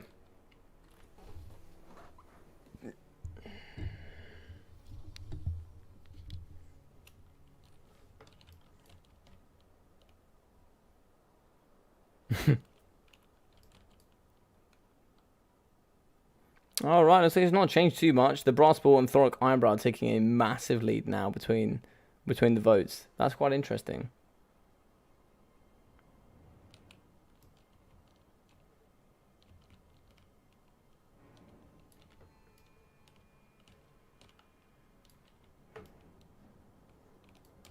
Yeah, I think this map, I kind of like it, but there's not too much detail about it. Most of the detail is going to come from this sort of outpost, I guess. There's not really much to it, unfortunately.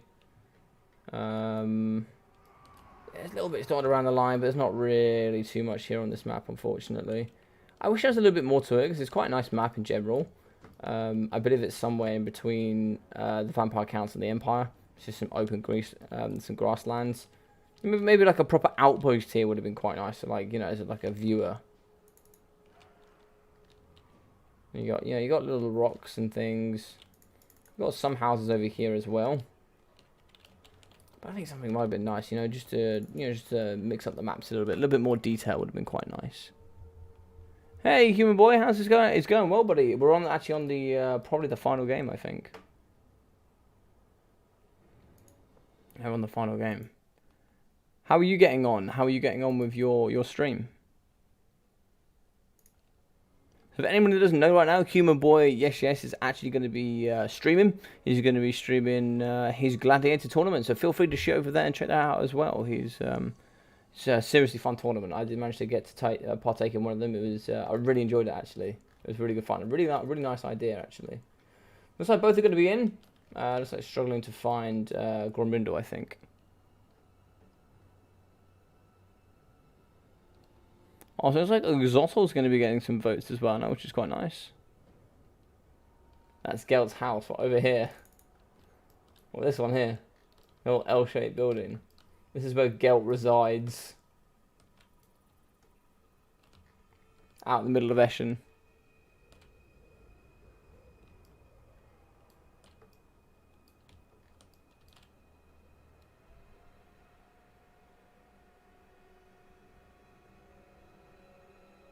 Oh, it's been done. Oh, I didn't realize it's been done, buddy. Oh, okay. Well, here at the moment we're trying to find Grombrindle. I'm not sure what happened to Grombrindle. He seems to have run away. How you doing, Hammond? Hope you're doing well, buddy. Hammond, long time no see. Sus. I agree. Definitely sus. Hammond, definitely sus. You've been grinding in secret, haven't you? Or are you just watching Human Boy's channel? Geralt of Rivia, sir. I love me some Witcher. Have you seen the new trailer drop? Seriously cool, man. Seriously cool.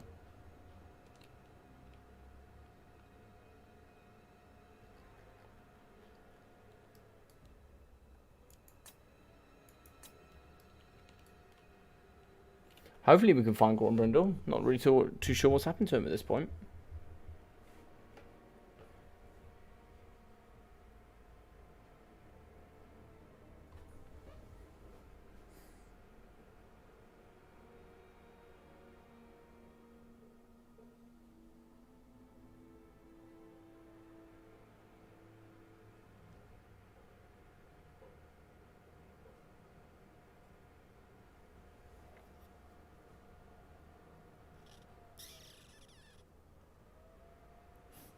Polish PC at its finest. Witcher show was hype. Dude, Witcher show was so goddamn good. I loved it. Like, me and Ducky loved watching it. It's awesome.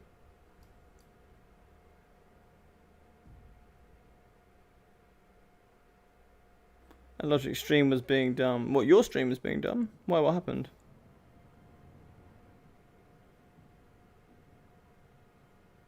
I think we have lost Grombrindle. I think officially.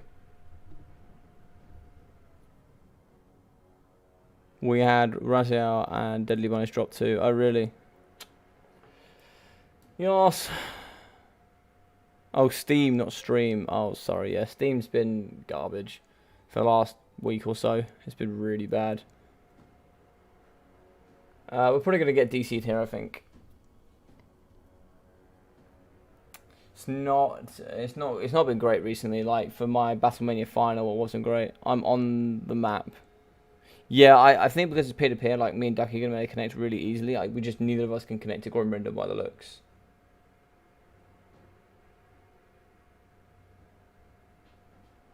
I haven't been sent a message. No, it's not internet. It's got nothing really to do with internet. I've actually got excellent internet.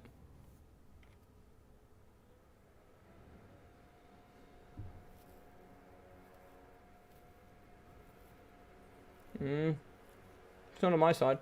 It says I'm waiting for people. Being I'm the host, I'm the first in.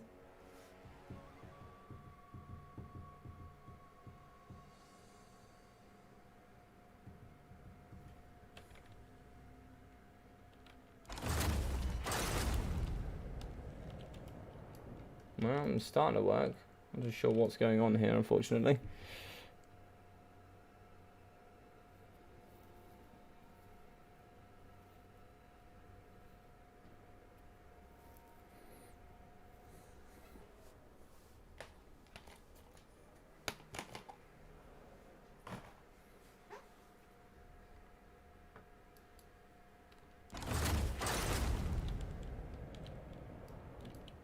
That's strange, that's not happened before.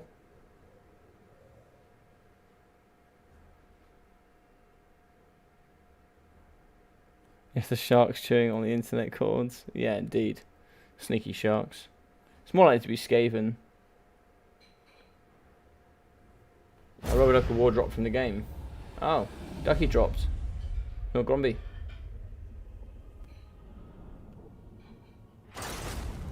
I will skip on so you guys don't see too much of that. Yeah, Ducky dropped, which is interesting.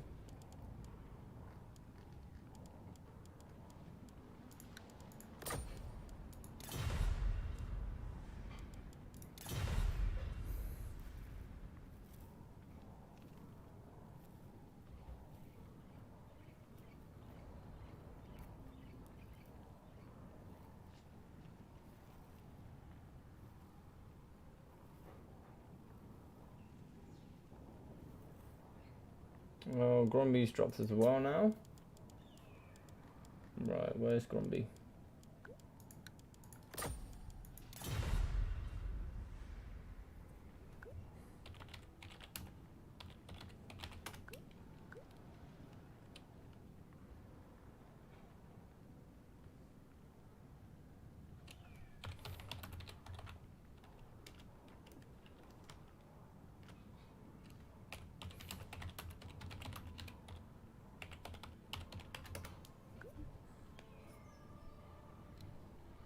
That's alright, it happens. So also the Brass Bull is taking the lead. So Brass Bull looks to be people's most popular pick for the new FLC and DLC Legendary Lords. Then Thoric, Oxyotl, and then Rakarth. I don't think many people enjoyed Rakarth that much. I think coming soon in the future, I think what I'm going to be doing is I'm going to be doing a sub-faction tournament. I've got Battlemania on Sunday.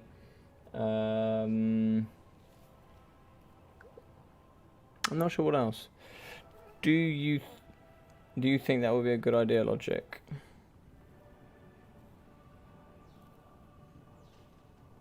It's not a bad idea they're updating the servers at all. Well, they have to do it at some point, right? I'm not mad about it or something.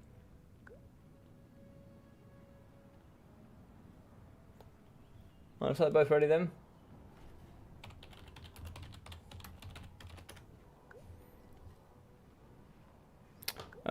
Oh yeah, Logic, you should host a faction war. What do you mean by a faction war? Just like what? Multiple like legendary lords from the same faction fight up against multiple legendary lords from the same other faction, from another faction.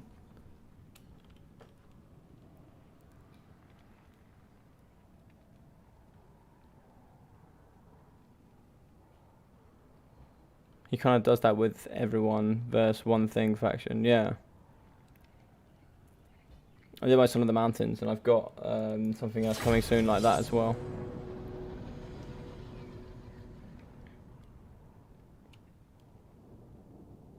Alright, let's give it another go on Eshin. See if we can load in here.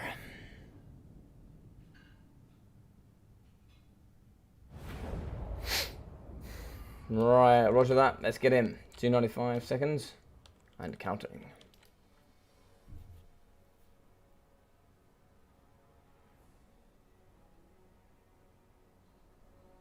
You had to explain a bit more, CJ. I sadly don't watch everything Turin does. So, what do you mean?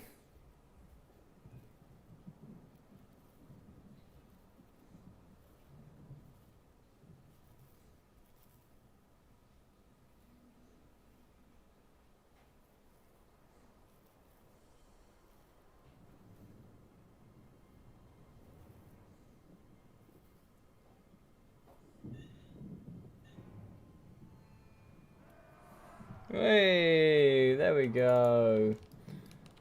Love it. So, we are going to be having the ROR, the Demon Spew Forsaken.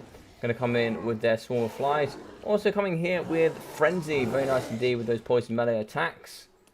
Just going to get shifted from view. We're also going to be having some Marauder Horsemen. The Demon Spew. We're also going to be having the Mirror Guard. Very good with that immune to psychology. Looking very good indeed. We're also going to be having over here, if the camera wants to stop being weird, we are going to be lagging. Yeah, there's a lot of lag going on here.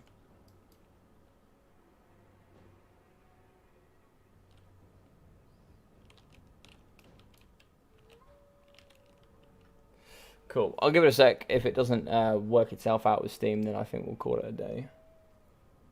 There we go. So we have some Chaos Warriors with great weapons.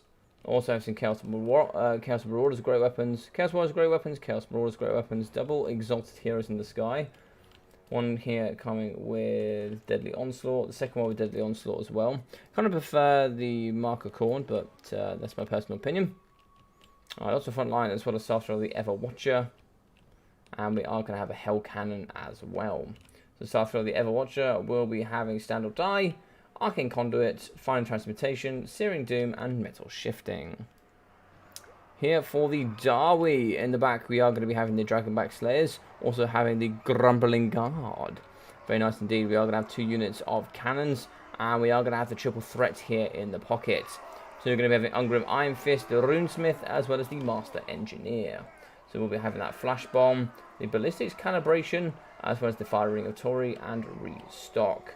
We are going to have some runes here with the Rune of Breaking, Rune of Speed, and Rune of Slowness. Ungrim Iron Fist only coming in with the Axe of Dargo. Still very good anti-large and armor piercing. 2 units of Thunderers, as well as some Dwarf Warrior Great Weapons. Dwarf Warrior Great Weapons, Dwarf Warrior Great Weapons. More Dwarf Warrior Great Weapons with also minus of blasting charges here in the front. In the back though, we are going to have the Marauder Horsemen. They're going to try and see if they get some poke here on the Dragonback Slayers. And it should be very interesting indeed. Lots of shots already gone down into the Exalted Hero. Cannon Fire going to be doing lots of damage there.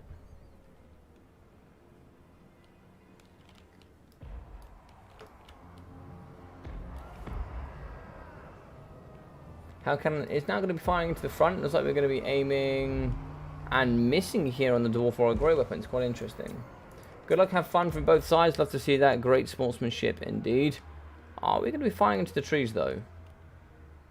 No, looks like we're not going to be firing into the Dragonback Slayers. Oh, now we are. So fire into the back of the Dragonback Slayers. We are going to be having some gunfire here in the back, just taking out some models of the Horsemen. Moving on the left flank is going to be the Exalted Heroes. Gunfire here in the front up against Starthrower the Ever Watcher. Nice big hit here in the middle coming from the Hell Cannon. So you also have Boom, which hasn't been used there. Gets that extra explosion armor piercing damage. That hasn't been utilized just yet. Exalted Hero just going to be pushing through up against the minus of blasting charges. They have great pickaxes as well that can really chew apart against the lovely Exalted Heroes on Manticores. Cannon's going to be firing up against him as well, trying to do some good work here indeed. As we can see, some Chaos Warriors with those great weapons. They're going to be moving through to the front line, trying to see if they can deal with all of these Darwi. We have the fantastic ROR, the Mirror Guard, coming in with those lovely swords and armor. They're going to be coming through with their Chaos Marauders with the great weapons. Fighting here at the front up against the Hammerers and the Picks here, the Miners with blasting charges. Over here on the right, we're having gunfire going straight into Starthrower with that Flash Bomb going down. And he's going to be moving very slow at this moment. In the front, we are going to have some Chaos Marauders, great weapons, that were also hit by the Flash Bomb. And so here we have all sorts of miners, blasting charges, and Dwarf Warrior, great weapons here, chewing apart the front line of the Chaos. So here we have a Final Transmutation going down. Overcast and is also going to be hitting the outside as well. So once the game's been fixed, we get all of that damage in this area circle. I think it's going to be a lot better. The Grumbling Guard are going to be coming forward, trying to see if they can shoot up against the Exalted Hero. Maybe try and see if they can come and slay Starthrower as well. Looks like we are going to have the Axe of Dargo from the big man himself. He's going to be charging downhill. Flash Bomb here would be gorgeous. Do we have the Rune of Slowness? We do have the Rune of Slowness. He's going to hit. We don't quite have the Axe of Dargo going down. Dragonback Slayers are going to push through. They're not going to quite hit him, but he's going to yeet straight onto the Master Engineer. Very good stuff from him. Manlings, you say? These are no manlings. These are chaos scum. Fighting in the back here, Southroll is going to try and run away. Ruinous Slowness is going to go down on him, but because he's charging into combat, it's actually... He should slow, but there seems to be a charging animation bug problem. That's not going to stop him. So it's like Ballistics Calibration going to go down for that increase to recovery there on the reload skill, and then increased accuracy of fire. Axodago should go down here. Maybe Axodago has already been used, but really trying to snipe here up against Southriel. Down to 33% speed. He does have 32 with also that charge. Flying high in the sky is going to be the Exalted Hero. As we can see, the Dwarf Warrior's great weapon is going to be chewing into Southriel. Coming down here, going to be trying to snipe out against the Master Engineers. Some big hits are going down. We can certainly do getting the Grumbling Guard in here to help. So they are going to come in and aid, just to allow the Master Engineers to drop here a little bit as they do fight up against the Exalted Hero. 80 armor, but lots of armor piercing here from the Grumbling Guard. Longbeard, great weapons. And moving through is going to be... Ooh, a lovely Fire Ring of Tori could go down here. Fire Ring of Tori does actually smash into the backside of the Chaos Marauders and the Chaos Warriors. Going to be holding pretty strong here in the pocket. What's going to be going down here, though, is the question. So the Rune of Speed, increased melee attack and also speed, giving 57 melee attack here for the Grumbling Guard. Also going to increase the melee attack of the Dragonback Slayers, who are certainly going to be getting yeeted around the park here. Looks like we have 24 left that could certainly chase up against the Exalted Hero. And in the back, it looks like the Hell Cannon is still going to be firing here. We're going to be getting back the Cannon Crews. We're also going to be getting out some Mines and Bastard Charges, the Dwarf Warriors as well, trying to see if they can get back in his pocket and aid. Coming back in is going to be Ungrim Iron Fist. This looks like it's going to be a final transmutation, doing some damage up against the Grumbling Guard as well. Mines and Bastard Charges going to be getting chased down by Chaos Warriors. Sorry, Chaos Marauders with great weapons. And it looks like here the man with the Axe of Dargo is going to be coming through. Could really do with sniping Southriel, unfortunately, but I don't know if we've got anything to do that. He's going to be too quick, unfortunately. Flash Bomb could be handy, but as you can see, being terrified and broken here is going to be the Master Engineer. He wasn't quite terrified, which is surprising, but he has broken. Don't know what he was fighting up against, but it looks like it's going to be Ungrim versus the world. Let's get in here with Ungrim. Ungrim's going to be chewing apart Chaos Warriors and Chaos Marauders at the same time. So in the forest, you could lose sight of him. You could lose sight of the Master Engineer. It does look like Rune of Slowness is going to go down. That's going to stop him from chasing after the Master Engineer. Coming in is the Exalted Hero. It looks like here we do have Ungrim coming in for the charge. He should be able to hit up against Southriel. Big hits going down on Southriel could be very nice. Oh, he got yeeted here by the very nice Manticore. He's coming in to try and see if he can slap as well. Doesn't quite have the Axe of Dargo going down, but he's going to try and hit here up against Southriel. 930 HP for him. Very hard to see inside these trees, but they are going to try to fight to the best of their abilities. Now, where is the Master Engineer? He's going to be having 29 leadership, but he hasn't come back yet, which is really surprising. Here's a massive gap between himself and Southriel. Oh, something in my eye. So I'm very surprised to see that he's not come back. Come back with the Flash Bomb could be very nice. 28 leadership, I'm super surprised he's not come back. I know Balance of Power is against the Darwi, but yeah, that's disappointing.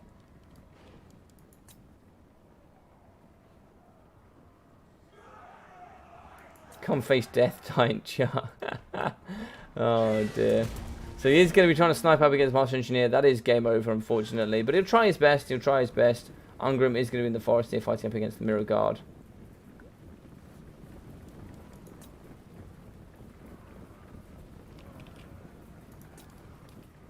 The chicken... Oh my god, he comes back! The Master Engineer does come back.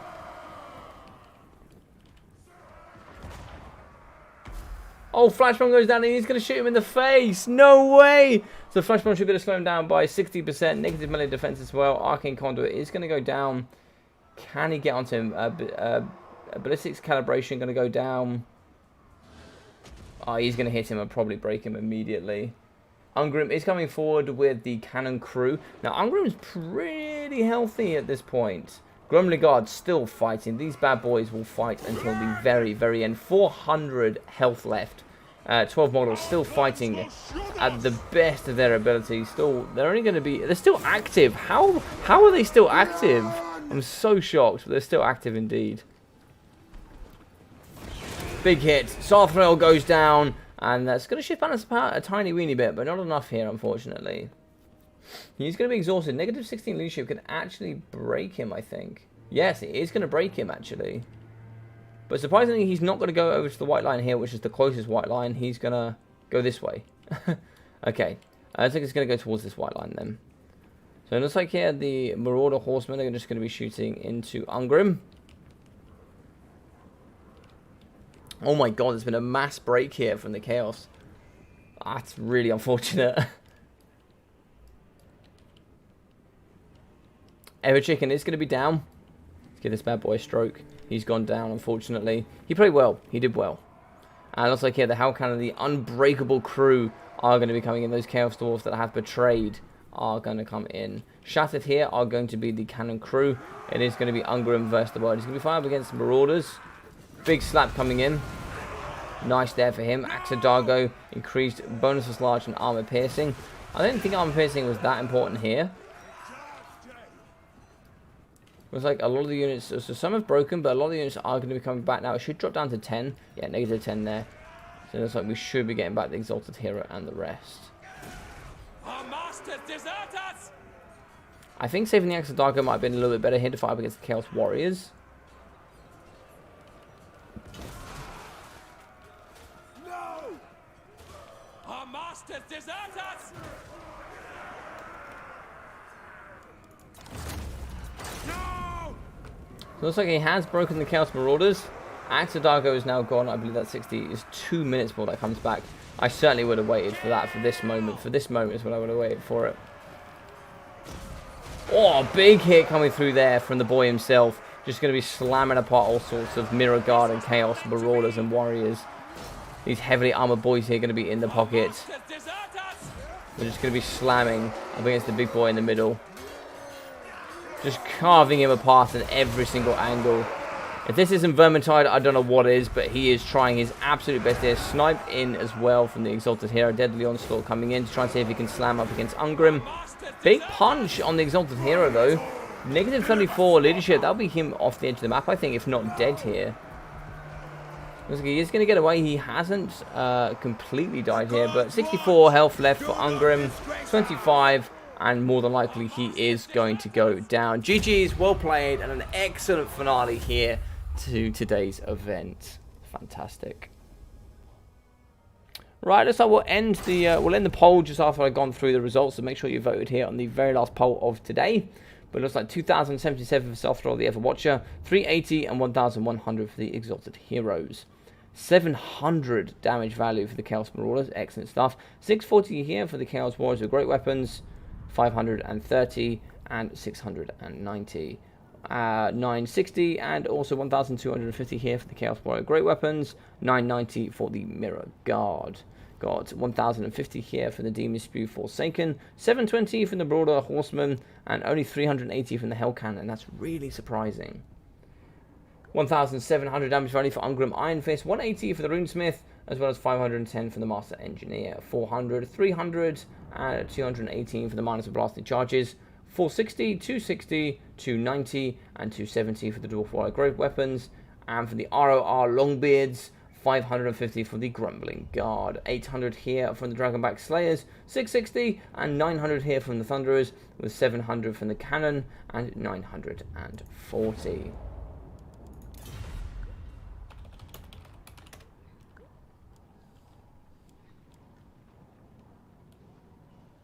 Thanks for giving Ungrim a worthy death. Fantastic. Into the KFC Dwarfs. I love it. I love it. So if we move through here, we go on to Mr. Grumbrindle, who will be finishing out the series here with a big, fat, juicy 3-0.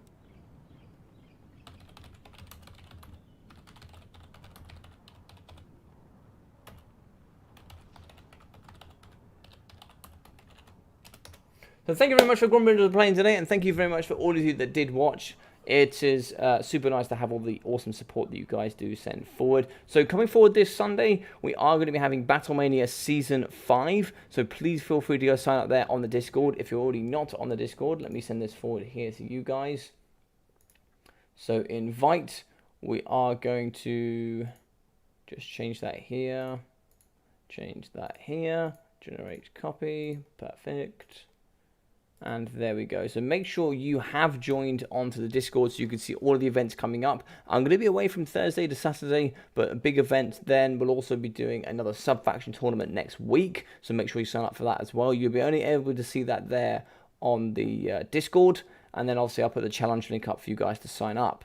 We have other massive events coming forward after this week. So we're going to be having at least 4 ginormous, and I mean like big stuff that I've organised. So big stuff coming forward.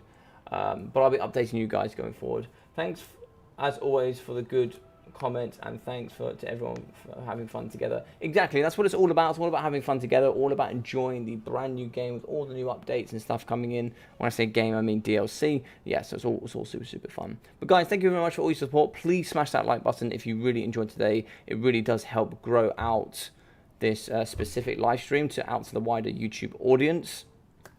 And also, if you really did enjoy today, maybe think about subscribing as well. It really does help, as I'd like to grow towards 1,000 subscribers, so I can here become a partner with YouTube and also become a partner with CA. How are we doing, Wicked E? Unfortunately, buddy, you're just going to be jumping in the end. Seems like I missed a lot. Yeah, unfortunately you did, sir. Unfortunately you did.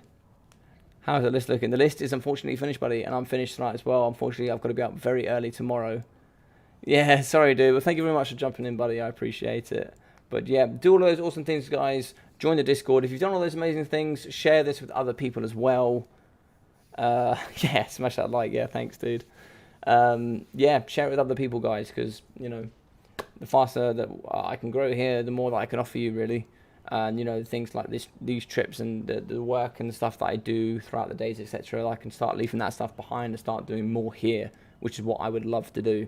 The same as Ducky, you know, Ducky's already on that process of leaving behind other things and focusing more here, which is really awesome for him. So yeah, take care of yourself. I hope you're all doing very well, and I'll see you very soon. Take care.